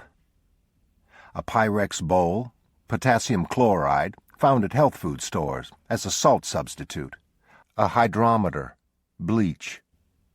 Take the bleach and pour it into the Pyrex, put it onto a stove burner. Meanwhile, weigh out your potassium chloride and add to the bleach. Check it with a hydrometer and boil until you get a reading of 1.3. Cool to room temperature and filter out the crystals that form. This is what you will save. It's hard to be the one always waiting. I mean, there's something to be said for the hero who charges off to battle, but when you get right down to it, there's a whole story in who's left behind. I'm in what has to be the ugliest courtroom on the East Coast, sitting in chairs until it's my turn, when suddenly my beeper goes off. I look at the number, groan, and try to figure out what to do. I'm a witness later, but the department needs me right now.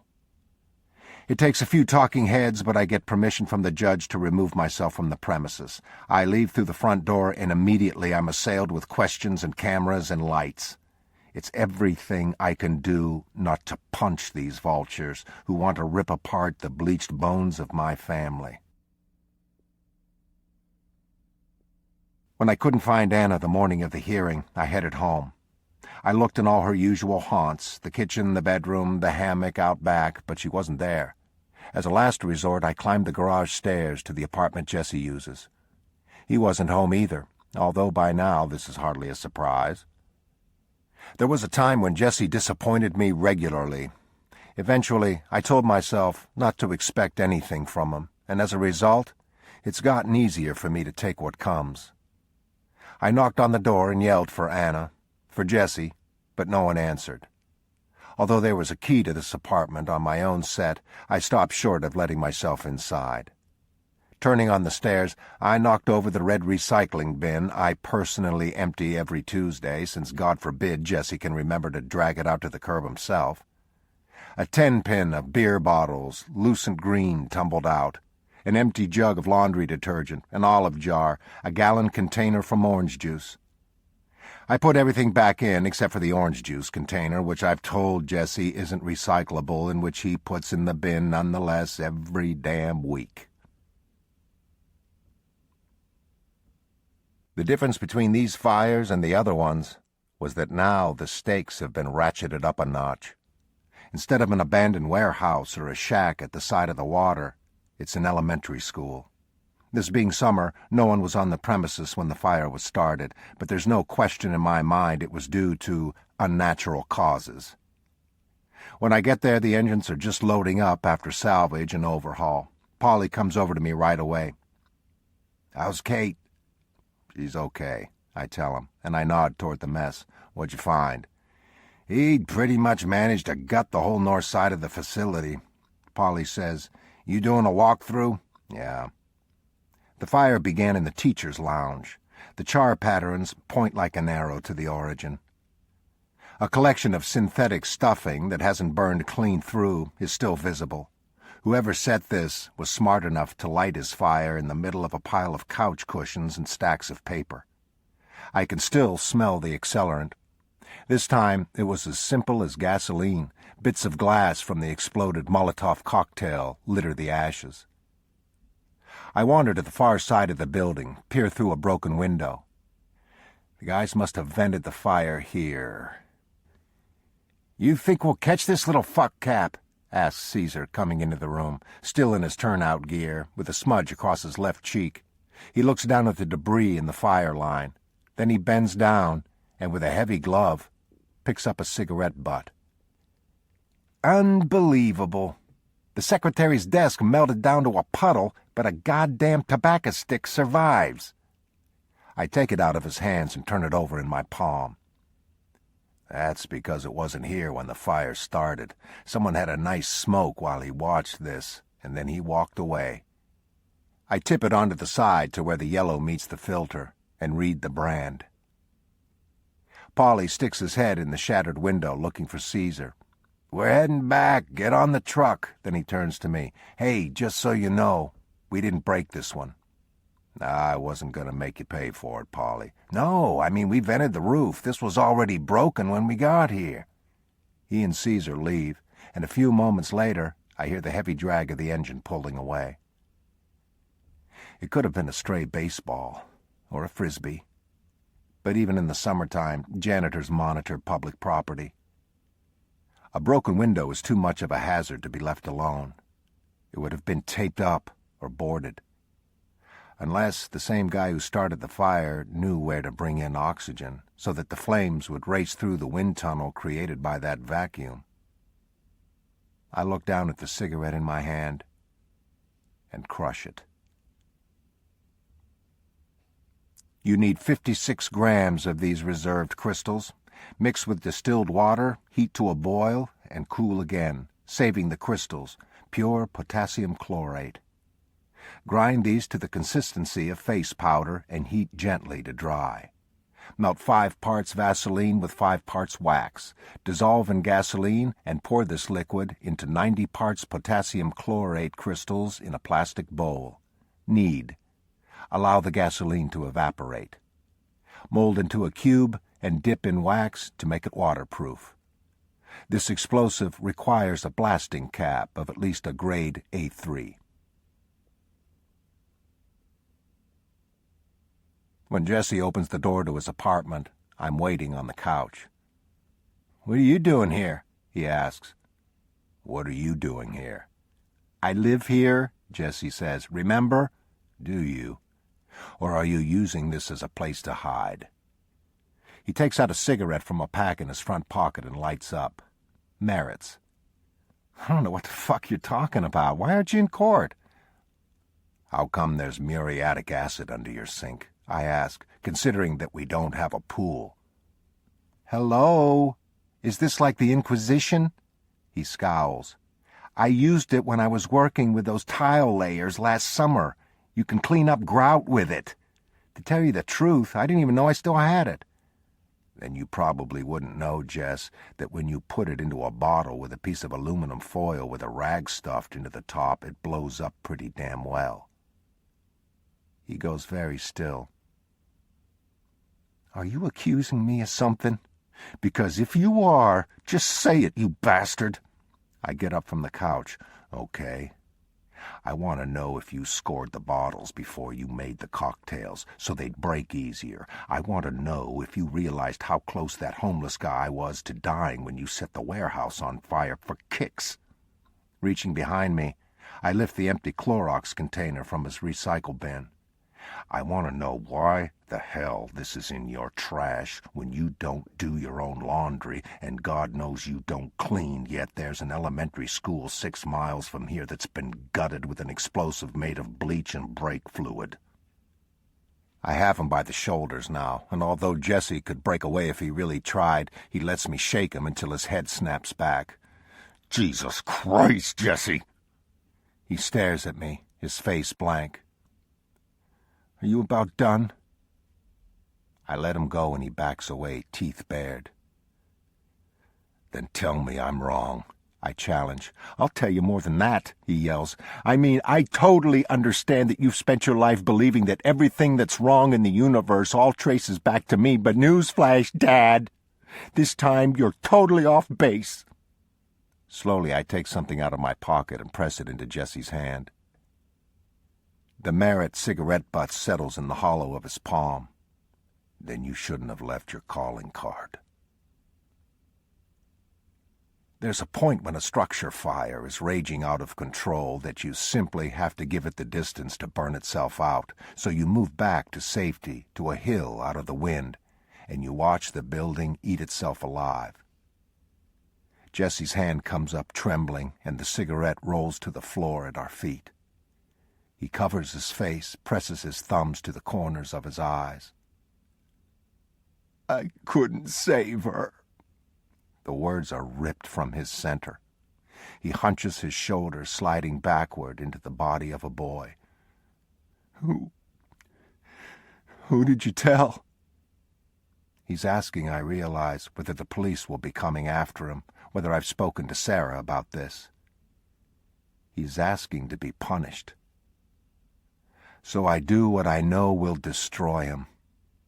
I pull Jesse into my arms as he sobs. His back is broader than mine. He stands a half head taller than me. I don't remember seeing him go from that 5-year-old who wasn't a genetic match to the man he is now. And I guess this is the problem. How does someone go from thinking that if he can't rescue, he must destroy? And do you blame him? Or do you blame the folks who should have told him otherwise? I'll make sure that my son's pyromania ends here and now. But I won't tell the cops or the fire chief about this. Maybe that's nepotism, maybe it's stupidity, maybe it's because Jesse isn't all that different from me. Choosing fire as his medium, needing to know that he could command at least one uncontrollable thing. Jesse's breathing evens against me, like it used to when he was so small, when I used to carry him upstairs after he'd fallen asleep in my lap. He used to hit me over and over with questions. What's a 2-inch hose for? A 1-inch? How come you wash the engines? Does the can man ever get to drive? I realize that I can't remember exactly when he stopped asking. But I do remember feeling as if something had gone missing, as if the loss of a kid's hero worship can ache like a phantom limb. Campbell. Doctors have this thing about being subpoenaed. They let you know, with every syllable of every word, that no moment of this testimony will make up for the fact that while they were sitting on the witness stand, under duress, patients were waiting, people were dying. Frankly, it pisses me off. And before I know it, I can't help myself. I'm asking for a bathroom break, leaning down to retie my shoe, gathering my thoughts and stuffing sentences with pregnant pauses, whatever it takes to keep them cooling their heels just a few seconds more.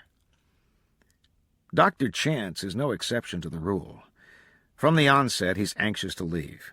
He checks his watch so often you'd think he was about to miss a train.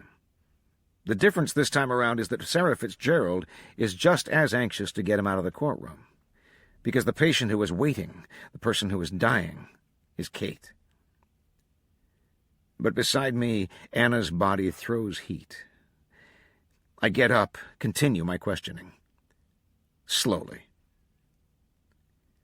Dr. Chance, were any of the treatments that involved donations from Anna's body sure things? Nothing in cancer is a sure thing, Mr. Alexander. Was that explained to the Fitzgeralds?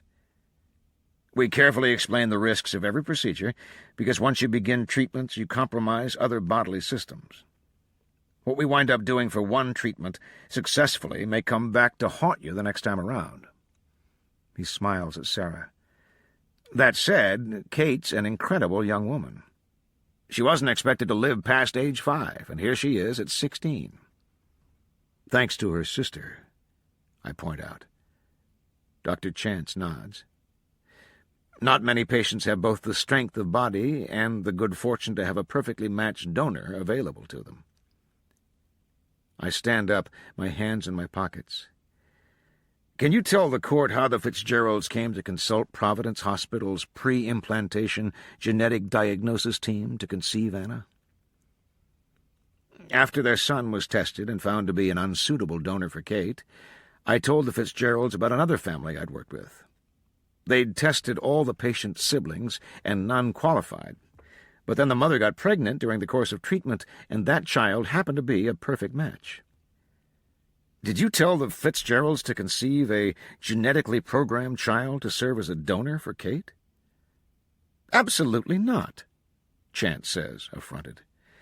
I just explained that even if none of the existing children was a match, that didn't mean that a future child might not be. Did you explain to the Fitzgeralds that this child, as a perfectly genetically programmed match, would have to be available for all these treatments for Kate throughout her life? We were talking about a single cord blood treatment at the time, Dr. Chance says.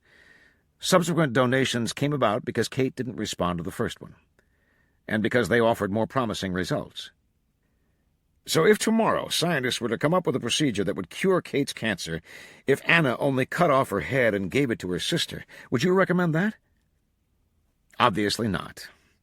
I would never recommend a treatment that risked another child's life. Isn't that what you've done for the past 13 years? His face tightens. None of the treatments have caused significant long-term harm to Anna. I take a piece of paper out of my briefcase and hand it to the judge, and then to Dr. Chance. Can you read the part that's marked? He puts on a pair of glasses and clears his throat. I understand that anesthesia involves potential risks. These risks may include, but are not limited to, adverse drug reactions, sore throat, injury to teeth and dental work, damage to vocal cords, respiratory problems, minor pain and discomfort, loss of sensation, headaches, infection, allergic reaction, awareness during general anesthesia, jaundice, bleeding, nerve injury, blood clot, heart attack, brain damage, and even loss of bodily function or of life. Are you familiar with this form, Doctor? Yes, it's a standard consent form for a surgical procedure. Can you tell us who the patient receiving it was? Anna Fitzgerald. And who signed the consent form? Sarah Fitzgerald. I rock back on my heels. Dr. Chance, anesthesia carries a risk of life impairment or death. Those are pretty strong, long-term effects. That's exactly why we have a consent form. It's to protect us from people like you, he says. But realistically, the risk is extremely small. and the procedure of donating marrow is fairly simple. Why was Anna being anesthetized for such a simple procedure? It's less traumatic for a child, and they're less likely to squirm around. And after the procedure, did Anna experience any pain? Maybe a little, Dr. Chance says. You don't remember? It's been a long time. I'm sure even Anna's forgotten about it by now. You think? I turn to Anna. Should we ask her? Judge DeSalvo crosses his arms. Speaking of risk, I continue smoothly, can you tell us about the research that's been done on the long-term effects of the growth factor shots she's taken twice now, prior to harvest for transplant? Theoretically, there shouldn't be any long-term sequelae. Theoretically, I repeat. Why theoretically?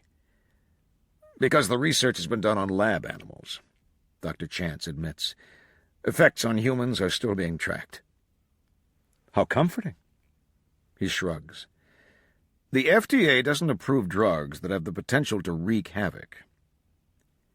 Have you ever heard of thalidomide, Doctor? I ask. Of course. In fact, recently it's been resurrected for cancer research. And it was a milestone drug once before, I point out, with catastrophic effects. Speaking of which, this kidney donation, are there risks associated with the procedure? No more than for most surgeries, Dr. Chance says. Could Anna die from complications of this surgery? It's highly unlikely, Mr. Alexander. Well, then let's assume Anna comes through the procedure with flying colors. How will having a single kidney affect her for the rest of her life? It won't, really, the doctor says. That's the beauty of it. I hand him a flyer that has come from the nephrology department of his own hospital. Can you read the highlighted section? He slips on his glasses again. Increased chance of hypertension, possible complications during pregnancy. Dr. Chance glances up. Donors are advised to refrain from contact sports to eliminate the risk of harming their remaining kidney. I clasp my hands behind my back. Did you know that Anna plays hockey in her free time? He turns toward her. No, I didn't. She's a goalie, has been for years now. I let this sink in. But since this donation is hypothetical, let's concentrate on the ones that have already happened. The growth factor shots, the DLI, the stem cells, the lymphocyte donations, the bone marrow. All of these myriad treatments Anna endured.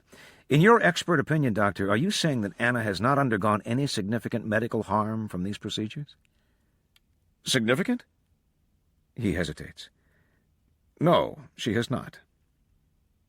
Has she received any significant benefit from them? Dr. Chance looks at me for a long moment. Sure, he says. She's saving her sister.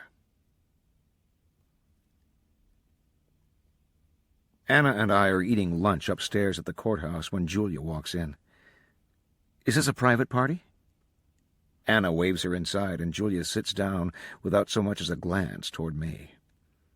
How are you doing? She asks. Okay, Anna replies. I just want it to be over. Julia opens up a packet of salad dressing and pours it over the lunch she's brought. It will be, before you know it. She looks at me when she says this, briefly. That's all it takes for me to remember the smell of her skin, and the spot below her breast where she has a beauty mark in the shape of a crescent moon. Suddenly Anna gets up. I'm going to take Judge for a walk, she announces. Like hell you are. There are reporters out there still. I'll walk him in the hallway, then. You can't. He has to be walked by me. It's part of his training. Then I'm going to pee, Anna says. That's something I'm still allowed to do by myself, right? She walks out of the conference room, leaving Julia and me and everything that shouldn't have happened, but did. She left us alone on purpose, I realize. Julia nods. She's a smart kid. She can read people very well. Then she sets down her plastic fork. Your car is full of dog hair. I know. I keep asking Judge to pull it back in a ponytail, but he never listens. Why didn't you just get me up? I grin. Because we were anchored in a no-wake zone. Julia, however, doesn't even crack a smile. Was last night a joke to you, Campbell? That old adage pops into my head. If you want to see God laugh, make a plan. And because I am a coward, I grab the dog by his collar. I need to walk him before we're called back into court. Julia's voice follows me to the door. You didn't answer me. You don't want me to, I say. I don't turn around. That way I don't have to see her face. When Judge DeSalvo adjourns us for the day at 3 because of a weekly chiropractic appointment, I walk Anna out to the lobby to find her father. But Brian's gone. Sarah looks around, surprised. Maybe he got a fire call, she says. Anna, But I put my hand on Anna's shoulder. I'll take you to the fire station. In the car, she's quiet. I pull into the station parking lot and leave the engine running. Listen, I tell her, you may not have realized it, but we had a great first day. Whatever. She gets out of my car without another word, and Judge hops up into the vacated front seat. Anna walks toward the station, but then veers left. I start to pull back out, and then, against my better judgment, turn off the engine. Leaving Judge in the car, I follow her around the back of the building. She stands like a statue, her face turned up to the sky. What am I supposed to do? Say. I have never been a parent. I can barely take care of myself. As it turns out, Anna starts speaking first. Did you ever do something you knew was wrong, even though it felt right? I think of Julia. Yeah. Sometimes I hate myself, Anna murmurs. Sometimes, I tell her, I hate myself too. This surprises her. She looks at me and then at the sky again. They're up there, the stars, even when you can't see them. I put my hands into my pockets. I used to wish on a star every night. For what? Rare baseball cards for my collection. A golden retriever. Young, hot female teachers. My dad told me that a bunch of astronomers found a new place where stars are being born. Only it's taken us 2,500 years to see them. She turns to me. Do you get along with your parents? I think about lying to her, but then I shake my head. I used to think I'd be just like them when I grew up, but I'm not. And the thing is, somewhere along the way, I stopped wanting to be like them anyway. The sun washes over her milky skin, lights the line of her throat. I get it, Anna says. You were invisible too. Tuesday. From King Henry VI by William Shakespeare. A little fire is quickly trodden out, which, being suffered, rivers cannot quench. Campbell. Brian Fitzgerald is my lock. Once the judge realizes that at least one of Anna's parents agrees with her decision to stop being a donor for her sister, granting her emancipation won't be quite as great a leap. If Brian does what I need him to, namely tell Judge DeSalvo that he knows Anna has rights too, and that he's prepared to support her, then whatever Julia says in her report will be a moot point. And better still, Anna's testimony would only be a formality. Brian shows up with Anna early the next morning, wearing his captain's uniform. I paste a smile on my face and get up, walking toward them with Judge. Morning, I say. Everyone ready? Brian looks at Anna. Then he looks at me. There is a question right there on the verge of his lips, but he seems to be doing everything he can not to ask it. Hey, I say to Anna, brainstorming. Want to do me a favor? Judge could use a couple of quick runs up and down the stairs, or he's going to get restless in court. Yesterday you told me I couldn't walk him. Well, today you can. Anna shakes her head. I'm not going anywhere. The minute I leave, you're just going to talk about me. So I turn to Brian again. Is everything all right? At that moment, Sarah Fitzgerald comes into the building. She hurries toward the courtroom and, seeing Brian with me, pauses. Then she turns slowly away from her husband and continues inside.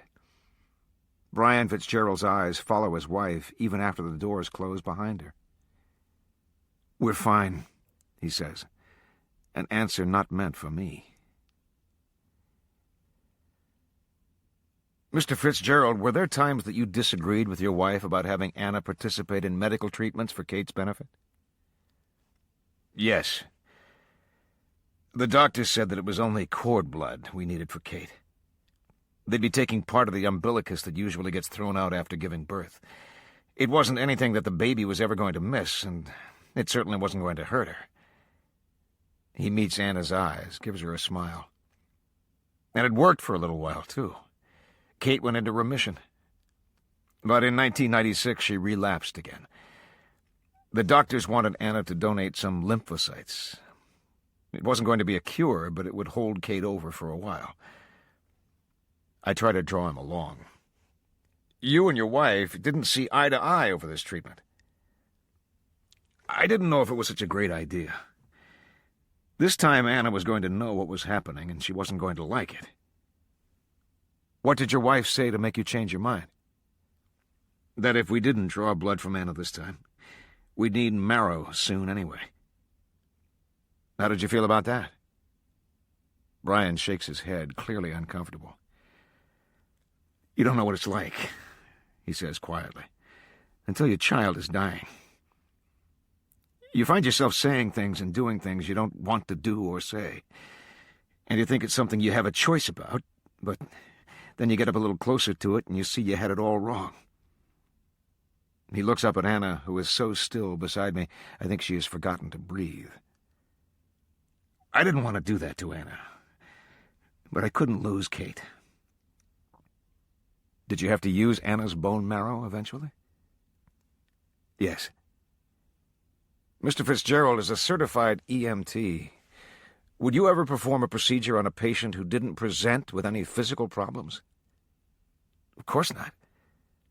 Then why did you, as Anna's father, think this invasive procedure, which carried risk to Anna herself and no personal physical benefit, was in her best interests? Because, Brian says, I couldn't let Kate die. Were there other points, Mr. Fitzgerald, when you and your wife disagreed over the use of Anna's body for your other daughter's treatment? A few years ago, Kate was hospitalized, and losing so much blood, nobody thought she'd make it through. I thought maybe it was time to let her go.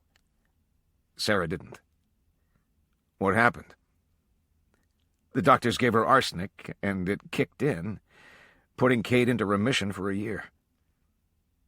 Are you saying that there was a treatment which saved Kate that didn't involve the use of Anna's body?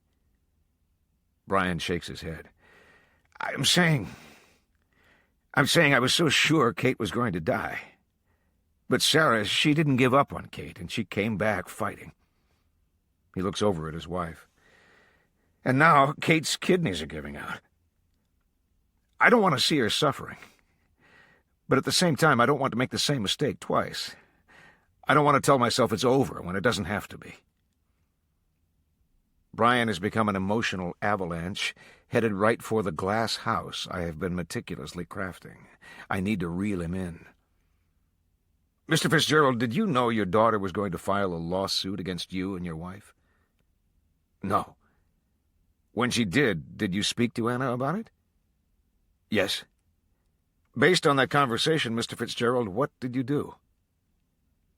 I moved out of the house with Anna. Why?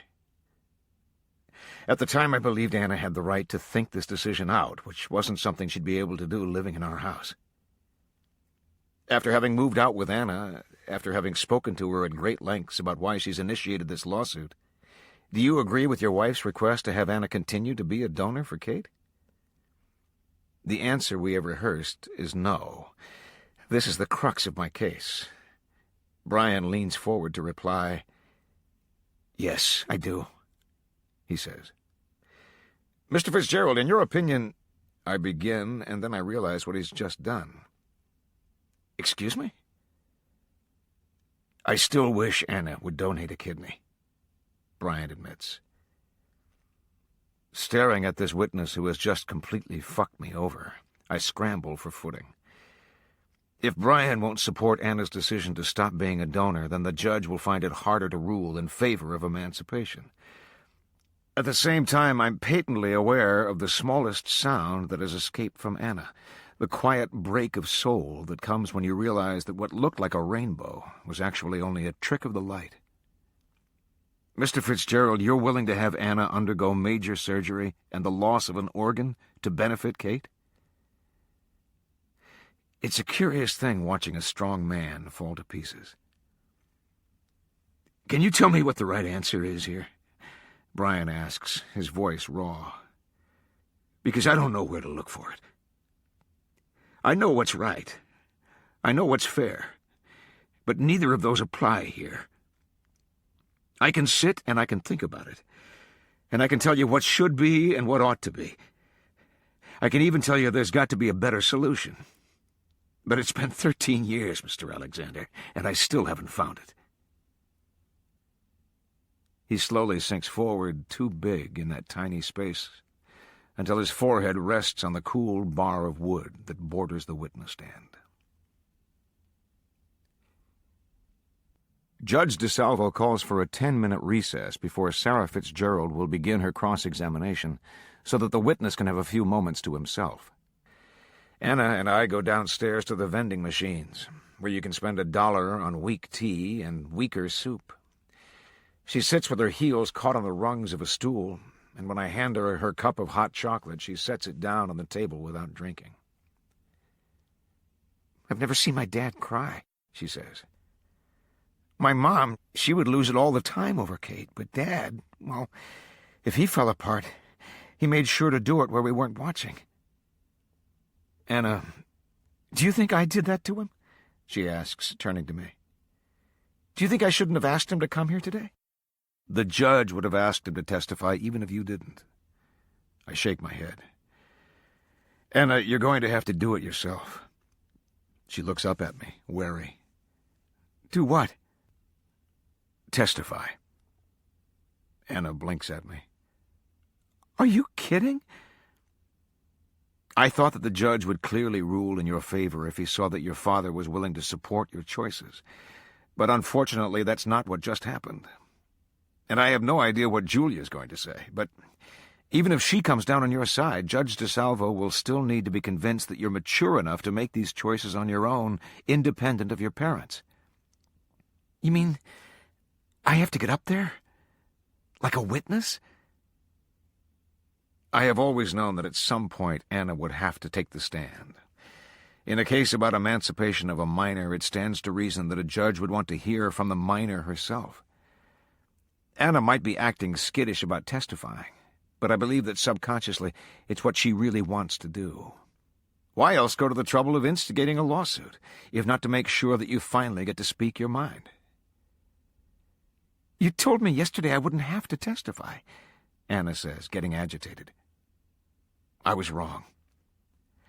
I hired you so that you could tell everyone what I want. It doesn't work that way, I say. You started this lawsuit. You wanted to be someone other than the person your family's made you for the past 13 years, and that means you have to pull back the curtain and show us who she is. Half the grown-ups on this planet have no idea who they are, but they get to make decisions for themselves every day, Anna argues. They aren't 13. Listen, I say, getting to what I imagine is the crux of the matter. I know in the past, standing up and speaking your mind hasn't gotten you anywhere. But I promise you this time, when you talk, everyone will listen. If anything, this has the reverse effect of what I've intended. Anna crosses her arms. "There is no way I'm getting up there," she says. "Anna, being a witness isn't really that big a deal." "It is a big deal, Campbell. It's the hugest deal. And I'm not doing it." "If you don't testify, we lose," I explain. "Then find another way to win. You're the lawyer." I'm not going to rise to that bait. I drum my fingers on the table for patience. "Do you want to tell me why you're so dead set against this?" She glances up.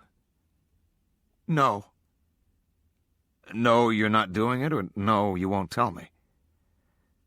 "There are just some things I don't like talking about." Her face hardens.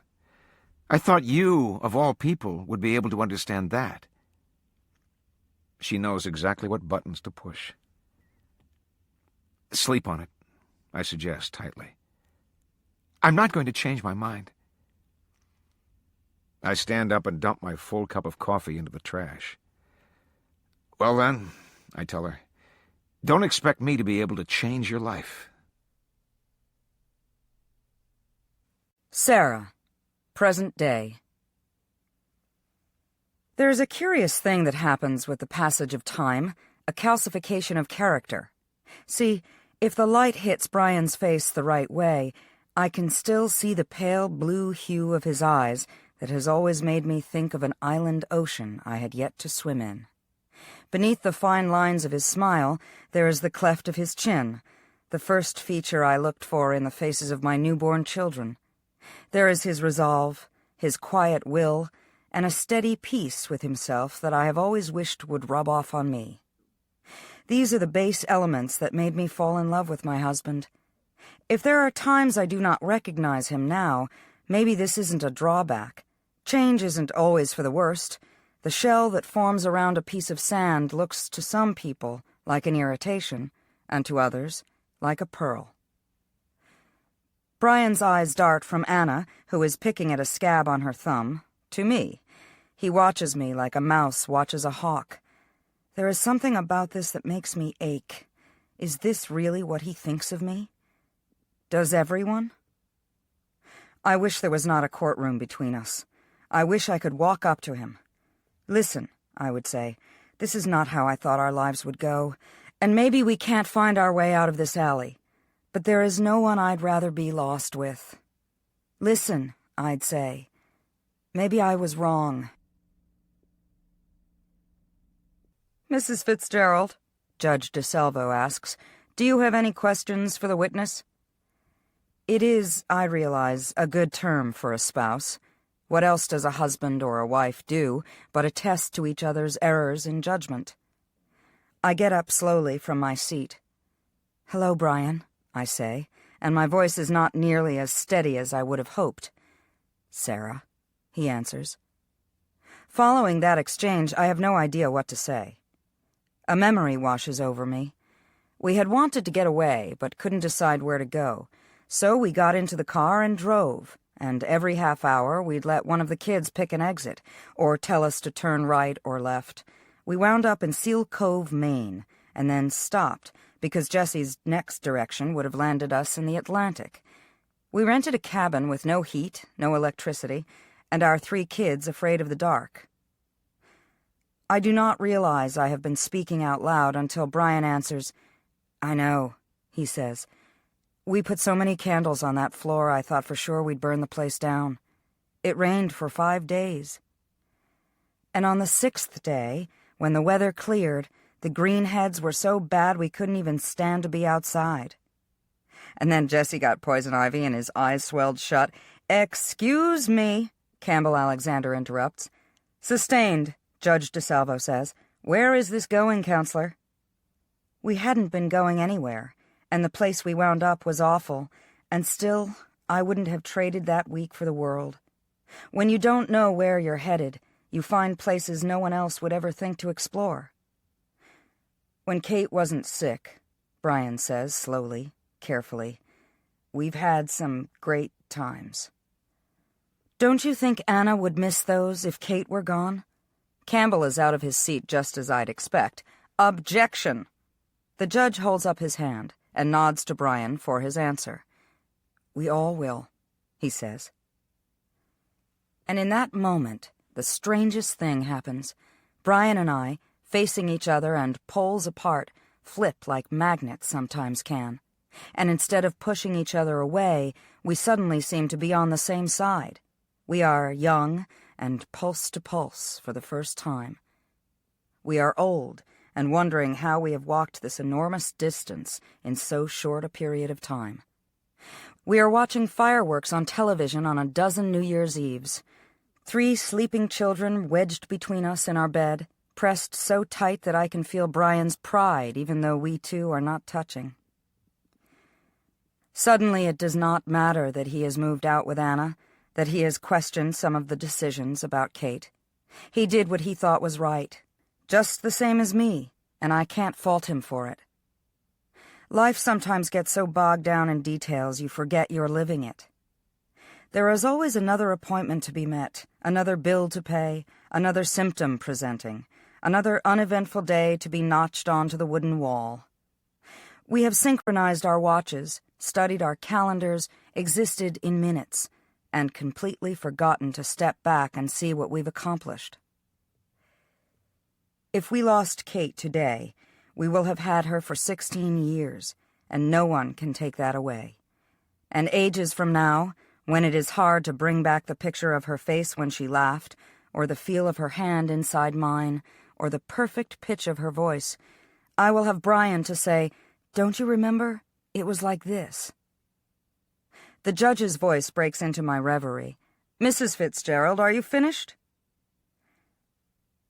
There has never been a need for me to cross-examine Brian. I have always known his answers. What I've forgotten are the questions. Almost. I turn to my husband.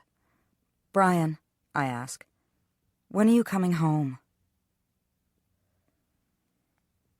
In the bowels of the court building are a sturdy row of vending machines, none of which have anything you'd want to eat. After Judge DeSalvo calls a recess, I wander down there and stare at the Starbursts and the Pringles and the Cheetos trapped in their corkscrew cells. "The Oreos are your best shot," Brian says from behind me. I turn around in time to see him feed the machine 75 cents. Simple. Classic. He pushes 2 buttons and the cookies begin their suicide plunge to the bottom of the machine. He leads me to the table, scarred and stained by people who have carved their eternal initials and graffitied their inner thoughts across the top. "I didn't know what to say to you on the stand," I admit, and then hesitate. "Brian, do you think we've been good parents? I am thinking of Jessie, who I gave up on so long ago, of Kate, who I could not fix, of Anna." "I don't know," Brian says. "Does anyone?" He hands me the package of Oreos. When I open my mouth to tell him I'm not hungry, Brian pushes a cookie inside. It is rich and rough against my tongue. Suddenly I am famished. Brian brushes the crumbs from my lips as if I am made of fine china. I let him. I think maybe I've never tasted anything this sweet. Brian and Anna move back home that night. We both tuck her in, we both kiss her. Brian goes to take a shower. In a little while I will go to the hospital, but right now I sit down across from Anna on Kate's bed. "Are you going to lecture me?" she asks. "Not the way you think." I finger the edge of one of Kate's pillows. "You're not a bad person because you want to be yourself. I hold up a hand. What I mean is that those thoughts, they're human. And just because you turn out differently than everyone's imagined you would doesn't mean that you've failed in some way. A kid who gets teased in one school might move to a different one and be the most popular girl there, just because no one has any other expectations of her. Or a person who goes to med school because his entire family is full of doctors might find out that what he really wants to be is an artist instead. I take a deep breath and shake my head. Am I making any sense? Not really. That makes me smile. I guess I'm saying that you remind me of someone. Anna comes up on an elbow. Who? Me, I say. When you've been with your partner for so many years, they become the glove compartment map that you've worn dog-eared and white-creased, the trail you recognize so well you could draw it by heart, and for this very reason keep it with you on journeys at all times. And yet, when you least expect it, one day you open your eyes and there is an unfamiliar turnoff, a vantage point that wasn't there before, and you have to stop and wonder if maybe this landmark isn't new at all, but rather something you have missed all along. Brian lies beside me on the bed. He doesn't say anything, just puts his hand on the valley made by the curve of my neck. Then he kisses me, long and bittersweet. This I expect, but not the next. He bites down on my lip so hard that I taste blood. "Ow," I say, trying to laugh a little, make light of this. But he doesn't laugh or apologize. He leans forward, licks it off. It makes me jump inside. This is Brian, and this is not Brian. And both of these things are remarkable. I run my own tongue over the blood, copper and slick. I open like an orchid, make my body a cradle, and feel his breath travel down my throat, over my breasts. He rests his head for a moment on my belly, and just as much as that bite was unexpected, there is now a pang of the familiar. This is what he would do each night, a ritual, when I was pregnant. Then he moves again. He rises over me, a second sun, and fills me with light and heat. We are a study of contrasts, hard to soft, fair to dark, frantic to smooth. And yet, there is something about the fit of us that makes me realize neither of us would be quite right without the other. We are a Mobius strip, two continuous bodies, an impossible tangle. "We're going to lose her," I whisper, and even I don't know if I'm talking about Kate or about Anna. Brian kisses me. "Stop," he says. After that, we don't talk anymore. That's safest.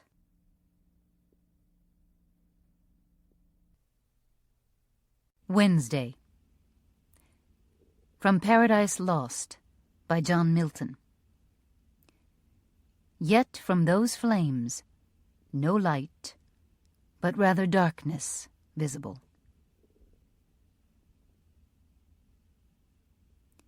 Julia.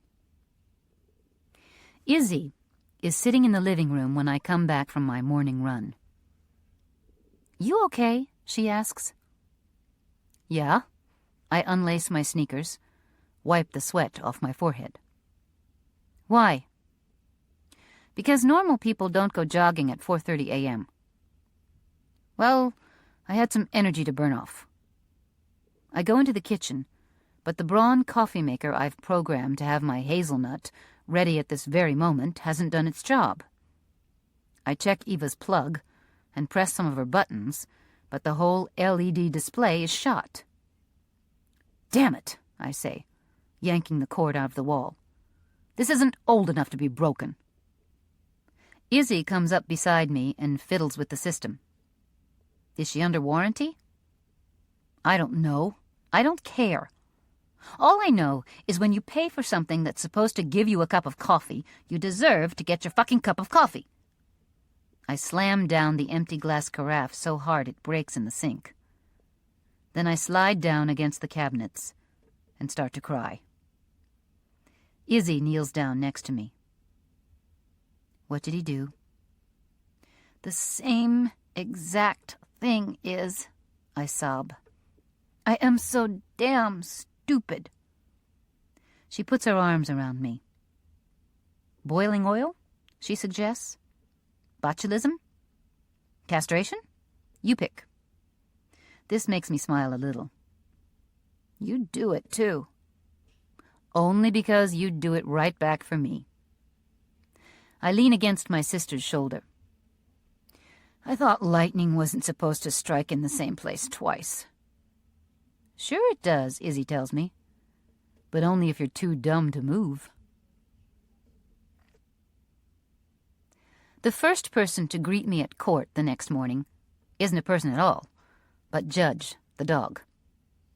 He comes slinking around a corner with his ears flattened, no doubt running away from the sound of his owner's raised voice. "Hey," I say, soothing, but Judge wants none of it. He latches onto the bottom of my suit jacket. Campbell's paying the dry cleaning bill, I swear it, and starts to drag me toward the fray. I can hear Campbell before I turn the corner. "I wasted time and manpower, and you know what? That's not the worst of it. I wasted my own good judgment about a client." "Yeah, well, you aren't the only one who judged wrong," Anna argues back. "I hired you because I thought you had a spine." She pushes past me. "Asshole," she mutters under her breath. In that moment, I remember the way I felt when I woke up alone on that boat. Disappointed, drifting, angry at myself for getting into this situation. Why the hell wasn't I angry at Campbell? Judge leaps up on Campbell, scraping at his chest with his paws. "Get down," he orders, and then he turns around and sees me. "You weren't supposed to hear all that." "I'll bet." He sits heavily on a bridge chair in the conference room and passes his hand over his face. She refuses to take the stand. "Well, for God's sake, Campbell. She can't confront her mother in her own living room, much less in a cross-exam. What did you expect?" He looks up at me, piercing. "What are you going to tell DeSalvo?" "Are you asking because of Anna, or because you're afraid of losing this trial?" "Thanks, but I gave my conscience up for Lent." "Aren't you going to ask yourself why a 13-year-old girl's gotten under your skin?" He grimaces. "Why don't you just butt out, Julia, and ruin my case like you were planning to do in the first place?" "This isn't your case. It's Anna's. Although I can certainly see why you'd think otherwise." "What's that supposed to mean?" "You're cowards. You're both hell-bent on running away from yourself," I say. "I know what consequences Anna's afraid of. What about you?" "I don't know what you're talking about." "No? Where's the one-liner? Or is it too hard to joke about something that hits so close to the bone? You back away every time someone gets close to you. It's okay if Anna's just a client, but the minute she becomes someone you care about, you're in trouble. Me? Well, a quick fuck's just fine, but making an emotional attachment, that's out of the question. The only relationship you have is with your dog, and even that's some enormous state secret." "You're way out of line, Julia." "No. Actually, I'm probably the only person who's qualified to let you know exactly what a jerk you are. But that's okay, right? Because if everyone thinks you're a jerk, no one will bother getting too close." I stare at him a beat longer. It's disappointing to know that someone can see right through you, isn't it, Campbell? He gets up, stone-faced. "I have a case to try." "You do that," I say. "Just make sure you separate justice from the client who needs it. Otherwise, God forbid, you may actually find out that you have a working heart." I walk off before I can embarrass myself any further, and hear Campbell's voice reach out to me. "Julia, it's not true." I close my eyes and, against my better judgment, turn around. He hesitates. "The dog." But whatever he is about to admit is interrupted by Vern's appearance in the doorway. "Judge DeSalvo's on the warpath," he interrupts. "You're late, and the mini-mart was sold out of coffee milk." I meet Campbell's gaze. I wait for him to finish his sentence. "You're my next witness," he says evenly. And the moment is gone before I can even remember it existed.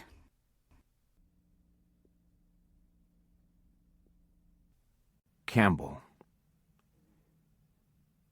It's getting harder and harder to be a bastard. By the time I get into the courtroom, my hands are trembling. Part of it, of course, is the same old, same old. But part of it involves the fact that my client is about as responsive as a boulder beside me. And the woman I'm crazy about is the one I'm about to put on the witness stand. I glance once at Julia as the judge enters. She makes a point of looking away. My pen rolls off the table. Anna, can you get that for me? I don't know. I'd be wasting time and manpower, wouldn't I? She says. And the goddamn pen stays on the floor. Are you ready to call your next witness, Mr. Alexander? Judge DeSalvo asks. But before I can even say Julia's name, Sarah Fitzgerald asks to approach the bench. I gear up for yet another complication, and sure enough, opposing counsel doesn't disappoint.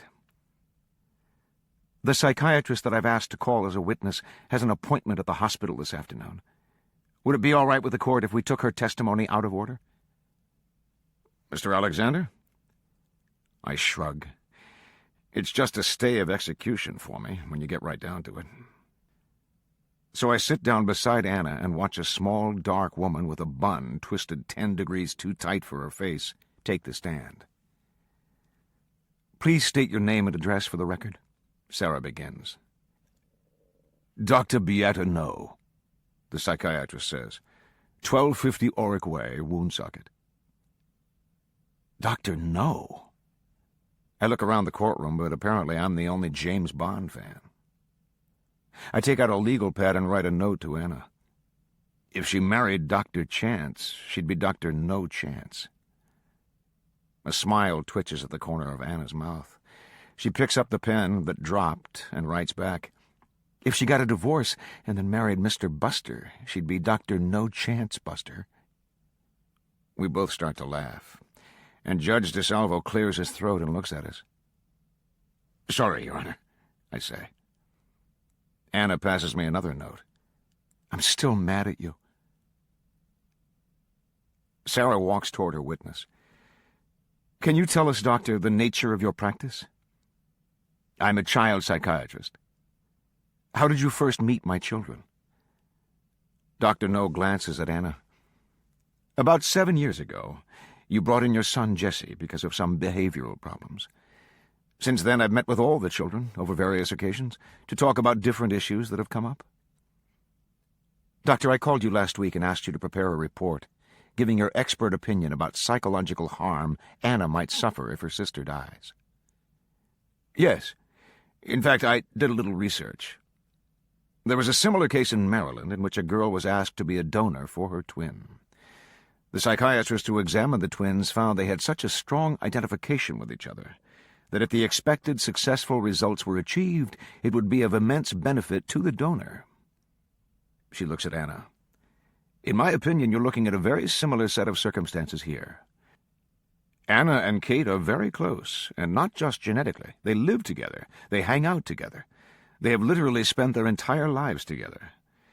If Anna donates a kidney and saves her sister's life, it's a tremendous gift, and not just to Kate, because Anna herself will continue to be part of the intact family by which she defines herself, rather than a family that's lost one of its members. This is such a load of psychobabble bullshit I can barely see to swim through it.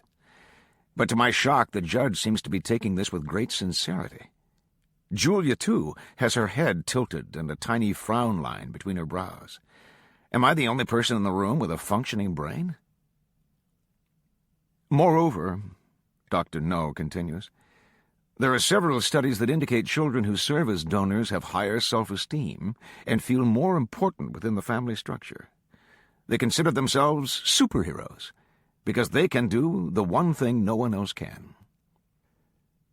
That's the most off-the-mark description of Anna Fitzgerald I have ever heard. Do you think that Anna is capable of making her own medical decisions? Sarah asks. Absolutely not. Big surprise. Whatever decision she makes is going to have overtones for this entire family, Dr. No says. She's going to be thinking of that while making her decision, and therefore it will never truly be independent.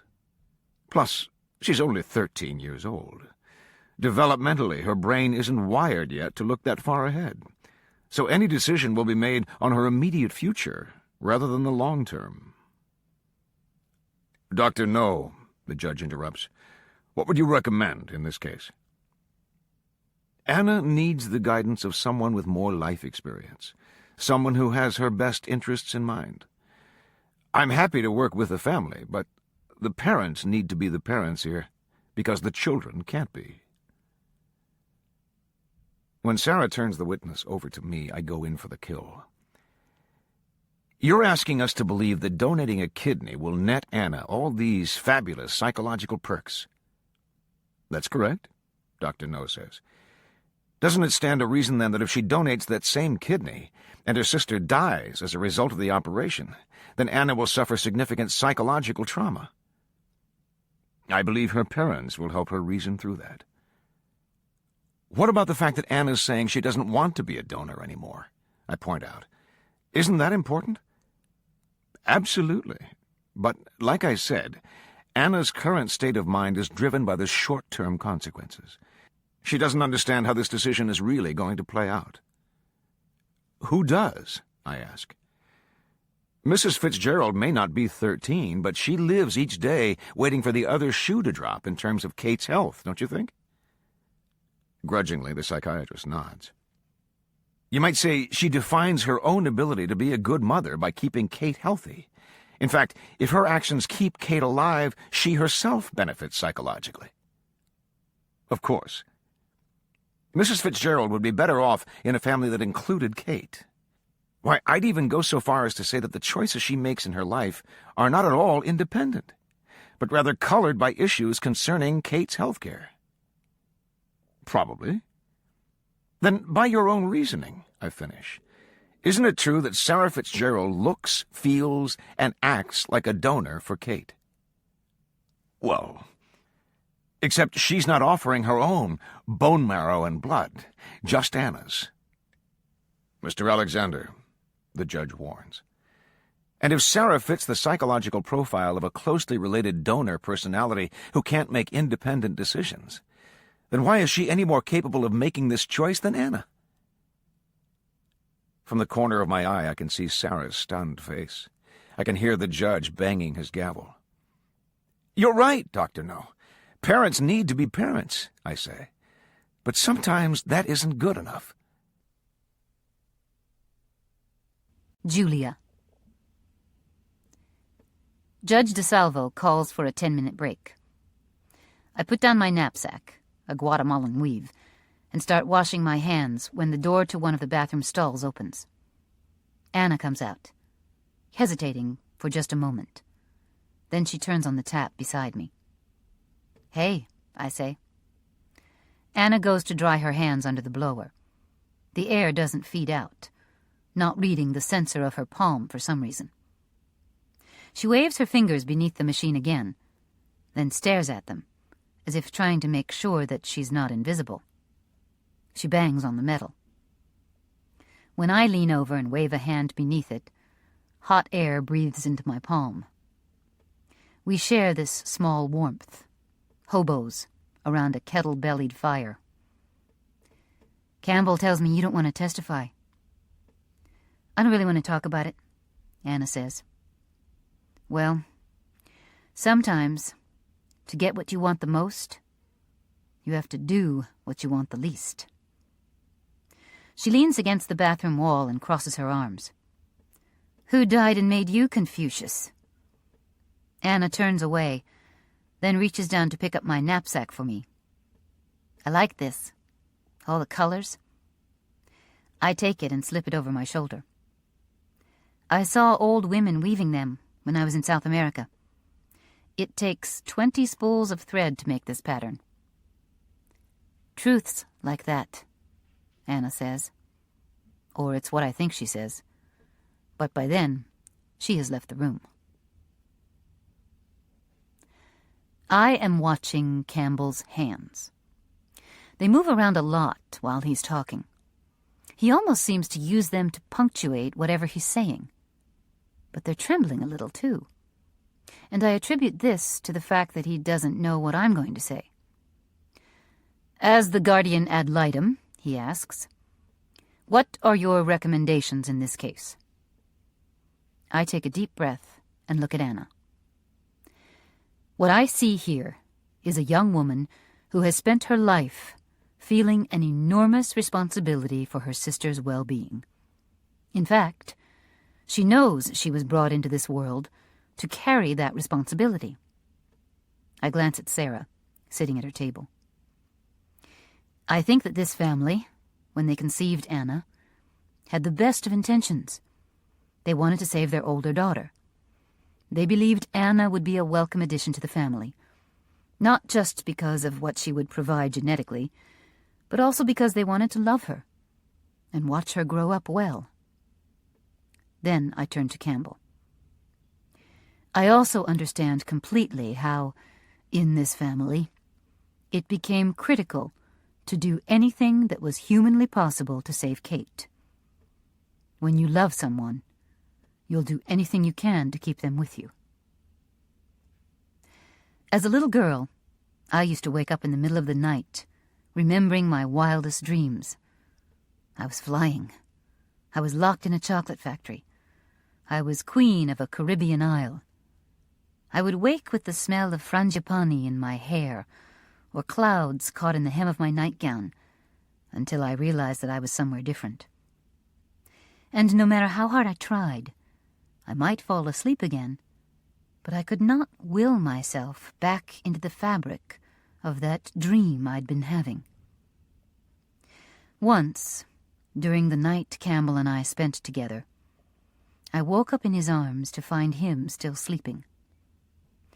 I traced the geography of his face, from the cliff of his cheekbone to the whirlpool of his ear, to the laugh lines ravined beside his mouth. Then I closed my eyes, and for the first time in my life, fell right back into the dream, in the very spot where I'd left it. Unfortunately, I say to the court, there is also a point when you have to step back and say that it's time to let go. For a month after Campbell dumped me, I did not get out of bed, except when forced to go to Mass or to sit at the dinner table. I stopped washing my hair. Under my eyes were dark circles. Izzy and I, at very first glance, looked completely different. On the day that I mustered the courage to get out of bed of my own volition, I went to Wheeler and trolled around the boathouse, carefully staying hidden until I found a boy on the sailing team, a summer session student, who was taking out one of the school's skiffs. He had blonde hair, instead of Campbell's black. He was stocky, not tall and lean. I pretended I needed a ride home. Within an hour I had fucked him in the backseat of his Honda. I did it because if there was someone else, then I wouldn't smell Campbell on my skin and taste him on the inside of my lips. I did it because I had been feeling so hollow inside that I feared floating away, like a helium balloon that rose so high you couldn't even see the faintest splash of color. I felt this boy, whose name I couldn't be bothered to remember, grunting and heaving inside me. I was that empty and that far away. And suddenly I knew what became of all those lost balloons. They were the loves that slipped out of our fists, the blank eyes that rose in every night sky. When I first was given this assignment 2 weeks ago, I tell the judge, and I started to look at the dynamics of this family, it seemed to me that medical emancipation was in Anna's best interest. But then I realized I was guilty of making judgments the way everyone else in this family does, based solely on physiological effects instead of psychological ones. The easy part of this decision is to figure out what's medically right for Anna. Bottom line, it is not in her best interests to donate organs and blood that has no medical benefit for Anna herself, but prolongs her sister's life. I see Campbell's eyes spark. This endorsement has surprised him. It's harder to come up with a solution, though. Because, although it may not be in Anna's best interests to be a donor for her sister, her own family is incapable of making informed decisions about that. If Kate's illness is a runaway train, then everyone reacts from crisis to crisis without figuring out the best way to bring this into the station. And, using the same analogy, her parents' pressure is a switch on the track. Anna isn't mentally or physically strong enough to guide her own decisions, knowing what their wishes are. Campbell's dog gets up and begins to whine. Distracted, I turn to the noise. Campbell pushes away Judge's snout, never taking his eyes off me. I see no one in the Fitzgerald family who can make unbiased decisions about Anna's health care, I admit. Not her parents, and not Anna herself. Judge DeSalvo frowns down at me. "Then, Miss Romano," he asks, "what's your recommendation to the court?" Campbell. She's not going to veto the petition. That's my first incredible thought. That my case isn't going down in flames yet, even after Julia's testimony. My second thought is that Julia is as ripped up about this case and what it's done to Anna as I am. Except she's put it out there on display for everyone to see. Judge has chosen this moment to become a colossal pain in the ass. He sinks his teeth into my coat and starts tugging, but I'll be damned if I'm going to break before I hear Julia finish. "Miss Romano," DeSalvo says, "what's your recommendation to the court?" "I don't know," she says softly. "I'm sorry, this is the first time I've ever served as a guardian ad litem and been unable to reach a recommendation, and I know that's not acceptable. But on one hand, I have Brian and Sarah Fitzgerald, who have done nothing but make choices throughout the course of both their daughters' lives out of love. Put that way, they certainly don't seem like the wrong decisions, even if they aren't the right decisions for both of those daughters anymore." She turns to Anna, and beside me I can feel her sit a little straighter, prouder. On the other hand, I have Anna, who after 13 years is standing up for herself, even though it may mean losing the sister she loves. Julia shakes her head. "It's a Solomon's choice, Your Honor. But you're not asking me to split a baby in half. You're asking me to split a family." When I feel a tug on my other arm, I start to slap the dog away again, but then realize that this time it's Anna. "Okay," she whispers. Judge DeSalvo excuses Julia from the stand. "Okay, what?" I whisper back. "Okay, I'll talk," Anna says. I stare at her in disbelief. Judge is whining now and batting his nose against my thigh, but I can't risk a recess. All it will take for Anna to change her mind is a split second. "You sure?" But she doesn't answer me. She stands up, drawing all attention in the courtroom to herself. "Judge DeSalvo?" Anna takes a deep breath. "I have something to say." Anna. Let me tell you about the first time I had to give an oral report in class. It was 3rd grade, and I was in charge of talking about the kangaroo. They're pretty interesting, you know. I mean, not only are they found on Australia alone, like some kind of mutant evolutionary strain, they have the eyes of deer and the useless paws of a T-Rex.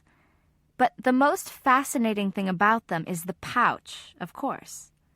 This baby, when it gets born, is like the size of a germ and manages to crawl under the flap and tuck itself inside, all while its clueless mother is bouncing around the outback. And that pouch isn't like they make it out on Saturday morning cartoons. It's pink and wrinkled like inside your lip, and full of important motherish plumbing. I'll bet you didn't know kangaroos don't just carry one joey at a time. Every now and then there will be a miniature sibling, tiny and jellied, and stuck in the bottom while her older sister scrapes around with enormous feet and makes herself comfortable. As you can see, I clearly knew my stuff. But when it was nearly my turn, just as Stephen Scarpino was holding up a papier-mâché model of a lemur, I knew that I was going to be sick. I went up to Mrs. Cuthbert and told her that if I stayed to do this assignment, no one was going to be happy. "Anna," she said, "if you tell yourself you feel fine, you will." So, when Stephen finished, I got up. I took a deep breath. "Kangaroos," I said, "are marsupials that live only in Australia." Then I projectile vomited over 4 kids who had the bad luck to be sitting in the front row. For the whole rest of the year, I was called Kanga Ralph. Every now and then, some kid would go on a plane on vacation, and I'd go over to my cubby to find a barf bag pinned to the front of my fleece pullover, a makeshift marsupial pouch. I was the school's greatest embarrassment, until Darren Hong went to capture the flag in gym and accidentally pulled down Oriana Bertheim's skirt. I'm telling you this to explain my general aversion to public speaking. But now, on the witness stand, there's even more to be worried about. It's not that I'm nervous, like Campbell thinks. I'm not afraid of clamming up, either. I'm afraid of saying too much. I look out at the courtroom and see my mother, sitting at her lawyer table, and my father, who smiles at me just the tiniest bit. And suddenly, I can't believe I ever thought I might be able to go through with this. I get to the edge of my seat, ready to apologize for wasting everyone's time and bolt, only to realize that Campbell looks positively awful. He's sweating, and his pupils are so big they look like quarters set deep in his face. "Anna," Campbell asks, "do you want a glass of water?" I look at him and think, do you? What I want is to go home. I want to run away to a place where no one knows my name and pretend to be a millionaire's adopted daughter, the heir to a toothpaste manufacturing kingdom, a Japanese pop star. Campbell turns to the judge. "May I confer for a moment with my client?" "Be my guest," Judge DeSalvo says. So Campbell walks up to the witness stand and leans so close that only I can hear him. "When I was a kid, I had a friend named Joseph Balls," he whispered. "Imagine if Dr. No married him." He backs away while I am smiling and thinking that maybe, just maybe, I can last for another 2 or 3 minutes up here. Campbell's dog is going crazy. He's the one who needs water or something from the looks of it. And I'm not the only one to notice. "Mr. Alexander," Judge DeSalvo says, "please control your animal." "No, Judge." "Excuse me?" Campbell goes tomato red. "I was speaking to the dog, Your Honor, like you asked." Then he turns to me. "Anna, why did you want to file this petition?" A lie, as you probably know, has a taste all its own. Blocky and bitter and never quite right, like when you pop a piece of fancy candy in your mouth, expecting toffee filling, and you get lemon zest instead. "She asked," I say, the first 2 words that will become an avalanche. "Who asked what?" "My mom," I say, staring at Campbell's shoes. "For a kidney." I look down at my skirt, pick at a thread. Just maybe I will unravel the whole thing. About 2 months ago, Kate was diagnosed with kidney failure. She got tired easily and lost weight and retained water and threw up a lot. The blame was pinned to a bunch of different things: genetic abnormalities, granulocyte macrophage colony stimulating factor, growth hormone shots Kate had once taken to boost marrow production, stress from other treatments. She was put on dialysis to get rid of toxins zipping around her bloodstream, And then the dialysis stopped working. One night, my mother came into our room when Kate and I were just hanging out. She had my father with her, which meant we were in for a more heavy discussion than who left the sink running by accident. "I've been doing some reading on the internet," my mother said. "Transplants of typical organs aren't nearly as difficult to recover from as bone marrow transplants." Kate looked at me and popped in a new CD. We both knew where this was heading. "You can't exactly pick up a kidney at Kmart." "I know. It turns out that you only need to match a couple of HLA proteins to be a kidney donor, not all 6. I called Dr. Chance to ask if I might be a match for you, and he said in normal cases I probably would." Kate hears the right word. Normal cases? Which you're not. Dr. Chance thinks you'd reject an organ from the general donor pool, just because your body has already been through so much. My mother looked down at the carpet. "He wouldn't recommend the procedure unless the kidney comes from Anna." My father shook his head. "That's invasive surgery," he said quietly. "For both of them." I started thinking about this. Would I have to be in the hospital? Would it hurt? Could people live with just one kidney? What if I wound up with kidney failure when I was like 70? Where would I get my spare? Before I could ask any of this, Kate spoke. "I'm not doing it again, all right? I'm sick of it. The hospitals and the chemo and the radiation and the whole freaking thing. Just leave me alone, will you?" My mother's face went white. "Fine, Kate. Go ahead and commit suicide." She put her headphones on again, turned the music up so loud I could hear it. "It's not suicide," she said, "if you're already dying." "Did you ever tell anyone that you didn't want to be a donor?" Campbell asks me, as his dog starts doing helicopters in the front of the courtroom. "Mr. Alexander," Judge DeSalvo says, "I'm going to call a bailiff to remove your pet." It's true, the dog is totally out of control. He's barking and leaping up with his front paws on Campbell and running in those tight circles. Campbell ignores both judges. "Anna, did you decide to file this lawsuit all by yourself?" I know why he's asking. He wants everyone to know I'm capable of making choices that are hard.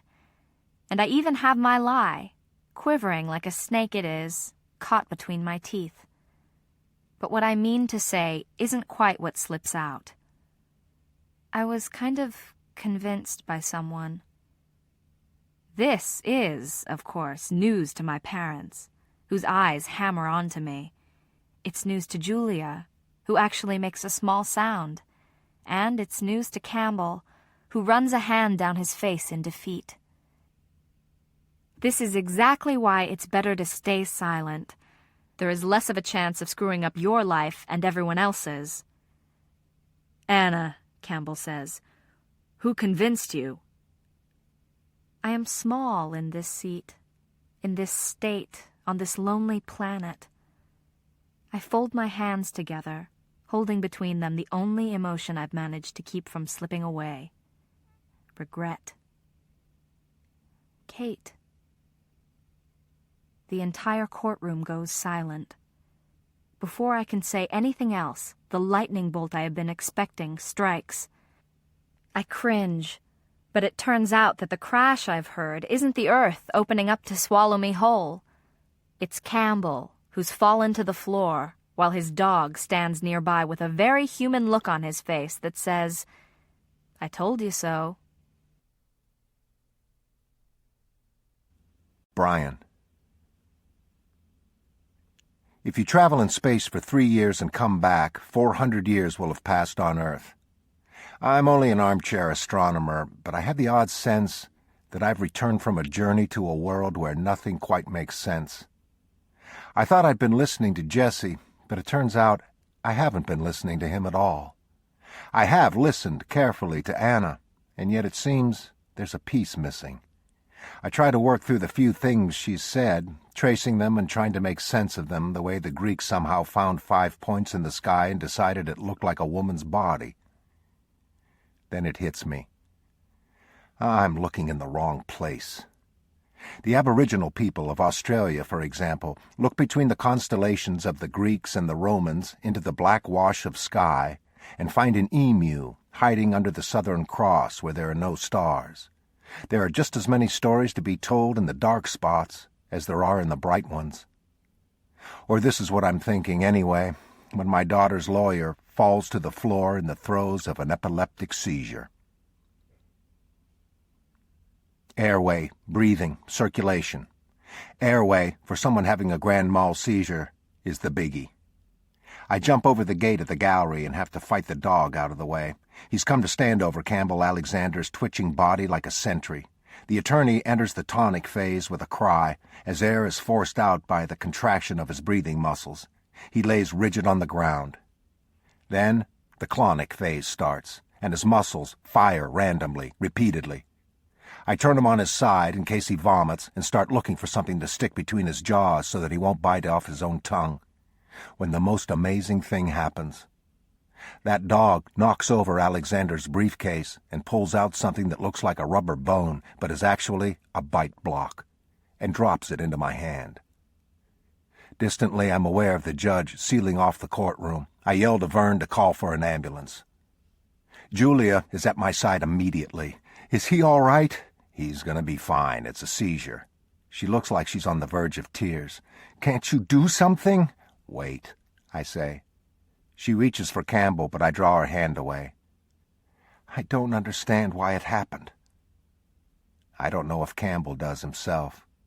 I do know that there are some things, though, that occur without a direct line of antecedents. 2,000 years ago, the night sky looked completely different. And so when you get right down to it, the Greek conceptions of star signs as related to birth dates are grossly inaccurate for today's day and age. It's called the line of procession. Back then, the sun didn't set in Taurus, but in Gemini. A September 24th birthday didn't mean you were a Libra, but a Virgo.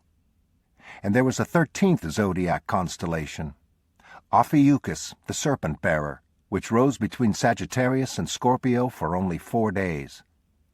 The reason it's all off-kilter? The Earth's axis wobbles. Life isn't nearly as stable as we want it to be. Campbell Alexander vomits on the courtroom rug, then coughs his way to consciousness in the judge's chambers. Take it easy, I say, helping him sit. You had a bad one. He holds his head. What happened? Amnesia on both sides of the event is pretty common. Blacked out. Looked like a grand mal to me. He glances down at the IV line Caesar and I have placed. I don't need that. Like hell you don't, I say. If you don't take anti-seizure meds, you'll be back on that floor in no time.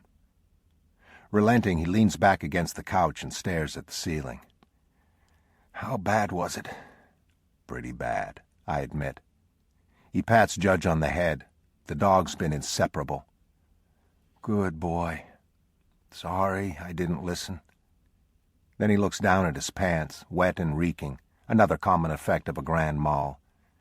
Shit. Close enough. I hand him a spare pair from one of my uniforms, something I had the department bring along. You need help? He shakes me off and tries, one-handedly, to take off his trousers. Without a word, I reach over and undo the fly, help him change. I do this without thinking, the way I'd lift up the shirt of a woman who needed CPR, but all the same, I know it's killing him.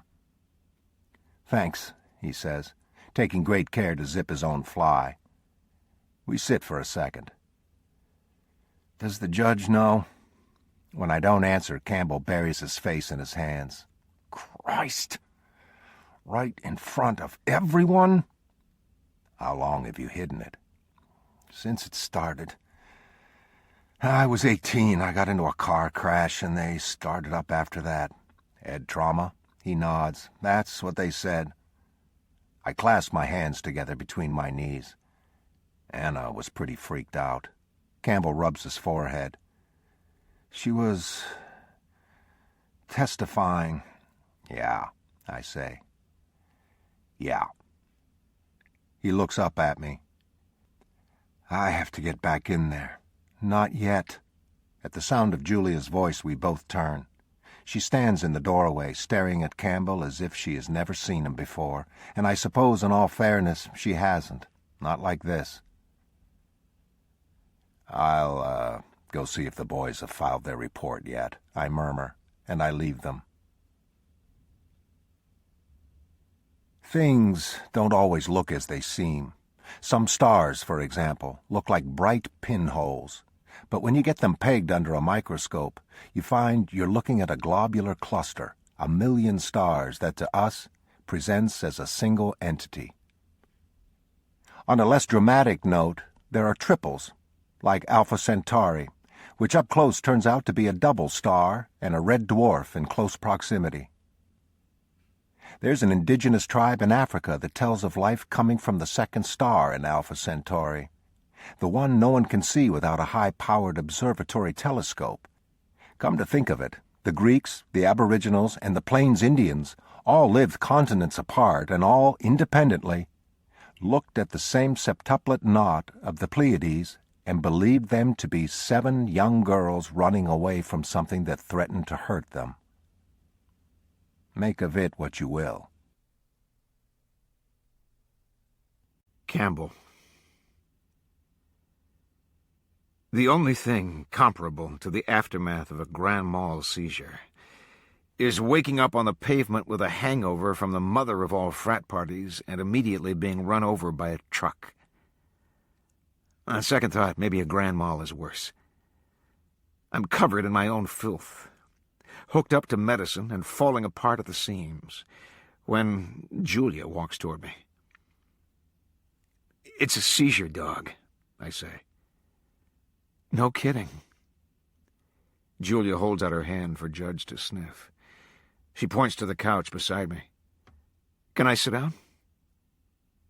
"It's not catching, if that's what you mean." It wasn't.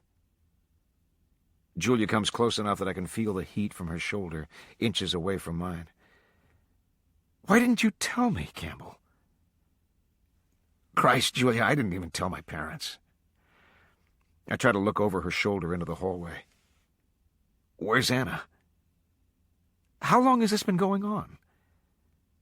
I try to get up and manage to lift myself a half inch before my strength gives out. "I have to get back in there." "Campbell," I sigh. "A while." "A while, as in a week?" Shaking my head, I say, "A while, as in 2 days before we graduated from Wheeler." I look up at her. "The day I took you home, all I wanted was to be with you. When my parents told me I had to go to that stupid dinner at the country club, I followed them in my own car so I could make a quick escape. I was planning on driving back to your house that night. But on the way to dinner, I got into a car accident. I came through with a few bruises, and that night I had the first seizure. 30 CAT scans later, the doctors still couldn't really tell me why, but they made it pretty clear I'd have to live with it forever." I take a deep breath, which is what made me realize that no one else should have to. "What? What do you want me to say, Julia? I wasn't good enough for you. You deserved better than some freak who might fall down frothing at the mouth any old minute." Julia goes perfectly still. "You might have let me make up my own mind." "What difference would it have made? Like you really would have gotten great satisfaction guarding me like Judge does when it happens. Wiping up after me, living at the end of my life." I shake my head. "You were so incredibly independent, a free spirit. I didn't want to be the one who took that away from you."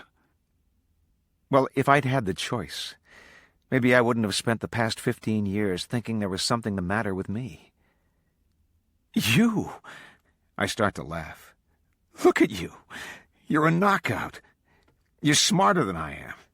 You're on a career track, and you're family-centered, and you probably even can balance your checkbook. And I'm lonely, Campbell, Julia adds. Why do you think I had to learn to act so independent? I also get mad too quickly, and I hog the covers, and my second toe is longer than my big one. My hair has its own zip code. Plus, I get certifiably crazy when I've got PMS. You don't love someone because they're perfect, she says. You love them in spite of the fact that they're not. I don't know how to respond to that. It's like being told after 35 years that the sky, which I've seen as a brilliant blue, is in fact rather green. And another thing. This time you don't get to leave me. I'm going to leave you. If possible, that only makes me feel worse. I try to pretend it doesn't hurt, but I don't have the energy. So, go. Julia settles next to me. I will, she says. In another 50 or 60 years. Anna. I knock on the door of the men's room and then walk inside. On one wall is a really long, gross urinal. On the other, washing his hands in a sink, is Campbell. He's wearing a pair of my dad's uniform pants. He looks different now, as if all the straight lines that had been used to draw his face had been smudged. Julia said you wanted me to come in here, I say. Yeah, I wanted to talk to you alone, and all the conference rooms are upstairs. Your dad doesn't think I ought to tackle that just yet. He wipes his hands on a towel. I'm sorry about what happened. Well, I don't even know if there's a decent answer to that. I chew on my lower lip. Is that why I couldn't pat the dog? Yeah. How does Judge know what to do? Campbell shrugs. It's supposed to have something to do with the scent or electrical impulses that an animal can sense before a human can. But I think it's because we know each other so well. He pats Judge on the neck. He gets me somewhere safe before it happens. I usually have about 20 minutes lead time. I am suddenly shy. I've been with Kate when she's really, really sick, but this is different. I hadn't been expecting this from Campbell. Is this why you took my case? So that I could have a seizure in public? Believe me, no. Not that. I look away from him. Because you know what it's like not to have any control over your body. Maybe, Campbell says thoughtfully. But my doorknobs did sorely need polishing. If he's trying to make me feel better, he's failing miserably. I told you, having me testify wasn't the greatest idea. He put his hands on my shoulders. Anna, come on. If I can go back in there after that performance, you sure as hell can climb into the hot seat for a few more questions. How am I supposed to fight that logic? So I follow Campbell back into the courtroom, where nothing is the way it was just an hour ago.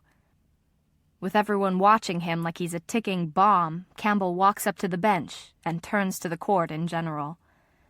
I'm very sorry about that, Judge, he says. Anything for a 10-minute break, right? How can he make jokes about something like this? And then I realize it's what Kate does, too. Maybe if God gives you a handicap, he makes sure you've got a few extra doses of humor to take the edge off.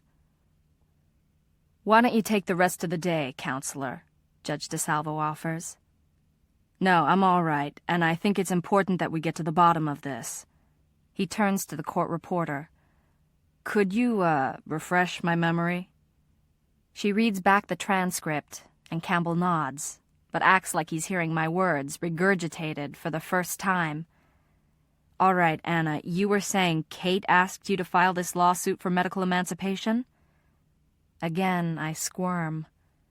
Not quite. Can you explain? She didn't ask me to file the lawsuit. Then what did she ask you? I steal a glance at my mother. She knows. She has to know. Don't make me say it out loud. Anna, Campbell presses, what did she ask you? I shake my head, tight-lipped, and Judge DeSalvo leans over. Anna, you're going to have to give us an answer to this question. Fine. The truth bursts out of me, a raging river now that the dam's washed away. She asked me to kill her. The first thing that was wrong was that Kate had locked the door to our bedroom, when there wasn't really a lock, which meant she'd either pushed up furniture or pennied it shut. "Kate!" I yelled, banging because I was sweaty and gross from hockey practice, and I wanted to take a shower and change. "Kate, this isn't fair!" I guess I made enough noise because she opened up. And that was the second thing. There was something just wrong about the room. I glanced around, but everything seemed to be in place. Most importantly, none of my stuff had been messed with. And yet Kate still looked like she'd swilled a mystery. "What's your problem?" I asked, and then I went into the bathroom, turned on the shower and smelled it. Sweet and almost angry, the same boozy scent I associated with Jessie's apartment. I started opening up cabinets and rummaging through towels and trying to find the proof, no pun intended. And sure enough, there was a half-empty bottle of whiskey hidden behind a box of tampons. "Looky here," I said, brandishing it, and walking back into the bedroom, thinking I had a great little wedge of blackmail to use for my advantage for a while. And then I saw Kate, holding the pills. "What are you doing?" Kate rolled over. "Leave me alone, Anna." "Are you crazy?" "No," Kate said. "I'm just sick of waiting for something that's going to happen anyway. I think I've fucked up everyone's life long enough, don't you?" "But everyone's worked so hard just to keep you alive. You can't kill yourself." All of a sudden, Kate started to cry. "I know. I can't." It took me a few moments to realize this meant she'd already tried before. My mother gets up slowly. "It's not true," she says, her voice stretched thin as glass. "Anna, I don't know why you'd say that." My eyes fill up. "Why would I make it up?" She walks closer. "Maybe you misunderstood. Maybe she was just having a bad day or being dramatic." She smiles in the pained way of people who really want to cry. "Because if she was that upset, she would have told me." "She couldn't tell you," I reply. "She was too afraid if she killed herself, she'd be killing you too." I cannot catch my breath. I am sinking in a tar pit. I am running, and the ground's gone beneath my feet. Campbell asks the judge for a few minutes so I can pull myself together, but even if Judge DeSalvo answers, I'm crying so hard I don't hear it. "I don't want her to die, but I know she doesn't want to live like this, and I'm the one who can give her what she wants." I keep my eyes on my mother, even as she swims away from me. "I've always been the one who can give her what she wants." The next time it came up was after my mother came into our room to talk about donating a kidney. "Don't do it," Kate said when they were gone. I glanced at her. "What are you talking about? Of course I'm going to do it." We were getting undressed, and I noticed that we had picked out the same pajamas, shiny satin ones printed with cherries. As we slid into bed, I thought we looked like we did as little kids when our parents would dress us similarly because they thought it was cute. "Do you think it would work?" I asked. "A kidney transplant?" Kate looked at me. "It might." She leaned over, her hand on the light switch. "Don't do it," she repeated. And it wasn't until I heard her a second time that I understood what she was really saying. My mother is a breath away from me, and in her eyes are all the mistakes she's ever made. My father comes up and puts his arms around her shoulders. "Come sit down," he whispers into her hair. "Your Honor," Campbell says, getting to his feet. "May I?" He walks toward me, Judge right beside him. I am just as shaky as he is. I think about that dog an hour ago.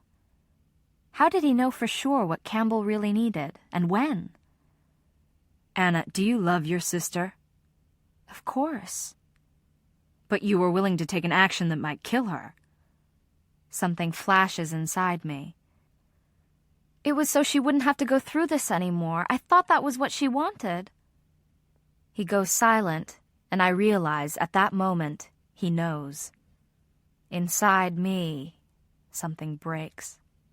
It was what I wanted, too. We were in the kitchen, washing and drying the dishes. You hate going to the hospital, Kate said. Well, duh. I put the forks and spoons, clean, back into their drawer. I know you'd do anything not to have to go there anymore. I glanced at her. Sure, because you'd be healthy. Or dead. Kate plunged her hands into the soapy water, careful not to look at me. Think about it, Anna. You could go to your hockey camps, you could choose a college in a whole different country, you could do anything you want and never have to worry about me. She pulled these examples right out of my head, and I could feel myself blushing, ashamed that they were even up there to be drawn out into the open. If Kate was feeling guilty about being a burden, then I was feeling twice as guilty for knowing she felt that way, for knowing I felt that way. We didn't talk after that. I dried whatever she handed me, and we both tried to pretend we didn't know the truth. That in addition to the piece of me that's always wanted Kate to live, there's another, horrible piece of me that sometimes wishes I were free. There, they understand. I am a monster. I started this lawsuit for some reasons I'm proud of, and many I'm not. And now Campbell will see why I couldn't be a witness. Not because I was scared to talk in front of everyone, but because of all these terrible feelings, some of which are too awful to speak out loud. That I want Kate alive, but also want to be myself, not part of her. That I want the chance to grow up, even if Kate can't. That Kate's death would be the worst thing that's ever happened to me. And also, the best. That sometimes, when I think about all this, I hate myself and just want to crawl back to where I was, to the person they want me to be. Now the whole courtroom is looking at me, and I'm sure that the witness stand or my skin or maybe both is about to implode. Under this magnifying glass, you can see right down to the rotten core at the heart of me. Maybe, if they keep staring at me, I will go up in blue, bitter smoke. Maybe I will disappear without a trace. Anna, Campbell says quietly, what made you think that Kate wanted to die? She said she was ready. He walks up until he is standing right in front of me. Isn't it possible that's the same reason she asked you to help her? I look up slowly and unwrap this gift Campbell's just handed me. What if Kate wanted to die so that I could live? What if, after all these years of saving Kate, she was only trying to do the same for me? Did you tell Kate you were going to stop being a donor? Yes, I whisper. When? The night before I hired you. Anna, what did Kate say? Until now, I hadn't really thought about it, but Campbell has triggered the memory. My sister had gotten very quiet, so quiet that I wondered if she'd fallen asleep. And then she turned to me with all the world in her eyes and a smile that crumbled like a fault line. I glance up at Campbell. She said, thanks.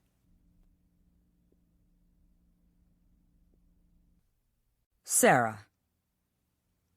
It is Judge DeSalvo's idea to take a field trip of sorts so that he can talk to Kate. When we all reach the hospital, she is sitting up in bed, absently staring at the TV set that Jessie flicks through with the remote. She is thin, her skin cast yellow, but she's conscious. The Tin Man, Jessie says, or the Scarecrow? Scarecrow would get the stuffing knocked out of him, Kate says.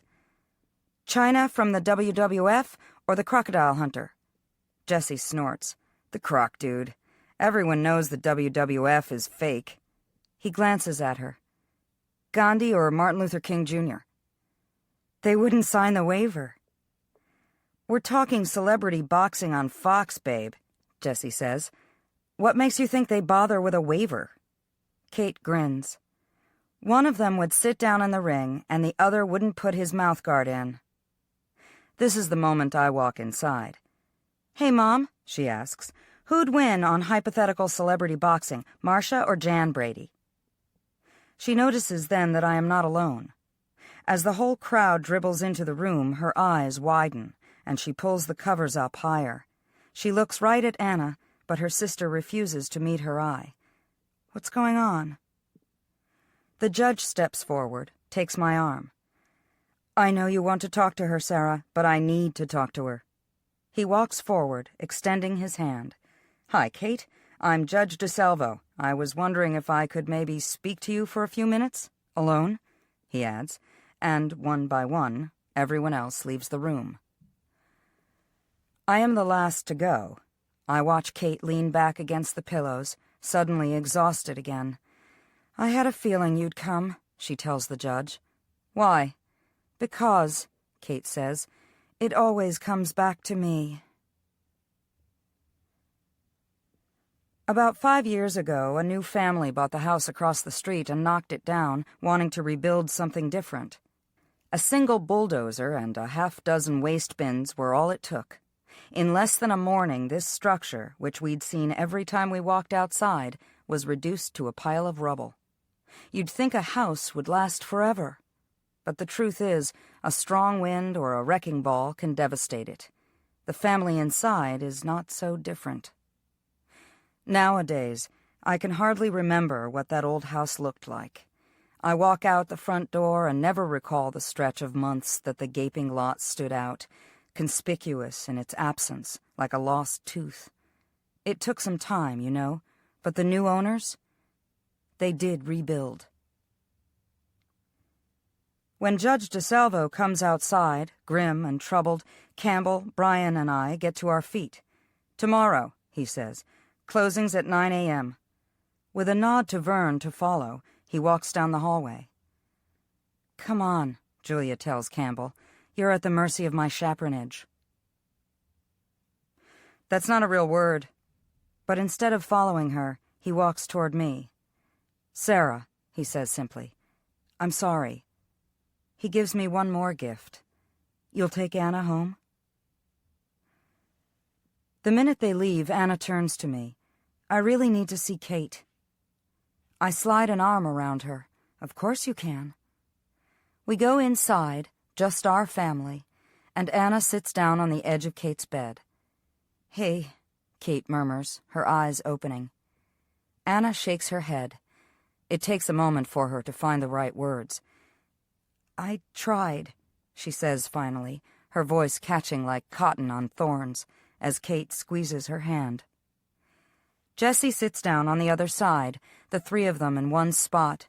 It makes me think of the Christmas card photo we would take each October, balancing them in height order in the wings of a maple tree or on a stone wall, one frozen moment for everyone to remember them by. Al for Mr. Ed, Jessie says. The corners of Kate's mouth turn up. Horse, 8th round. You're on. Finally, Brian leans down, kisses Kate's forehead. Baby, you get a good night's sleep. As Anna and Jessie slip into the hall, he kisses me goodbye, too. Call me, he whispers.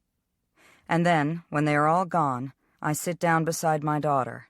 Her arms are so thin I can see the bones shifting as she moves.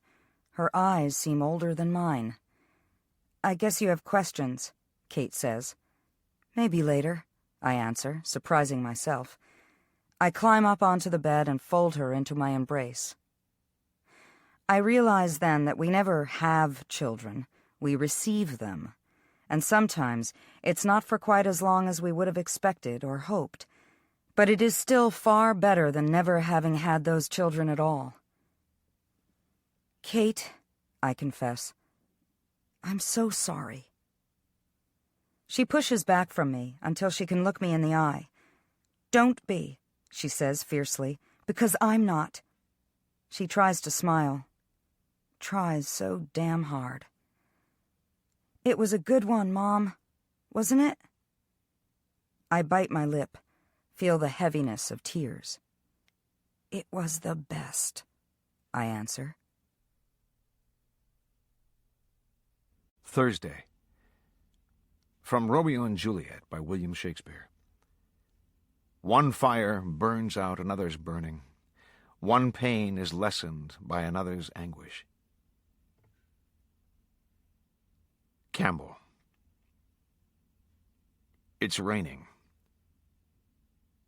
When I come out to the living room, Judge has his nose pressed against the plate glass wall that makes up one whole side of the apartment. He whines at the drops that zigzag past him. "You can't get them," I say, patting him on the head. "You can't get to the other side." I sit down on the rug beside him, knowing I need to get up and get dressed and go to court, knowing that I ought to be reviewing my closing argument again and not sitting here idle. But there's something mesmerizing about this weather. I used to sit in the front seat of my father's Jag, watching the raindrops run their kamikaze suicide missions from one edge of the windshield to the wiper blade. He liked to leave the wipers on intermittent, so that the world went runny on my side of the glass for whole blocks of time. It made me crazy. "When you drive," my father used to say when I complained, "you can do what you want." "You want the shower first?" Julia stands in the open doorway of the bedroom, wearing one of my T-shirts. It hits her at mid-thigh. She curls her toes into the carpet. "You go ahead," I tell her. "I could always just step out on the balcony instead." She notices the weather. "Awful out, isn't it?" "Good day to be stuck in court," I answer, but without any great conviction. I don't want to face Judge DeSalvo's decision today, and for once it has nothing to do with the fear of losing this case. I've done the best I could, given what Anna admitted on the stand, and I hope, like hell, that I've made her feel a little better about what she's done, too. She doesn't look like an indecisive kid anymore. That much is true. She doesn't look selfish. She just looks like the rest of us, trying to figure out exactly who she is and what to make of it. The truth is, as Anna once told me, nobody's going to win. We're going to give our closing arguments and hear the judge's opinion, and even then it won't be over. Instead of heading back to the bathroom, Julia approaches. She sits down cross-legged beside me and touches her fingers to the plate of glass. "Campbell," she says, "I don't know how to tell you this." Everything inside me goes still. "Fast," I suggest. "I hate your apartment." I follow her eyes from the gray carpet to the black couch, to the mirrored wall and the lacquered bookshelves. It is full of sharp edges and expensive art. It has the most advanced electronic gadgets and bells and whistles. It is a dream residence, but it is nobody's home. "You know," I say, "I hate it too." Jesse. It's raining. I go outside and start walking. I head down the street and past the elementary school and through 2 intersections. I'm soaked to the bone in about 5 minutes flat. That's when I start to run. I run so fast that my lungs start to ache and my legs burn, and finally, when I cannot move another step, I fling myself down on my back in the middle of the high school soccer field. Once I took acid here during a thunderstorm like this one. I lay down and watched the sky fall. I imagined the raindrops melting away my skin. I waited for the one stroke of lightning that would arrow through my heart.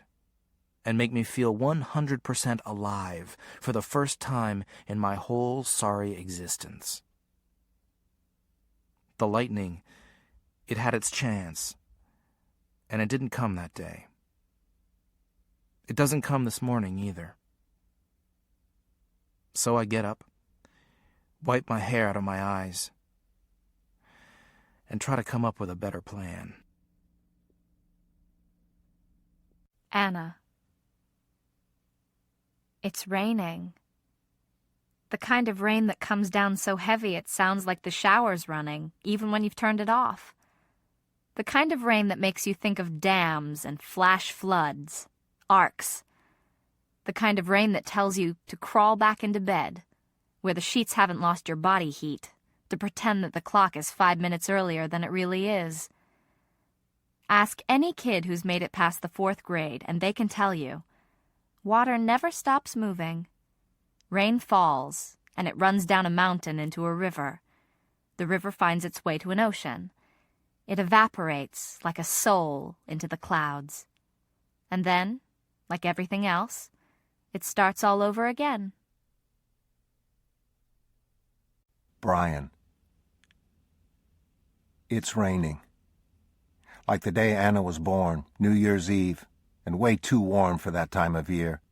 What should have been snow became a torrential downpour. Ski slopes had to close for Christmas because all their runs got washed out. Driving to the hospital with Sarah in labor beside me, I could barely see through the windshield. There were no stars that night, what with all the rain clouds, and maybe because of that, when Anna arrived, I said to Sarah, "Let's name her Andromeda, Anna for short." "Andromeda," she said, "like the sci-fi book?" "Like the princess," I corrected. I caught her eye over the tiny horizon of our daughter's head. "In the sky," I explained. "She's between her mother and her father." Sarah. It's raining. Not an auspicious beginning, I think.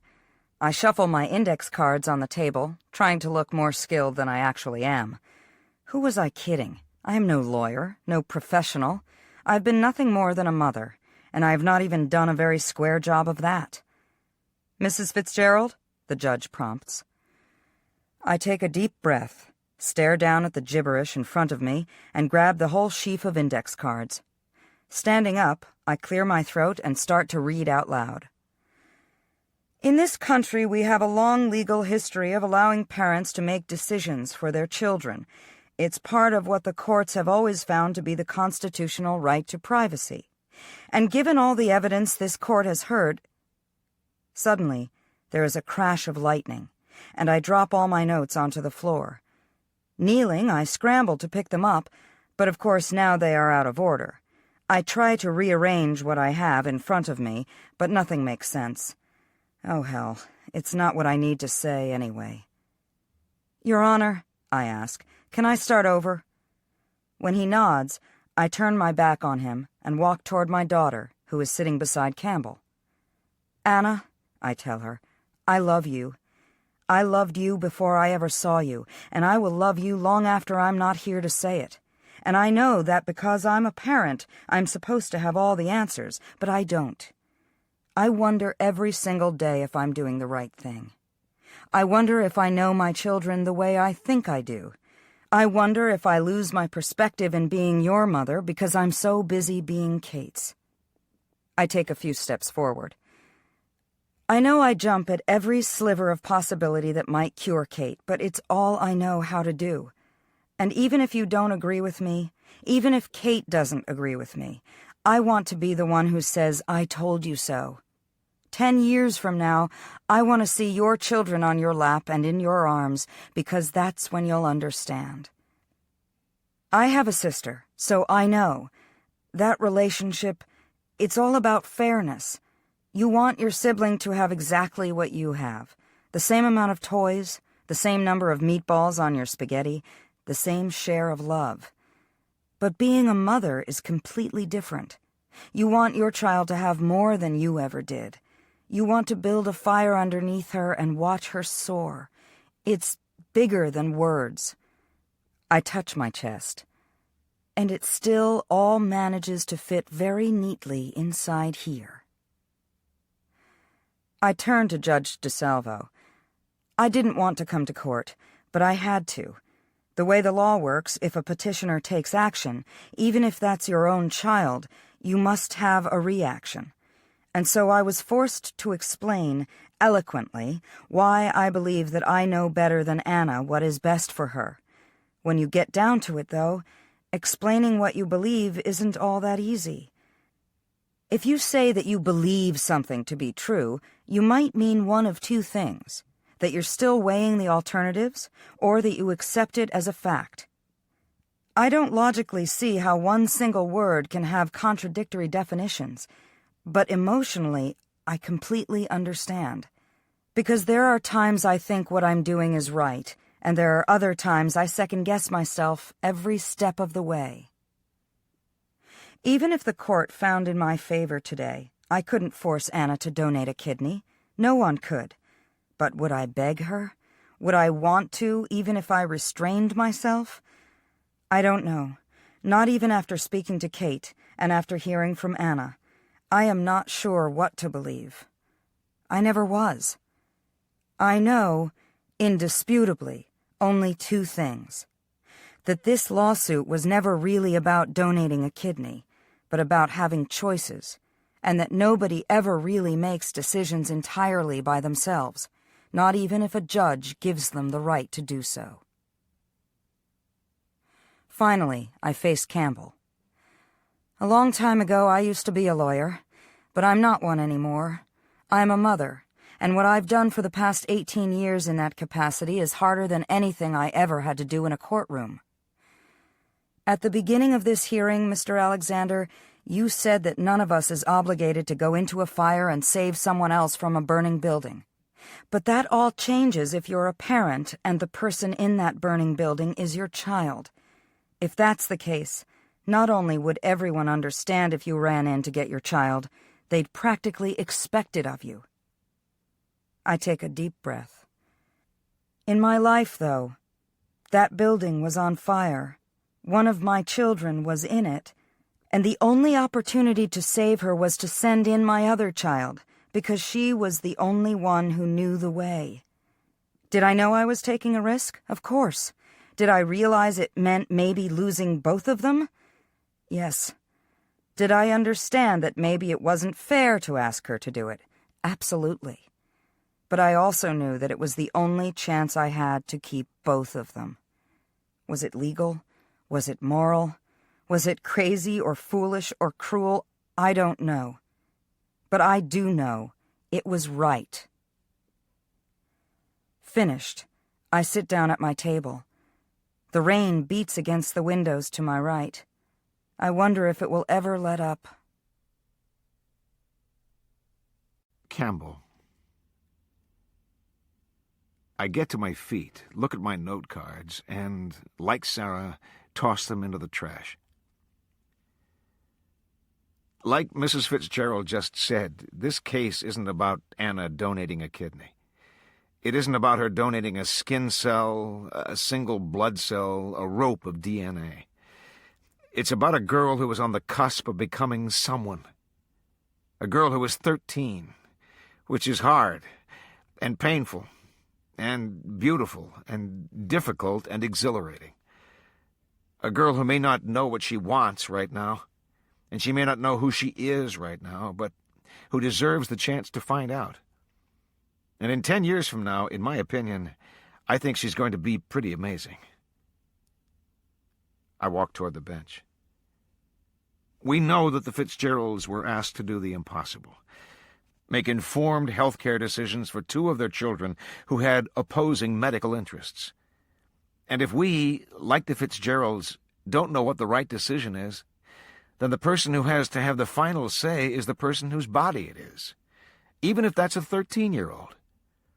And ultimately, that, too, is what this case is about. The moment when, perhaps, a child knows better than her parents.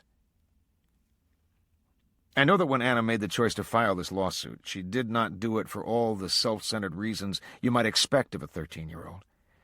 She didn't make this decision because she wanted to be like other kids her age. She didn't make this decision because she was tired of being poked and prodded. She didn't make this decision because she was afraid of the pain. I turn around and smile at her. You know what? I wouldn't be surprised if Anna gives her sister that kidney after all. But what I think doesn't matter. Judge DeSalvo, with all due respect, what you think doesn't matter. What Sarah and Brian and Kate Fitzgerald think doesn't matter. What Anna thinks does. I walk back toward my chair. And that's the only voice we ought to be listening to. Judge DeSalvo calls for a 15-minute recess to render his decision, and I use it to walk the dog. We circle the little square of green behind the Garrahy building, with Vern keeping an eye on the reporters who are waiting for a verdict. "Come on already," I say, as Judge makes his fourth loop around in search of the ultimate spot. No one's watching. But this turns out to not be entirely true. A kid, no older than 3 or 4, breaks away from his mother and comes crashing toward us. "Puppy!" he yells. He stretches out his hands in hot pursuit, and Judge steps closer to me. His mother catches up a moment later. "Sorry, my son's going through a canine stage. Can we pet him?" "No," I say automatically. "He's a service dog." "Oh." The woman straightens, pulls her son away. "But you aren't blind." "I'm an epileptic, and this is my seizure dog. I think about coming clean for once, for the first time. But then again, you have to be able to laugh at yourself, don't you?" "I'm a lawyer," I say, and I grin at her. "He chases ambulances for me." As Judge and I walk off, I'm whistling. When Judge DeSalvo comes back to the bench, he brings a framed picture of his dead daughter, which is how I know that I've lost this case. "One thing that has struck me through the presentation of the evidence," he begins, "is that all of us in this courtroom have entered into a debate about the quality of life versus the sanctity of life. Certainly the Fitzgeralds have always believed that having Kate alive and part of the family was crucial. But at this point, the sanctity of Kate's existence has become completely intertwined with the quality of Anna's life. And it's my job to see whether those two can be separated." He shakes his head. "I'm not sure that any of us is qualified to decide which of these two is the most important, least of all myself. I'm a father. My daughter Dina was killed when she was 12 years old by a drunk driver. And when I rushed to the hospital that night, I would have given anything for another day with her. The Fitzgeralds have had 14 years of being in that position, of being asked to give anything to keep their daughter alive a bit longer. I respect their decisions. I admire their courage. I envy the fact that they even had these opportunities. But as both attorneys have pointed out, this case is no longer about Anna and a kidney. It's about how these decisions get made, and how we decide who should make them." He clears his throat. "The answer is that there is no good answer. So as parents, as doctors, as judges, and as a society, we fumble through and make decisions that allow us to sleep at night. Because morals are more important than ethics, and love is more important than law." Judge DeSalvo turns his attention to Anna, who shifts uncomfortably. "Kate doesn't want to die," he says gently. "But she doesn't want to live like this either. And knowing that, and knowing the law, there's really only one decision I can make. The only person who should be allowed to make that choice is the very one who lies at the heart of the issue." I exhale heavily. And by that, I don't mean Kate, but Anna. Beside me, she sucks in her breath. One of the issues brought up during these past few days has involved whether or not a 13-year-old is capable of making choices as weighty as these. I argue, though, that age is the least likely variable here for basic understanding. In fact, some of the adults here seem to have forgotten the simplest childhood rule. You don't take something away from someone without asking permission. "Anna," he asks, "will you please stand up?" She looks at me, and I nod, standing up with her. "At this time," Judge DeSalvo says, "I'm going to declare you medically emancipated from your parents. What that means is that even though you will continue to live with them, and even though they can tell you when to go to bed and what TV shows you can't watch and whether you have to finish your broccoli, with regards to any medical treatment, you have the last word." He turns towards Sarah. "Mrs. Fitzgerald, Mr. Fitzgerald, I'm going to order you to meet with Anna and her pediatrician and discuss the terms of this verdict, so that the doctor understands he needs to deal directly with Anna. And just so she has additional guidance, should she need it, I'm going to ask Mr. Alexander to assume medical power of attorney for her until age 18, so that he may assist her in making some of the more difficult decisions.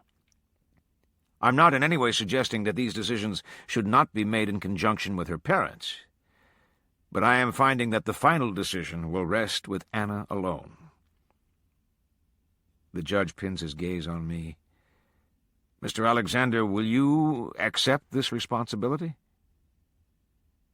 With the exception of Judge, I have never had to take care of anyone or anything before. And now I will have Julia, and I will have Anna. "I'd be honored," I say, and I smile at her. "I want those forms signed before you leave the courthouse today," the judge orders. "Good luck, Anna. Stop by every now and then, and let me know how you are."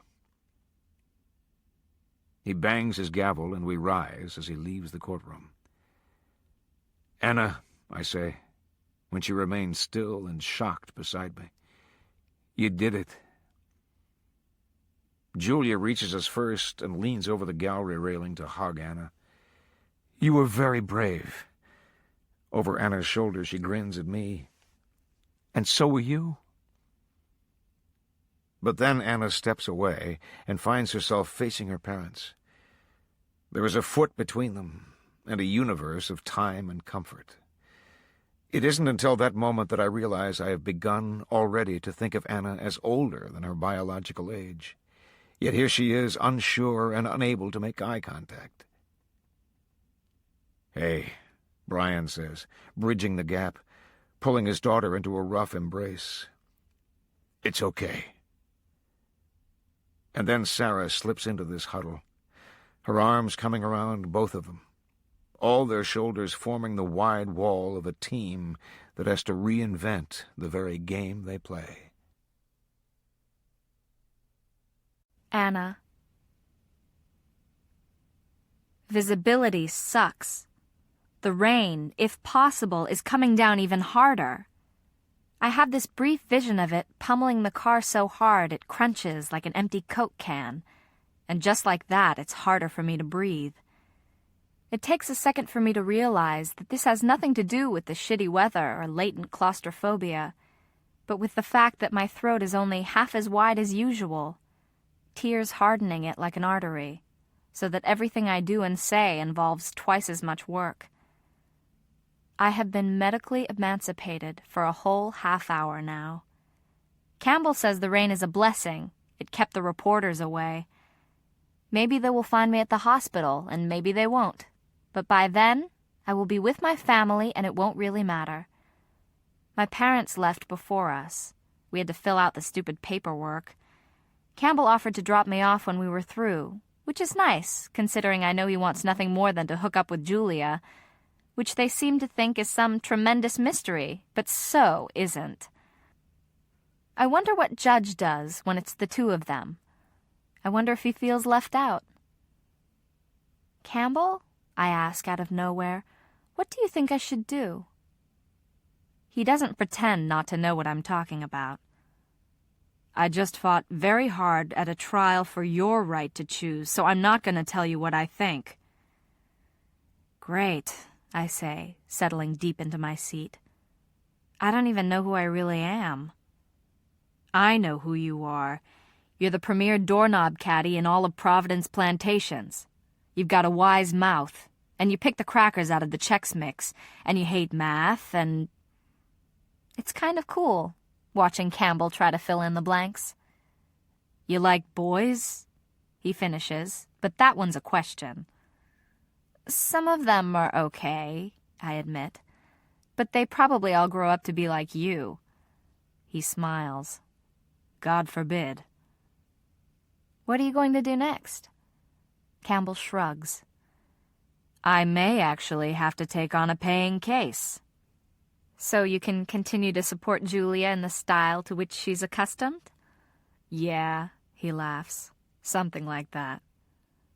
It gets quiet for a moment, so all I can hear is the squelch of the windshield wipers. I slip my hands under my thighs, sit on them. What you said at the trial, do you really think I'll be amazing in 10 years? Why, Anna Fitzgerald, are you fishing for compliments? Forget I said anything. He glances at me. Yes, I do.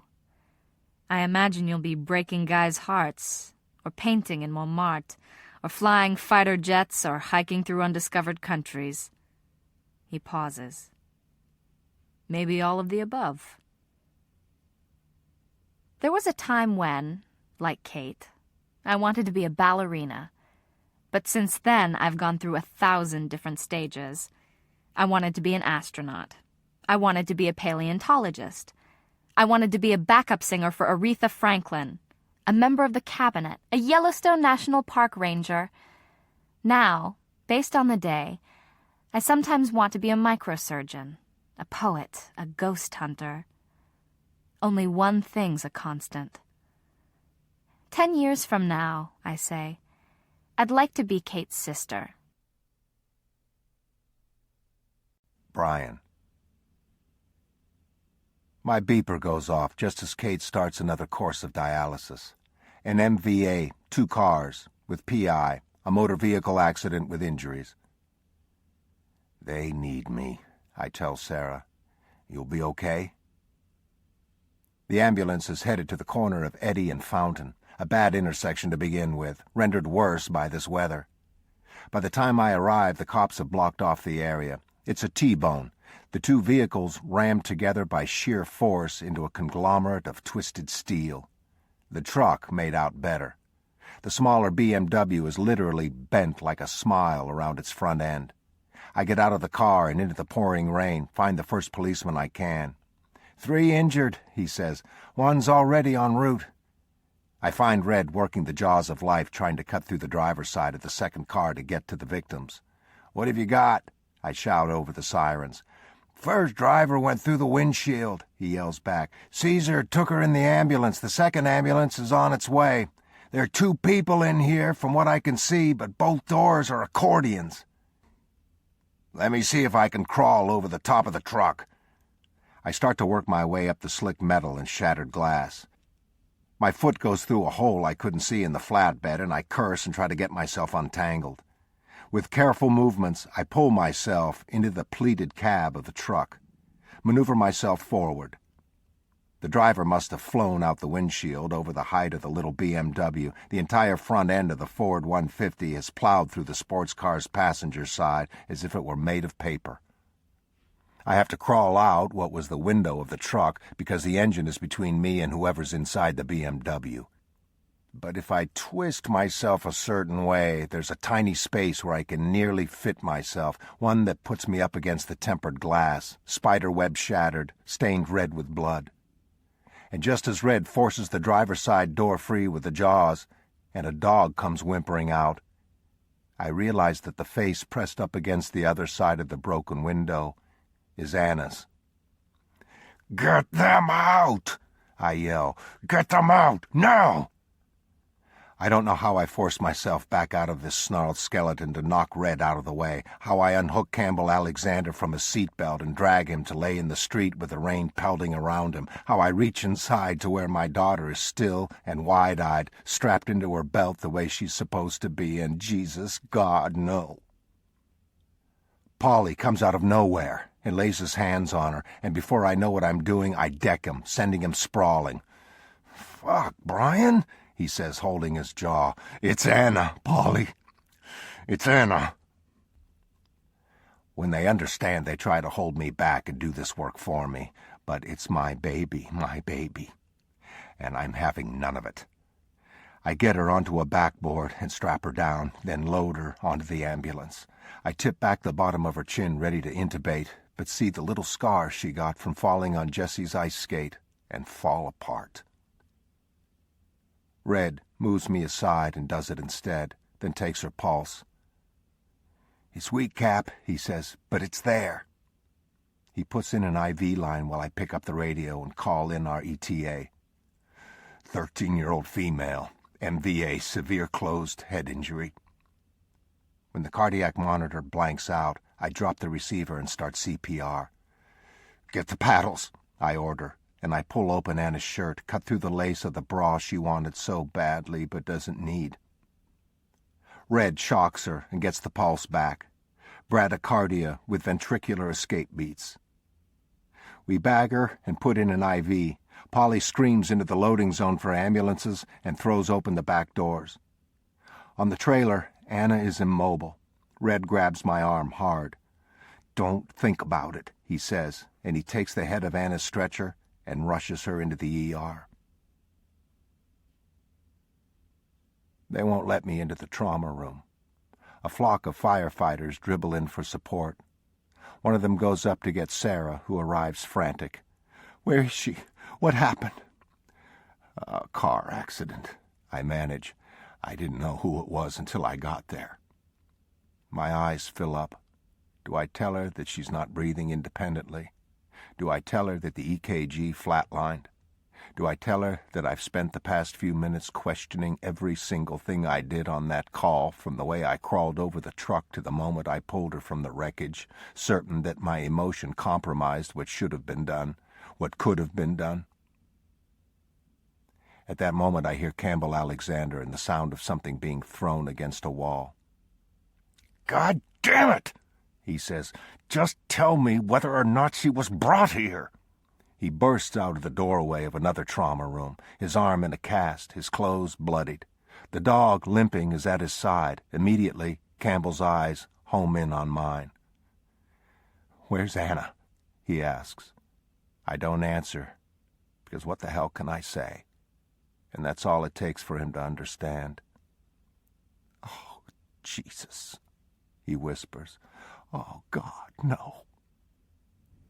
The doctor comes out of Anna's room. He knows me. I'm here 4 nights a week. "Brian," he says soberly, "she's not responding to noxious stimuli." The sound that comes out of me is primal, inhuman, all-knowing. "What does that mean?" Sarah's words peck at me. "What is he saying, Brian?" "Anna's head hit the window with great force, Mrs. Fitzgerald. It's caused a fatal head injury. A respirator is keeping her breathing right now, but she's not showing any indications of neurological activity. She's brain dead. I'm sorry," the doctor says. "I really am." He hesitates, looks from me to Sarah. "I know it's not something you even want to think about right now, but there's a very small window. Is organ donation something you'd like to consider?" There are stars in the night sky that look brighter than the others, and when you look at them through a telescope, you realize you're looking at twins. The 2 stars rotate around each other, sometimes taking nearly 100 years to do it. They create so much gravitational pull, there's no room around for anything else. You might see a blue star, for example, and realize only later that it has a white dwarf as a companion. That first one shines so bright, by the time you notice the second one, it's really too late. Campbell is the one who actually answers the doctor. I have power of attorney for Anna, he explains, not her parents. He looks from me to Sarah. And there is a girl upstairs who needs that kidney. Sarah. In the English language, there are orphans and widows, but there is no word for the parent who loses a child. They bring her back down to us after the donated organs are removed. I am the last to go in. In the hallway already are Jessie and Zan and Campbell and some of the nurses we've grown close to, and even Julia Romano, the people who needed to say goodbye. Brian and I walk inside, where Anna lies tiny and still on the hospital bed. A tube feeds down her throat. A machine breathes for her. It is up to us to turn it off. I sit down on the edge of the bed and pick up Anna's hand, still warm to the touch, still soft inside mine. It turns out that after all these years I have spent anticipating a moment like this, I am completely at a loss.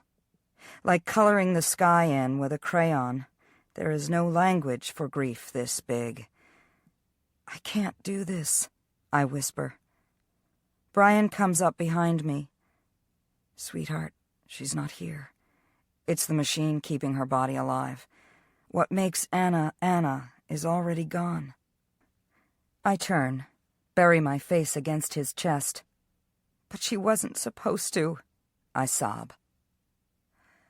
We hold each other, then, and when I feel brave enough, I look back down at the husk that once held my youngest. He is right, after all. This is nothing but a shell. There is no energy to the lines of her face. There is a slack absence to her muscles. Under this skin they have stripped her of organs that will go to Kate and to other nameless, second-chance people. Okay. I take a deep breath. I put my hand on Anna's chest as Brian, trembling, flips off the respirator. I rub her skin in small circles, as if this might make it easier. When the monitors flatline, I wait to see some change in her. And then I feel it, as her heart stops beating beneath my palm. That tiny loss of rhythm, that hollow calm, that utter loss. Epilogue. From Submergence by D.H. Lawrence. When along the pavement, palpitating flames of life, people flicker round me, I forget my bereavement, the gap in the great constellation, the place where a star used to be.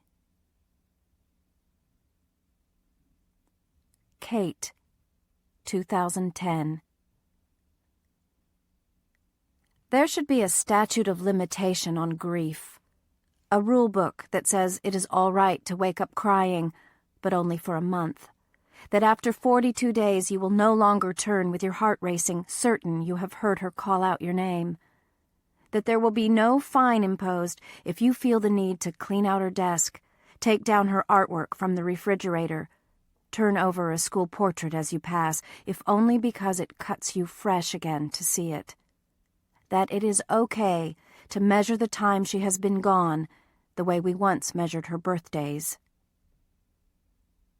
For a long time afterward, my father claimed to see Anna in the night sky. Sometimes it was the wink of her eye, sometimes the shape of her profile. He insisted that stars were people who were so well loved they were traced in constellations to live forever. My mother believed for a long time that Anna would come back to her. She began to look for signs, plants that bloomed too early, eggs with double yolks, salt spilled in the shape of letters. And me? Well, I began to hate myself. It was, of course, all my fault. If Anna had never filed that lawsuit, if she hadn't been at the courthouse signing papers with her attorney, she never would have been at that particular intersection at that particular moment. She would be here, and I would be the one coming back to haunt her. For a long time I was sick. The transplant nearly failed, and then, inexplicably, I began the long, steep climb upward. It has been 8 years since my last relapse, something not even Dr. Chance can understand. He thinks it is a combination of the ATRA and the arsenic therapy, some contributing delayed effect. But I know better. It is that someone had to go, and Anna took my place. Grief is a curious thing when it happens unexpectedly. It is a Band-Aid being ripped away, taking the top layer off a family. And the underbelly of a household is never pretty, ours no exception. There were times I stayed in my room for days on end with headphones on, if only so that I would not have to listen to my mother cry. There were the weeks that my father worked round-the-clock shifts so that he wouldn't have to come home to a house that felt too big for us. Then one morning, my mother realized that we had eaten everything in the house down to the last shrunken raisin and graham cracker crumb, and she went to the grocery store. My father paid a bill or two. I sat down to watch TV and watched an old I Love Lucy and started to laugh. Immediately, I felt like I had defiled a shrine. I clapped my hand over my mouth, embarrassed. It was Jessie sitting beside me on the couch who said she would have thought it was funny, too. See, as much as you want to hold on to the bitter, sore memory that someone has left this world, you are still in it. And the very act of living is a tide. At first it seems to make no difference at all, and then one day you look down and see how much pain has eroded. I wonder how much she keeps tabs on us. If she knows that for a long time we were close to Campbell and Julia, even went to their wedding.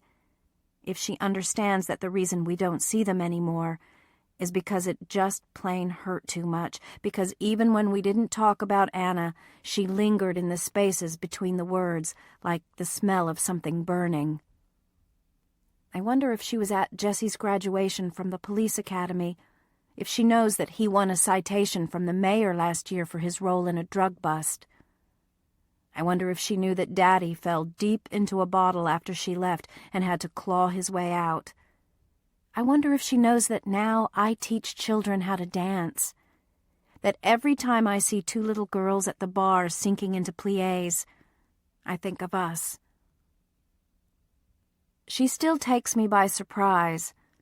Like nearly a year after her death, when my mother came home with a roll of film she'd just developed of my high school graduation. We sat down at the kitchen table together, shoulder to shoulder, trying not to mention as we looked at all our double-wide grins that there was someone missing from the photo. And then, as if we'd conjured her, the last picture was of Anna. It had been that long since we'd used the camera, plain and simple. She was on a beach towel, holding out one hand toward the photographer, trying to get whoever it was to stop taking her picture. My mother and I sat at the kitchen table staring at Anna until the sun set, until we had memorized everything from the color of her ponytail holder to the pattern of fringe on her bikini, until we couldn't be sure we were seeing her clearly anymore. My mother let me have that picture of Anna. But I didn't frame it. I put it into an envelope and sealed it and stuffed it far back into a corner drawer of a filing cabinet. It's there, just in case one of these days I start to lose her. There might be a morning when I wake up and her face isn't the first thing I see, or a lazy August afternoon when I can't quite recall anymore where the freckles were on her right shoulder. Maybe one of these days I will not be able to listen to the sound of snow falling and hear her footsteps. When I start to feel this way, I go into the bathroom and I lift up my shirt and touch the white lines of my scar. I remember how, at first, I thought the stitches seemed to spell out her name. I think about her kidney working inside me, and her blood running through my veins. I take her with me, wherever I go.